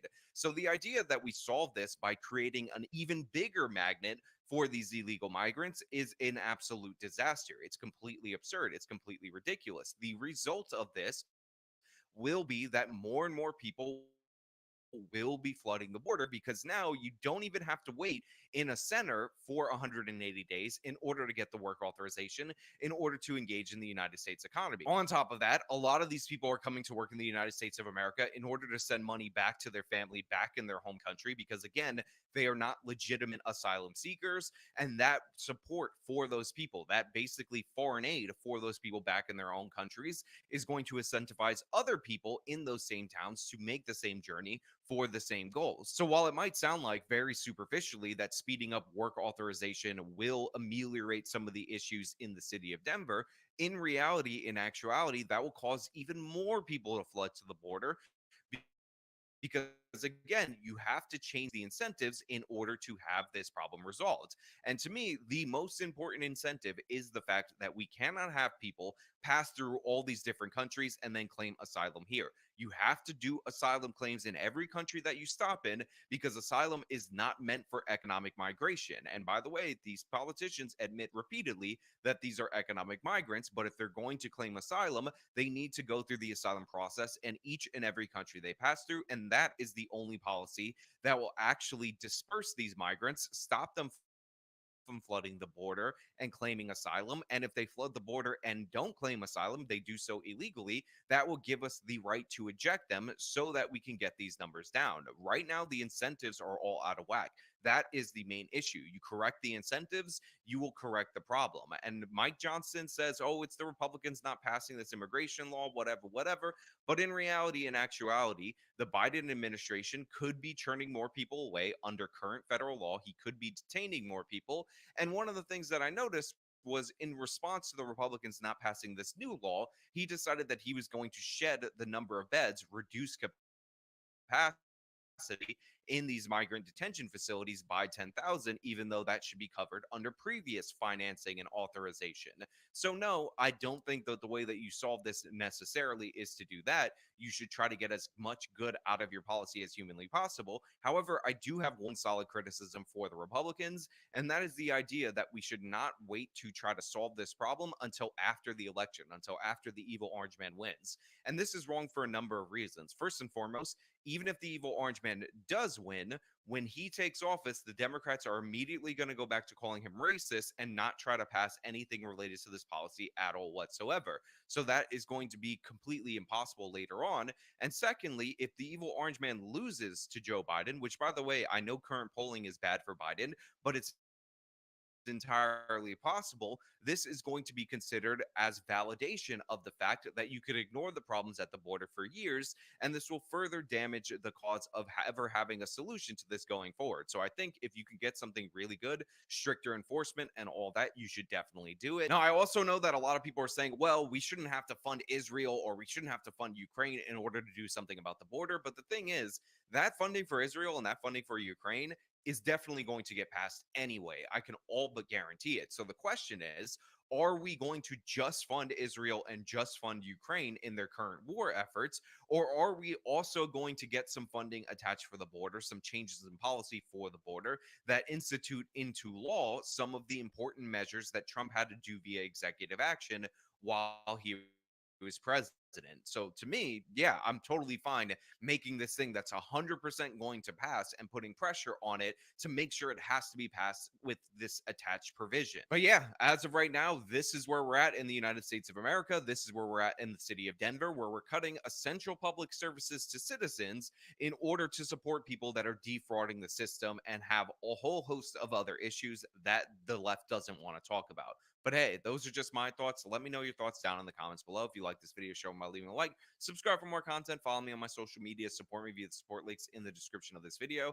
This has been me talking about this crazy Colorado situation. Till next time. Don't just use the internet, unleash it. That's Quantum good. Fiber Internet sets you free like never before. Unleash what you dream. But overall, He has been doing the most. Like, I'll get back to that. Like, we're not going to talk about these different individuals wanting reparations. There's so much going on, family, that with people trying to stop the reparations claims. It's just too much shit going on. Let's see. Yeah, Mike Johnston's been doing the most. But what upset me the most was this, family. You know, now other states are laughing at us because of our mayor. You know, I saw this today from Redacted, and I like Redacted. I like to have an open mind. Sometimes they say some funny shit. When they're talking about Colorado, I just felt like, damn, man, can he embarrass us anymore? Yeah, can we be If you anymore? had to look up sanctuary city in the dictionary, which city would you choose as the model? As the perfect example, the shining city on a hill. In other words, which American city is the shining standard for how to bring in tens of thousands of illegal immigrants, basically rip apart city resources, take money from the citizens who live there, and then give it to other people? Well, that city... I was going to say, you would think it'd be San Francisco. That's what like, if you had to ask me what I would guess it would be San Francisco. But I'm assuming I'm wrong. I've kind of maybe already given it. What do you guys think in the chat room? You guys let me know in the comments below. Just what do you guys think it is? Off the top of your head, if you had to say San Francisco is a good guess. I would have probably thought Chicago. I would, or maybe New York City. Maybe Portland. I don't know. Take your pick. I was going to say Seattle. Portland's full. Yeah. We're full here. Well, the answer is, drum roll, it is Denver, Colorado. Denver, Colorado right now. It's actively promoting itself as the model sanctuary city. Right there on City Hall. Put up Denver loves immigrants. And they want to show off how much they've and how well they've done it, so that other American cities can also look at to destroy their own way of life in their own cities. Look to Denver. And now, and I wish I was making this up. I really do. But no, the city of Denver, home to my mom. Go to Wheat Ridge, Colorado, visit my grandparents. Loved my time in Denver. They've created a new handy guide right now for other cities to teach them how to become a sanctuary for illegal border crossers. That's right. Denver's put out a handbook. The guide is titled Newcomer's Playbook, a guide to welcoming newcomers into your city. And its authors say they are thrilled to offer their guide on how to plan and implement a sanctuary city. Oh my God. This is the Denver Playbook. Take a look at this. This is right from their website, Newcomers Playbook, a guide to welcoming newcomers into your city. You can read all of the different sections if you want. And we're going to go through a few of them here so you understand what's in this playbook, which is kind of crazy. So let's take a look at this. This is the Denver Playbook Introduction. Welcome to the city and county of Denver's Newcomers Playbook. We are thrilled that you're interested in creating a welcoming environment for migrants in your city. As part of Denver's welcoming approach, we use the term newcomers to refer to migrants. I love that. They literally have that in the second sentence here in the introduction paragraph. As part of Denver's welcoming approach, we use the term newcomers to refer to migrants. And I love that they put it in quotes too, by the way. Like, we really want you to know we don't call them illegal immigrants or migrants. It's so ridiculous too, because they're painting it like those of us that are like, we don't want illegal immigrants. People love immigrants. I mean, this country is full of immigrants. That's all. We're all part. Like, my family are immigrants. We're all for immigrants. But it's illegal. And the thing is, they're trying to paint this as everyone coming here is an immigrant that is coming here because they're seeking sanctuary, and that if you're against it, you are a racist. And so now they're painting it as this rosy newcomers, these poor immigrants that have had a rough life, which some of them have. Nobody is denying that. But for them to paint everybody that doesn't believe the same thing as being racist and everything, that's the part that drives me insane. Yeah, you're a racist, you're a xenophobe if you won't welcome these newcomers into your backyard, into your country. That are going to tax your city's resources. This playbook is a guide divided into two sections. It writes, offering recommendations and strategies for successfully integrating newcomers into your city. Since December 2022, Denver has welcomed and assisted nearly 42,000 newcomers from the United States southern border, providing them with essential services and resources.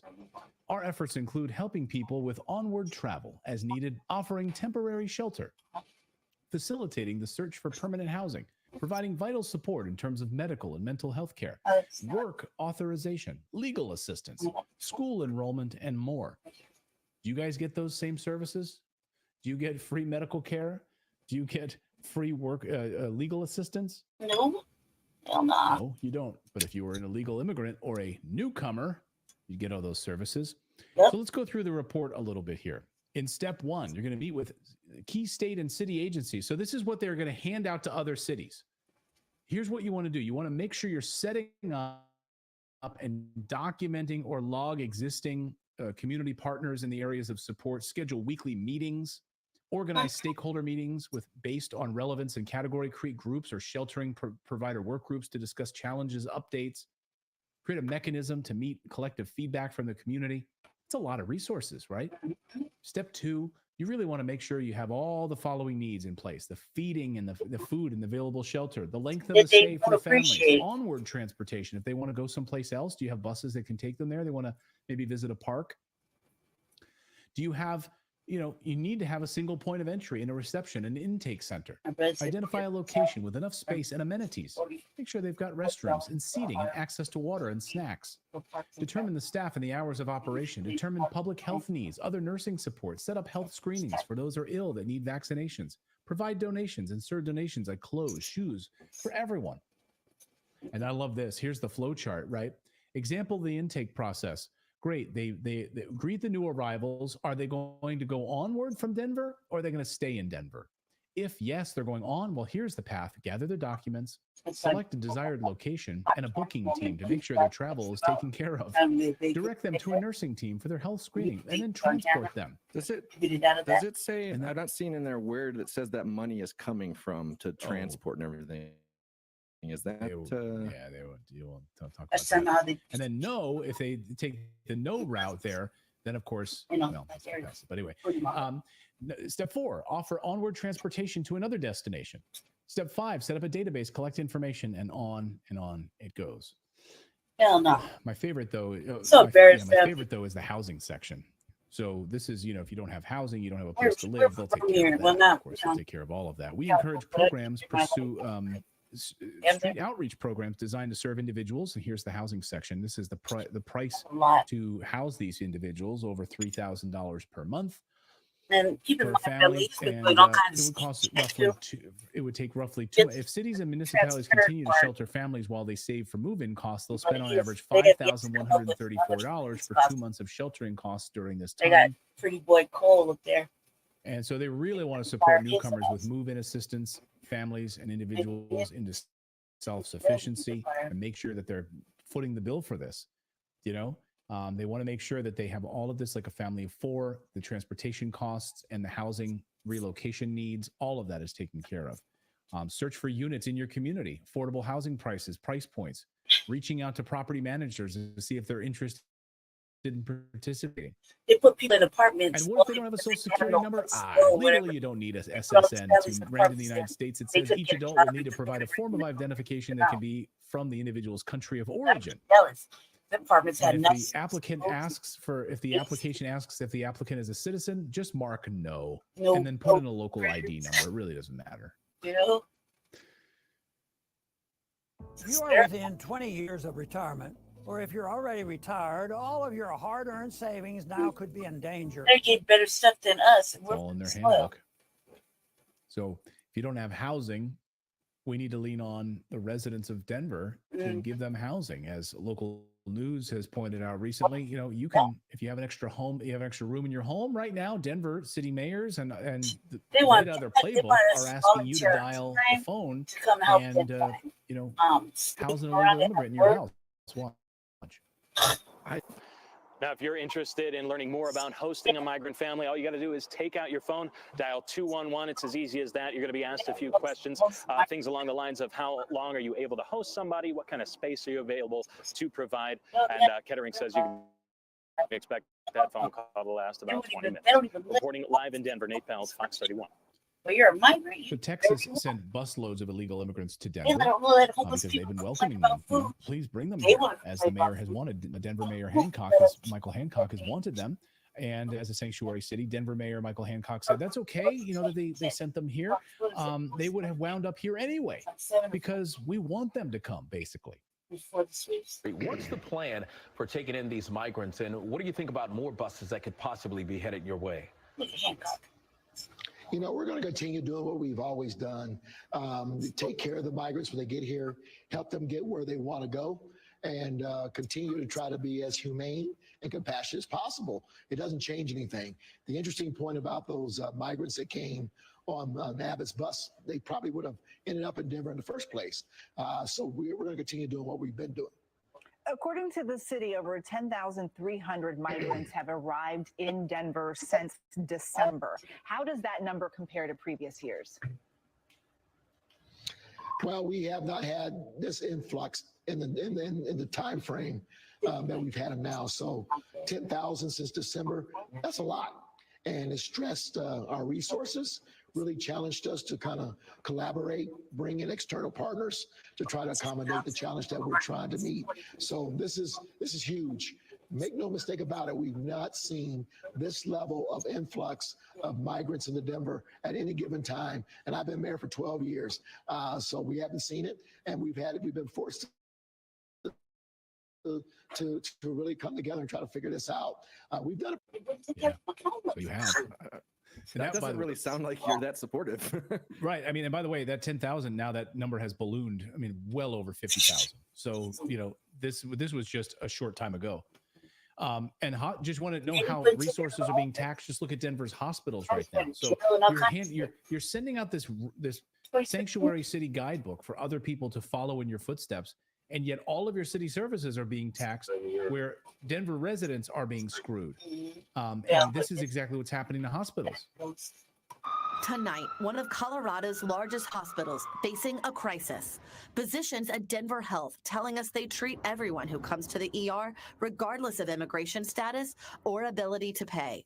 But they're struggling to handle a spike in migrant patients. It's been really, really hard to take care of them. That's both real in shit, terms man. of They their inability right to pay, killed but also just the sheer volume of patients that we weren't expecting.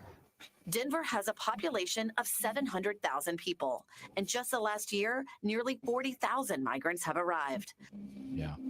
So that's going great. That's going great at your hospitals. You really can take care of the people in Denver. But you've now added a huge percentage of people that have never been there before. And now you, the taxpayers, are now footing the bill for this. But the fucking Well, and a lot of people don't realize what that does to like the police force, what it does to the fire department, what it does to ambulance services. Like all of those services get overwhelmed because now they're having to manage 70,000 more people when they only had 700,000 to begin with. Like that's insane. Hano in our chat says, check the amount of burglaries and murders now in Denver. Be curious to see those numbers, how much those have gone up. Well, to David's point, the Denver PD absolutely knows this is exactly taxing their services. Look, Denver to replace police officers with drones for 911 calls amid budget cuts because they've had to cut so much. Yeah, plan to cut a combined $45 million worth of expenses from city agencies is the mayor. Your mayor, Mike, your mayor. The police department alone received a cut of $8.4 million. While the fire department's budget was slashed by $2.5 million. Way to go. Earlier this spring, Denver's Democratic mayor actually cut funding for the police and fire departments in order to keep basically the flood of illegals coming into the city. Prior to that, the city had cut other services for taxpayers as well. What's the mayor there now? What's his name? It's Mike is it Mike Johnson? Or is it Michael Hancock? Still Michael Hancock, right? Yeah. I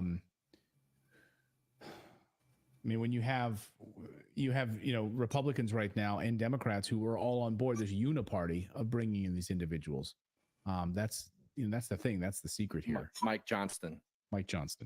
Yeah, he's the current mayor. Yeah. Mayor. So Okay, I just scrolled up and looked at what I saw. Yeah. No, Hancock is So, but he's already cut $45 million. So they're slashing these budgets right now for city services and police departments. Yep. Firefighters. But they'll They put said drones. they'll have So everything they'll just they send a need. drone out. Like if That you have a don't make no 911 damn call, sense. they're going to send a drone to see if it's legit. Yes. If it's legit, then they'll send somebody. But they just don't have the resources right now to send a real human, so they'll just send a drone. When I was talking to a person that travels, and they come to close to Denver often, and they used to park in Denver to do overnight camping and stuff, and it was a very friendly area, and she won't even go in Denver now. She's like, many people stay out of Denver. There's more car break-ins. She doesn't feel safe staying in her camper van now in anywhere near Denver. So it's just Denver mayor defunds police San by Francisco. $8 million to take care of illegal border crossers. That was in April. So does this new guide mean that red state governors should start sending more of these folks to Denver? As an example. And what should the next steps be? So many migrants have come to Colorado. What are they going to do about it? They don't have the answers, but they've definitely put together a handy dandy guide that they can send out to other sanctuary cities on how they've done it so well. I have an answer in that little guide where they have that path, like if they're coming through, and then they have if no, remove the no section and just keep it on the yes. It's crazy, right? Keep that top line. Yeah. Oh, but the note and you're out. The no section was crazy. I know we kind of went past it, but the no section is like, fine. If they're not moving on, then make it a comfortable place for them to stay. Make sure they've got housing, food, health assistance, all of that. The people of I just decided people of Colorado don't have that. Yeah, if I move, I'm going to go back. I'm going to sell all my stuff, and then I'm going to go down through San Diego, down to Mexico, and I'm going to come up through the border, and I get to go live wherever I want. Probably get my rent paid, get some furniture. Yeah, burn your passport like those guys do at the border. Yeah. Set your passport on fire. I'll pretend I'm mute. I'll just be like, can't speak. Yeah, just say you're from the Mideast somewhere. Yep. Osama bin Laden.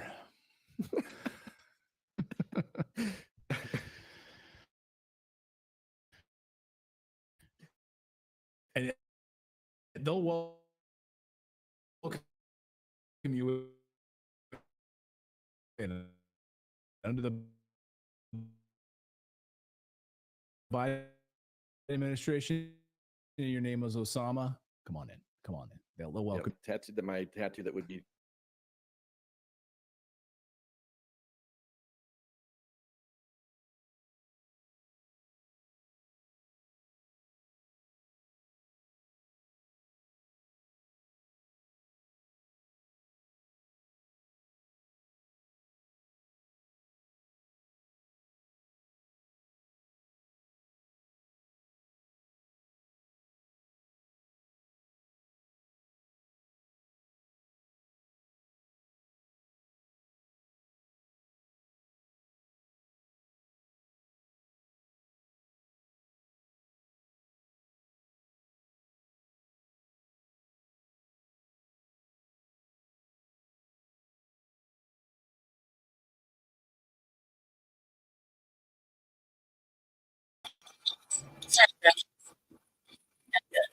I had to accidentally put myself out.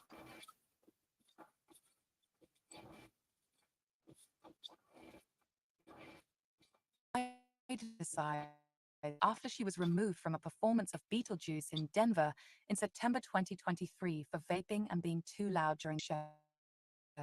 Video also showed Bobert and the man she was on a date with groping each other in their seats while watching the musical. The congresswoman later said she was truly sorry for her behavior, which she said fell short of my values. Johnston. Sorry, I accidentally kicked myself out, family.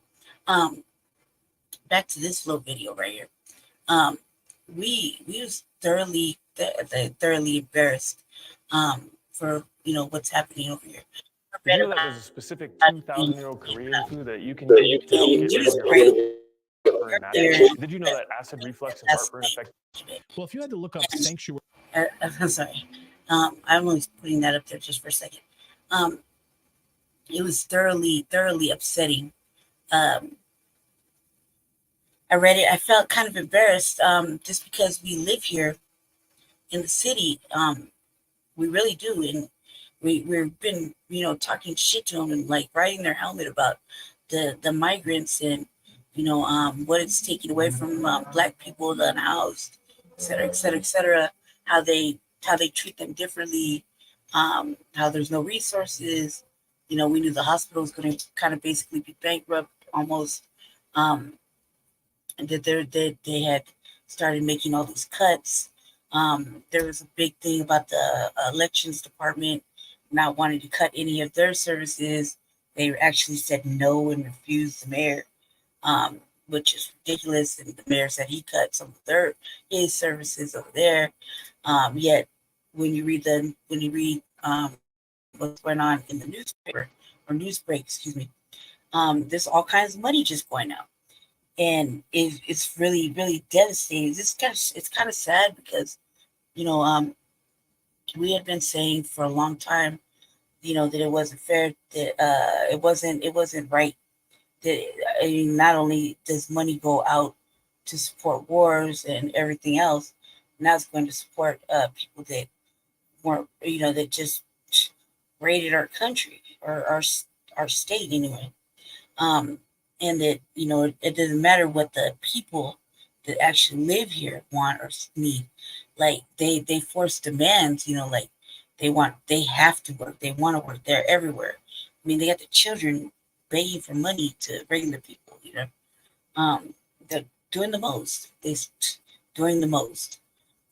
There'll never be a time where we could have all these encampments, except for maybe what's that area by the crossroads? Huh? Arcades, yeah. Maybe when that's like a mile or two long.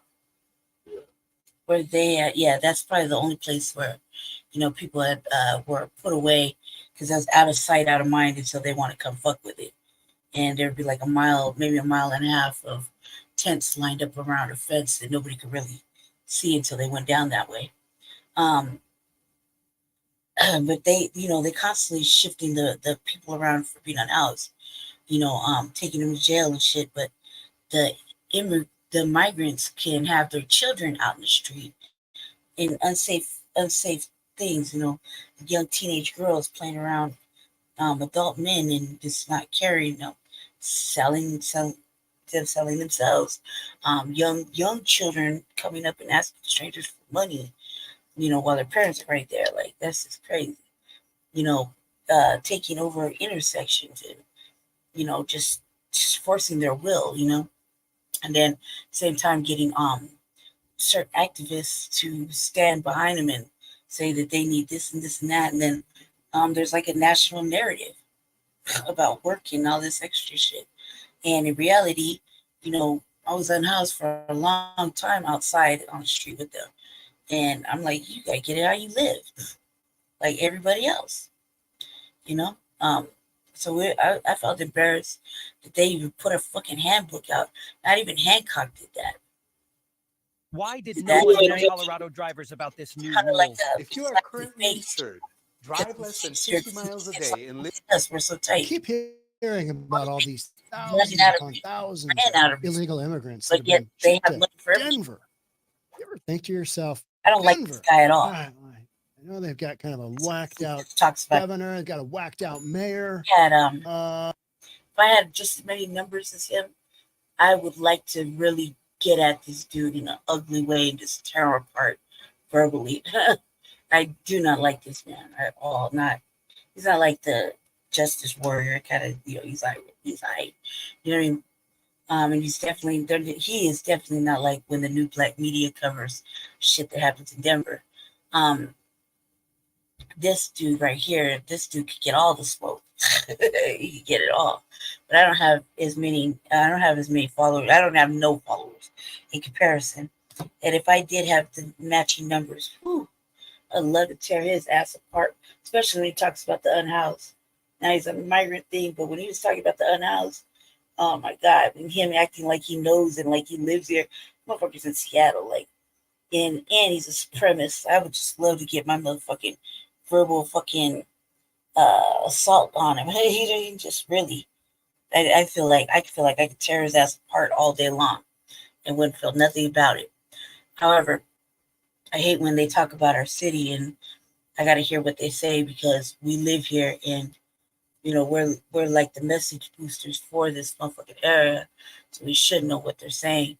There's days I feel like I don't even give a fuck because I feel like either my intellectual property was stolen by the motherfucking administration, or they care, they still are working, they try to implement it the way they want to, or they dismiss us when we say what's really matters, what's really important to the people. And I don't like that shit either. And then we make national news, and our mayor's like, whatever. But he's not. he that little consoling little face he had is long gone now. Now we're starting to really see the real him. But we've seen the real him when he was here in Park Hill before. Everybody just wants to forget. And I'm like, look, man, he was kicking in the office with another off brand, and look how they treated Park Hill. So what was the difference? This is gonna be just as bad. They left Park Hill in shambles. Look what's happening to Denver. You know what I mean? And other neighboring areas want to sue them and shit. So let's see what this dude has to say. How did the Mile High City? How did Denver? How did they end up with this big pull of illegal immigrants? Well, free transportation creates immigrant pull factor to Denver. That is one of the overriding kind of thoughts and ideology on why Chicago, why New York City, why Philadelphia, why LA. Because they're the ones handing out the free stuff, including free transportation beyond. Let's get into it. Here we. When ICE released 1,000 family members to us, that means that 1,000 people on Tuesday are looking for seats on buses or planes. And then there's another 700 on Wednesday and another 800. So there are no places. So it starts backing up. So that's where the idea of what if we started sending buses to Denver because of the airport in Denver, to Dallas because of Dallas-Fort Worth. What if we start sending buses? It's a matter of finding churches that would be willing to receive a bus. And we found the Denver Community Church. They received a bus in 2019. Flights from Denver to your final destination are less expensive. If you go to DFW, flights from DFW are less expensive than to try and go from El Paso. El Paso has no direct flights except to very few cities. Oops. Having gone to the border twice since last January in checking out flights, El Paso, it's expensive to fly in and out of El Paso because it's not really an international airport. It's more of a regional, and they've only got connections here and there. You gotta basically drive from some other city.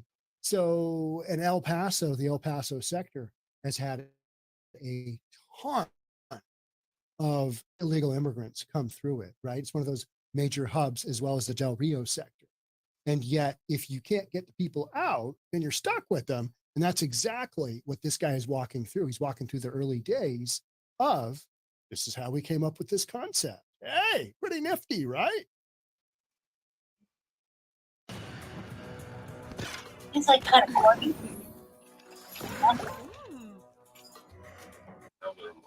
2019, 2020, there were no Venezolanos. They have no people to receive them. They have no resources.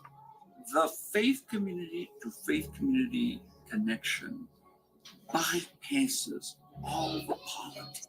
All the faith community in Denver needs to come together to ask the question, what can we do?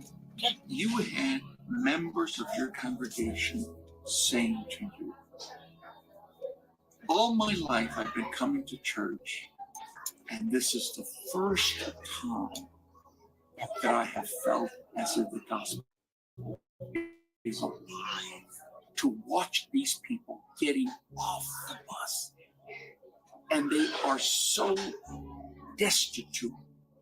To a certain extent, what we call navigation here in El Paso has been travel assistance, okay, to try to find the most economical way for them to get to their destination of choice. And we have taken advantage of planes, trains, and buses, okay, because we look to see what is the most economical way for them to continue their travel. It's a fairly inexpensive ticket to get a bus from El Paso to Denver. It's usually around $90. And so we still see that flow. About 600 miles. And then from Denver, they can get wherever they want. So what you're hearing there was kind of the build up to, this is going to be the greatest thing ever. But now the rubber is hitting the road. And you've got communities like Chicago, faith-based communities in Chicago going, yeah, no, we can't take anymore. We can't take care of our own people who are in need. So this whole concept of, bring them in, it'll be the best thing. Those days are over. And now we're going the opposite way, which is there are only resources for so many. And when you've got a wide open border for years and years, after a while, you've got a backlog. That backlog is here, and the inn is full for so many of these communities. I mean, who would have seen that coming, right? Who would have seen that coming? What? Denver? I don't know if you've watched any of the homeless stuff on Denver, but it is off the hook. Some of the stuff you've got going on there, you're like, oof, wow. I thought Seattle had some issues. I don't know. I think Denver is right there with Seattle and Portland for shenanigans, right? Shenanigans and, whatnot count. Just, you got stuff willy-nilly happening that is clearly drug induced. And that's what you've got. You've got pervasive communities that are willing to accept homelessness, willing to accept drugs, and then give out a ton of handouts. Yeah, come on in. Come our way. We'll get your transportation. And Federal Customs and Border Protection acts as the initial Uber to your travel center. And travel centers, Denver, Chicago, wherever you need to go. They'll get you to wherever you need to be ultimately. That wants to go to Denver. When you look at the migrant population, they're following the success of those that came before them. And sometimes I oversimplify it and I refer to it as a game of follow the leader. Okay. And so they know that they've had family or close friends that have crossed prior to them that have made their way to Denver and then got to their destination. So they're simply following that lead. There is a desire for them to resettle and to be able to better their lives within typically the interior of the United States. And so when you talk about a long-term plan, you need to look at what happens at the entry point as well as the exit point. Because too often the communities are on two different edges. You got to have a better plan than, I hope this works out. I hope this works out. It ain't working out right now. And the sanctuary cities that have gone big, they are the ones right now that are literally, sanctuary city, we need to get rid of that. Whose idea was that? Who came up with that concept? We don't want anything to do with it. No more. No mas. Well, Denver authorities have speculated about the reasons for the influx of immigrants, which include blaming Texas Governor Greg Abbott. Officials at the U.S. border point to something entirely different. Free onward transportation. That's what creates that vacuum. And, it's not just free transportation. It's free lodging, housing, clothes, free debit cards. How many podcasts have we done covering all of those? Right? Hey, you can't work for months on end. Hey, go ahead. Borrow that dude's identity over there. We're going to set you up on a little scooter. You run around, do DoorDash deliveries. It's all good. America. For months, the prevailing theory in Denver was its proximity to El Paso, Texas, its pivotal transportation hub, and its status as a sanctuary city. That makes sense, doesn't it? Because you're like, Denver, it's 600 miles north of El Paso, north of the border. Why are we sending people there?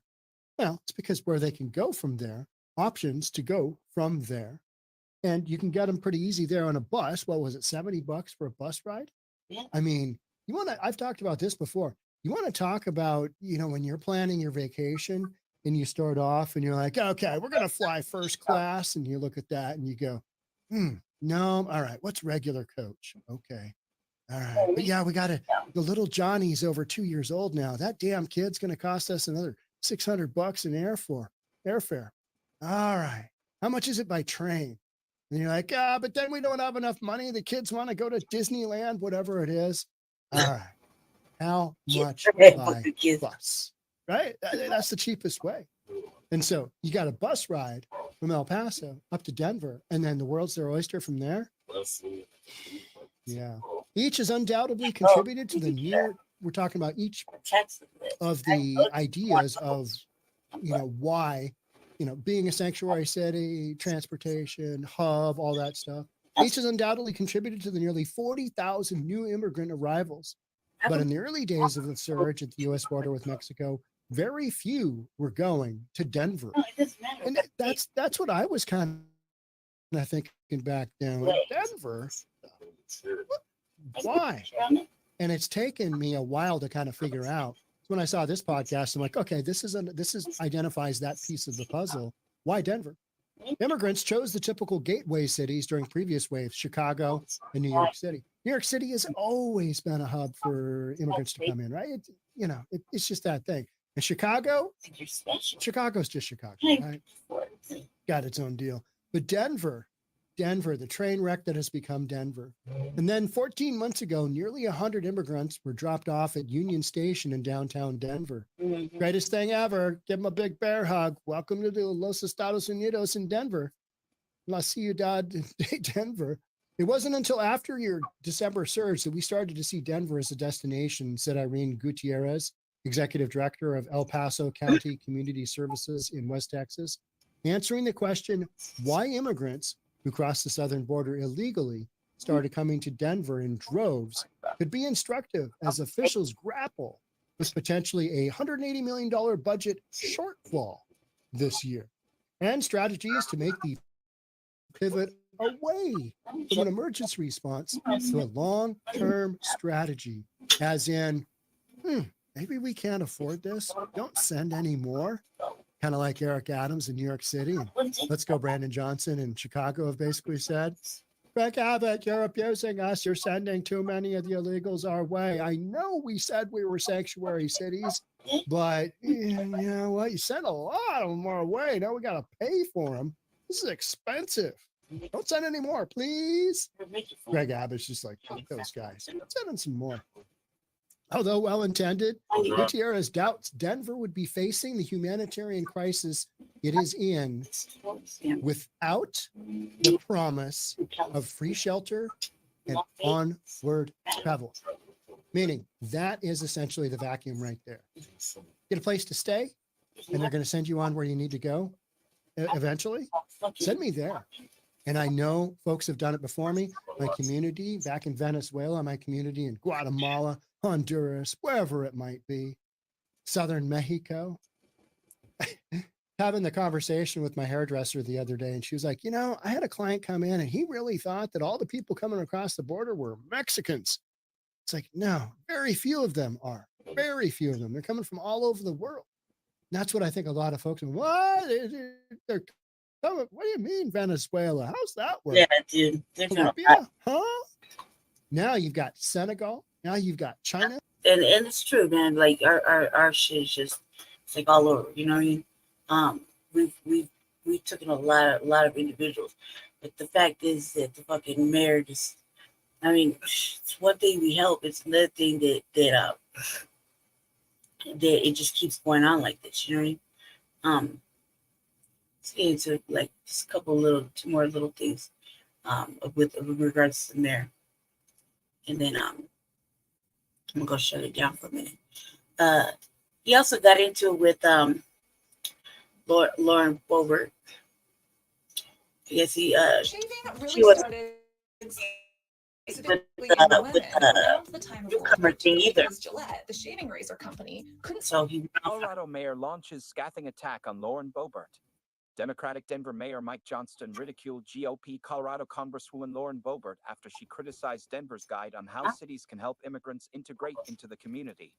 In a post on X, formerly Twitter, Boebert accused Johnston's Newcomers Playbook of being a guide on how to follow the Denver model of bringing illegals into a city. I wish I was joking, but this is reality.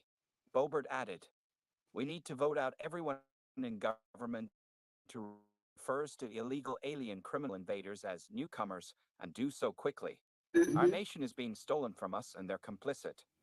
In response, Johnston mocked the MAGA Republican over an incident that occurred during a live theater performance of Beetlejuice. Did I forget a section in the playbook about not vaping and getting handsy at Beetlejuice? Johnston posted, we haven't had that issue with any of our newcomers, but now that we know you're paying attention, we'll add it. Boebert was widely criticized after she was removed from a performance of Beetlejuice in Denver in September 2023 for vaping and being too loud during the show.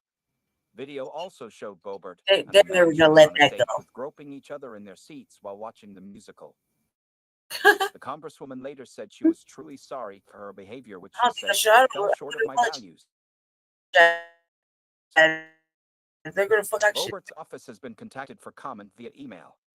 Johnston's Newcomers Playbook on welcoming and aiding new immigrants was announced by his office in late April, but has only just received scorn from Republican figures after it was reported by conservative media. The tips include immediately providing shelter for new immigrants, assigning a case manager to each family and individual, and setting up a database of information. Over the last year and a half, despite the federal government failing to support our cities, Denver has led by building sustainable systems that help newcomers get back on their feet and turning a crisis into opportunity, Johnston said in a previous statement. We're proud this playbook will help newcomers resettle in cities with more opportunities, help cities across the country successfully welcome newcomers and reinvigorate workforces. Boebert, who currently represents Colorado's 3rd District, is battling for her political future as she runs for the state's 4th District in November. They're giving her that A work. recent poll revealed that Boebert, who still needs to win the GOP nomination for to the head District right in now. June, is trailing potential 4th District Democratic rival Ike McCorkle by 14 points, 43%, 27%, with 33% of voters still undecided. By switching to the more Republican-friendly district, Boebert avoided a rematch with Democrat Adam Frisch, who she narrowly beat by just 546 votes in November 2022 in a race for the 3rd district seat in November. Oh yeah, they're giving it that work. The internet, But unleash I was kind of like Quantum fiber internet sets you free like never before. Unleash the way you stream, scroll, share, and work, all with unlimited data and no annual contract. Now you can unleash. Colorado mayor launches scathing attack on Lauren Boebert. Democratic Denver Mayor Mike Johnston ridiculed GOP Colorado Congresswoman Lauren Boebert after she criticized Denver's guide on how cities can help immigrants integrate into the community. In a post on X, formerly Twitter, Boebert accused Johnston's Newcomers Playbook of being a guide on how to follow the Denver model of bringing illegals into a city. I wish I was joking, but this is reality. Boebert added, "We need to vote out everyone in government who refers to illegal alien criminal invaders as newcomers and do so quickly. Our nation is being stolen from us and they're complicit." In response, Johnston mocked the MAGA Republican over an incident that occurred during a live theater performance of Beetlejuice. "Did I forget a section in the playbook about not vaping and getting handsy at Beetlejuice?" Johnston posted. "We haven't had that issue with any of our newcomers, but now that we know you're paying attention, we'll add it." Boebert was widely criticized after she was removed from a performance of Beetlejuice in Denver in September 2023 for vaping and being too loud during the show. Video also showed Boebert and the man she was on a date with groping each other in their seats while watching the musical. The Congresswoman later said she was truly sorry for her behavior, which she said fell short of my values. Johnston's Newcomers Playbook on welcoming and aiding new immigrants was announced by his office in April, but has only just received scorn from Republican figures after it was reported by conservative media. The tips include immediately providing shelter for new immigrants, assigning a case manager to each family and individual, and setting up a database of information. Over the last year and a half, despite the federal government failing to support our cities, Denver has led by building sustainable systems that help newcomers get back on their feet and turning a crisis into opportunity, Johnston said in a previous statement. "We're proud this playbook will help newcomers resettle in cities with more opportunities, help cities across the country successfully welcome newcomers, and reinvigorate workforces." Boebert, who currently represents Colorado's 3rd district, is battling for her political future as she runs for the state's 4th district in November. A recent poll revealed that Boebert, who still needs to win the GOP nomination for the district in June, is trailing potential 4th district Democratic rival Ike McCorkle by 14 points, 43%, 27%, with 33% of voters still undecided. By switching to the more Republican-friendly district, Boebert avoided a rematch with Democrat Adam Frisch, who she narrowly beat by just 546 votes in November 2022, in a race for the 3rd district seat in November. Don't just use the internet, unleash. Quantum fiber internet sets you free like never before. Extremism a lot has taken root in apparently. Colorado. No surprise to viewers of this program who have watched us track the rise of groups and political figures who openly stoke violence. A group that tracks white nationalists and hate groups counts at least 30 of them in Colorado right now. 30 up from 18 in 2021. The Southern Poverty Law Center tracks the anti-government group FEC United, big in Douglas County and the Springs. You've heard its founder here, conservative activist Joe Altman, calling for the hangings of his political opponents. That is the definition of treason, and he should be hung by the neck until he's dead. The Proud Boys, which the SPLC describes as a hate group. In 2019, they said that they landed their own radio reported on it. Front Range Active Club, which SPLC says is a white nationalist group. Members took credit for a masked protest outside a Pride Festival in Dougco. The Pray in Jesus' Name Project. It's led by former Republican State Representative Gordon Klingenschmidt in the Springs.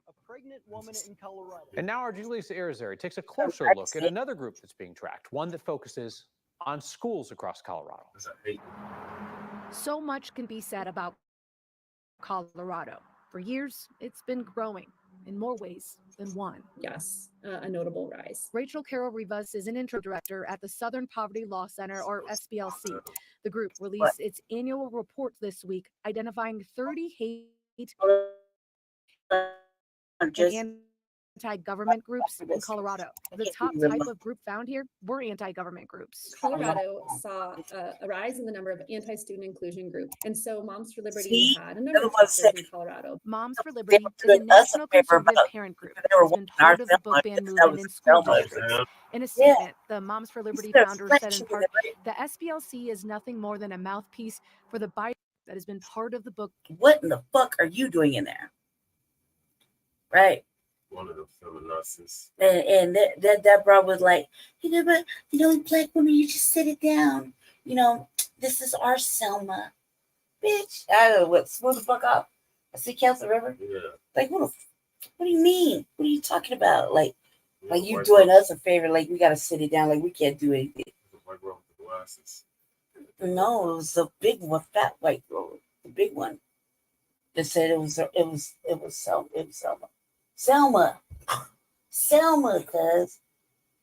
To assistance, sit down. Nothing's gonna happen to us because of our privilege. Yeah. I don't even know. I don't remember the date that happened, but if I could pull that up, man, if I remember that date. I don't remember when it happened though. Like January or February. I could not remember when it happened. It doesn't matter when you think it happens. I don't remember when it happened. And if I could find it, I'd pull it up because that was like one of my best moments. It is one of my best moments. I think it was February. I have no motherfucking idea what Jesse's talking about because I can't remember. However, that was one of my best moments that I let that fucking white lady have it. Pulled it after the little boy allegedly shot the two teachers and allegedly killed himself. It was at the school, remember? Yeah, whatever, Jesse. I don't remember. I don't remember. So what I'm saying is that was one of my best moments. Best moments. I was like, you little shit, if I get away with calling her a fucking all kinds of bad names. and they wouldn't be Karen, okay? It'd start with an H and a C. Yeah.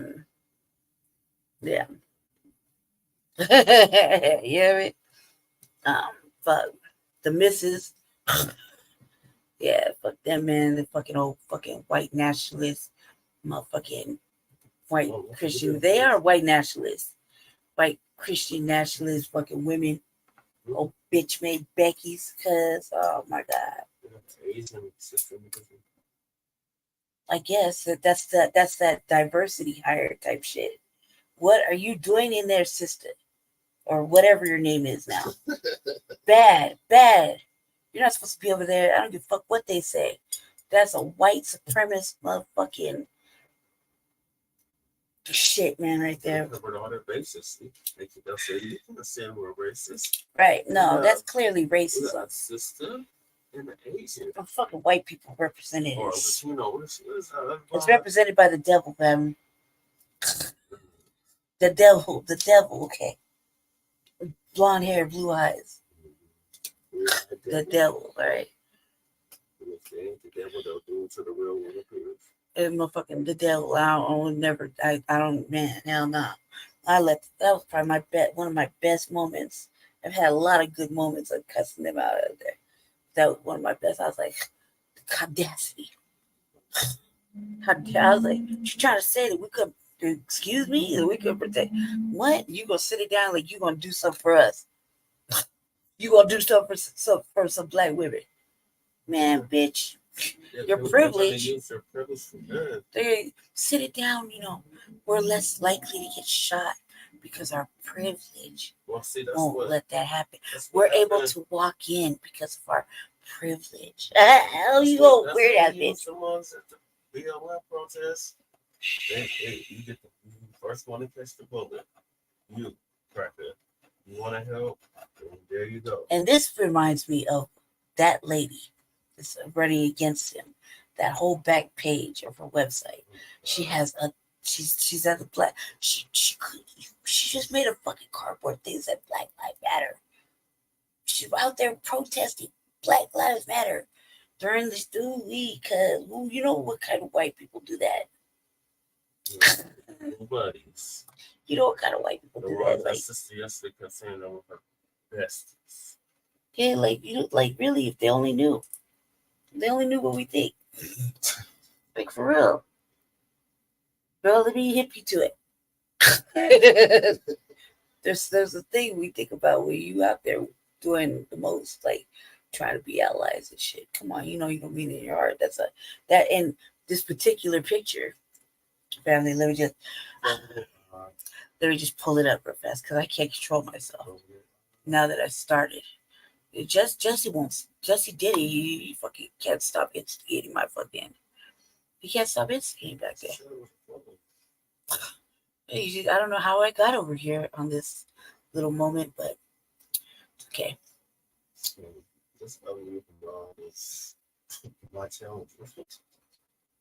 And just that, look at, I got thoughts, man. You know what kind of, you know what kind of white people do this.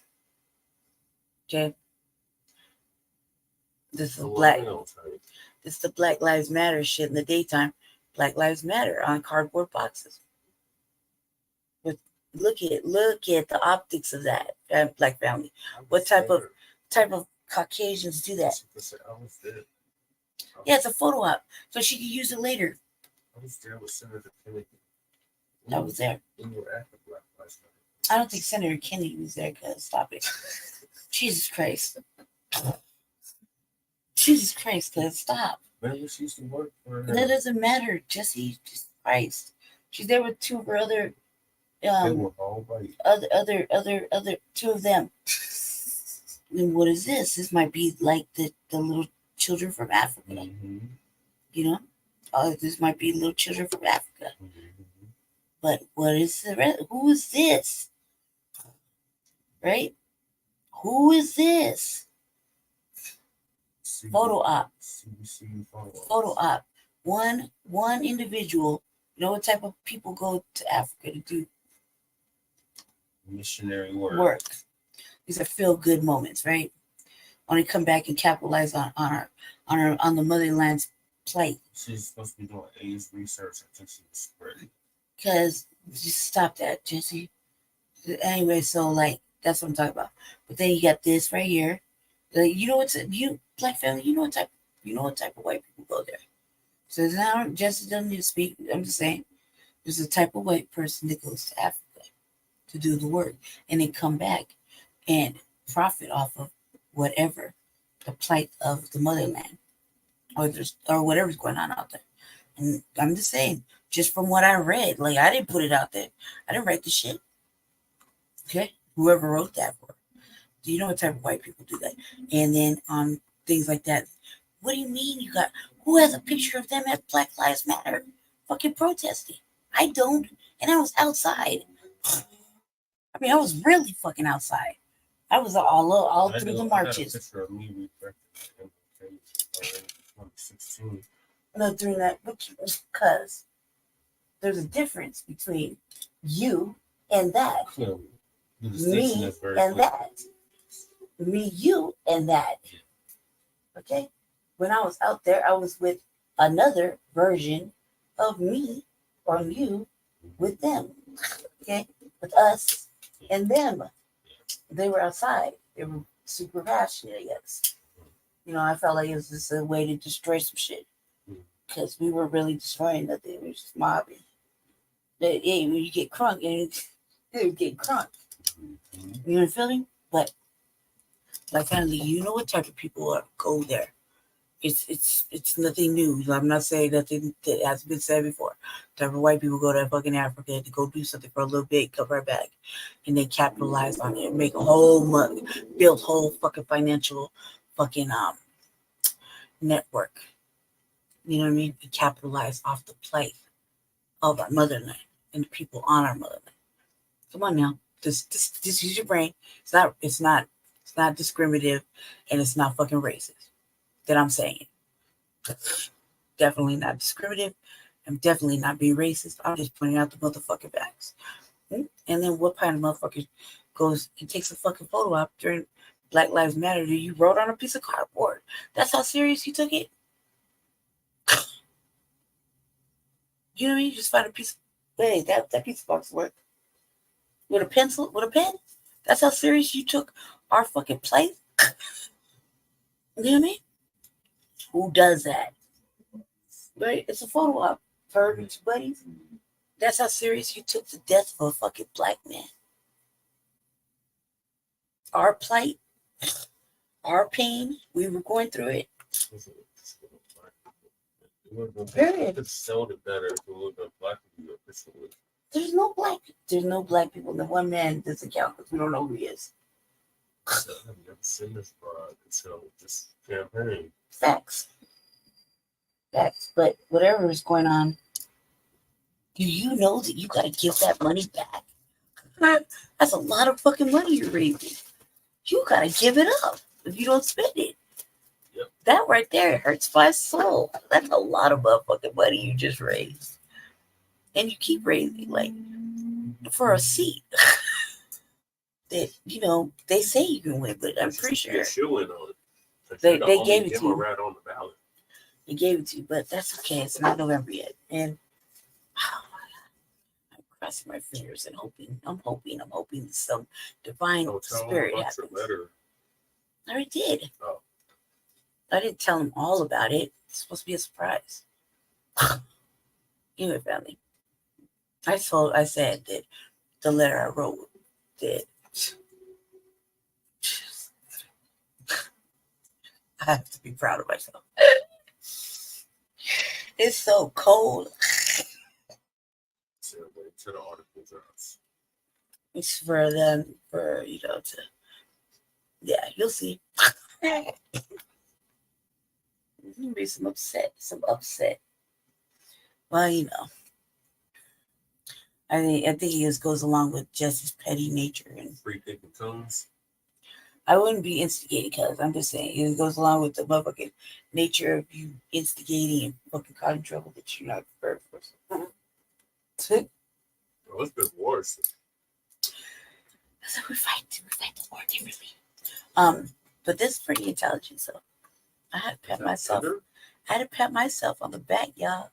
I just feeling myself on this grand little piece of work I just did. But that's the last. It is for me. That's the last masterpiece. I'm gonna give it to Mr. First because he knows why. No good deed goes unpunished. Huh? Sitting in the shadow. Where? Oh, yeah, it's not my shadow. My shadow doesn't move like that. But yeah, it's a lot.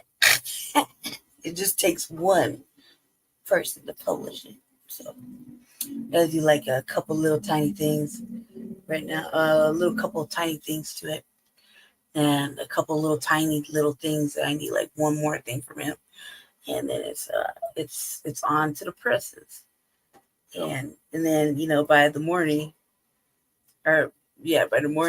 everybody's been ready, and they'll be like. You know what I mean? And then it could really be like, you could really hate me now. You know what I mean? Since it's like, nobody likes me and I'm like, everybody's downfall. Enjoy this. Enjoy this. Enjoy yourself. Man, really give a fuck. Enjoy yourself. But I'm pretty proud of myself because one day, if I ever get a chance to run again for office, man, it's gonna be hell to pay for that person. And they're gonna be like, fuck. This is on point. I can't speak to everybody else. I just know what I'm capable of. You know what I mean? So I can give everybody hell. Because power's taken. Yeah, like I have that energy in me that I was like, I'll just go, I'm here. You said what? Nah, no. I tell you no. You know what I mean? I don't think it'll happen though for me, but if I get a chance, if I do get a chance to do it again, no man, I pity the fool. All right, Bailey. I'll be back a little bit later for another edition of the Revolutionary Agenda. I have to go now though. It's a little late, so stay tuned for Frontline Black News at the usual hour of this evening, where it's part 3, I believe. Correct. So stay tuned for that. I'll probably go live again before that happens, because I have everything lined up. I had it all together earlier. I would have went through it, but he deleted my queue. So it's a lot of things to not do. He deleted my queue. Then I got distracted and I had to build a new one. So, I think I have I got my little shit I want to talk about, so it'll be brief. And then Frontline Black News tonight, and then tomorrow, Shabaka's Black Experience Enhanced, and whatever else we have time for. Probably do some more. So thank you. Stay black, stay dangerous, hold out for tangibles. Oh, and I do have some Cornell West stuff to kind of go over with everybody. So just some latest interviews, whatever that I kind of found interesting. So stay tuned for that. I'm gonna take my eclectic ass over there and get off the computer for a little bit. My eyes start hurt. Stay black, stay dangerous, and talk to y'all soon. And thank you for watching the Revolutionary Agenda. Let's see if I can take that off. Oh, there you go. Yeah. Yeah, thank you for watching the Revolutionary Agenda. And we'll see you later on tonight. In stream.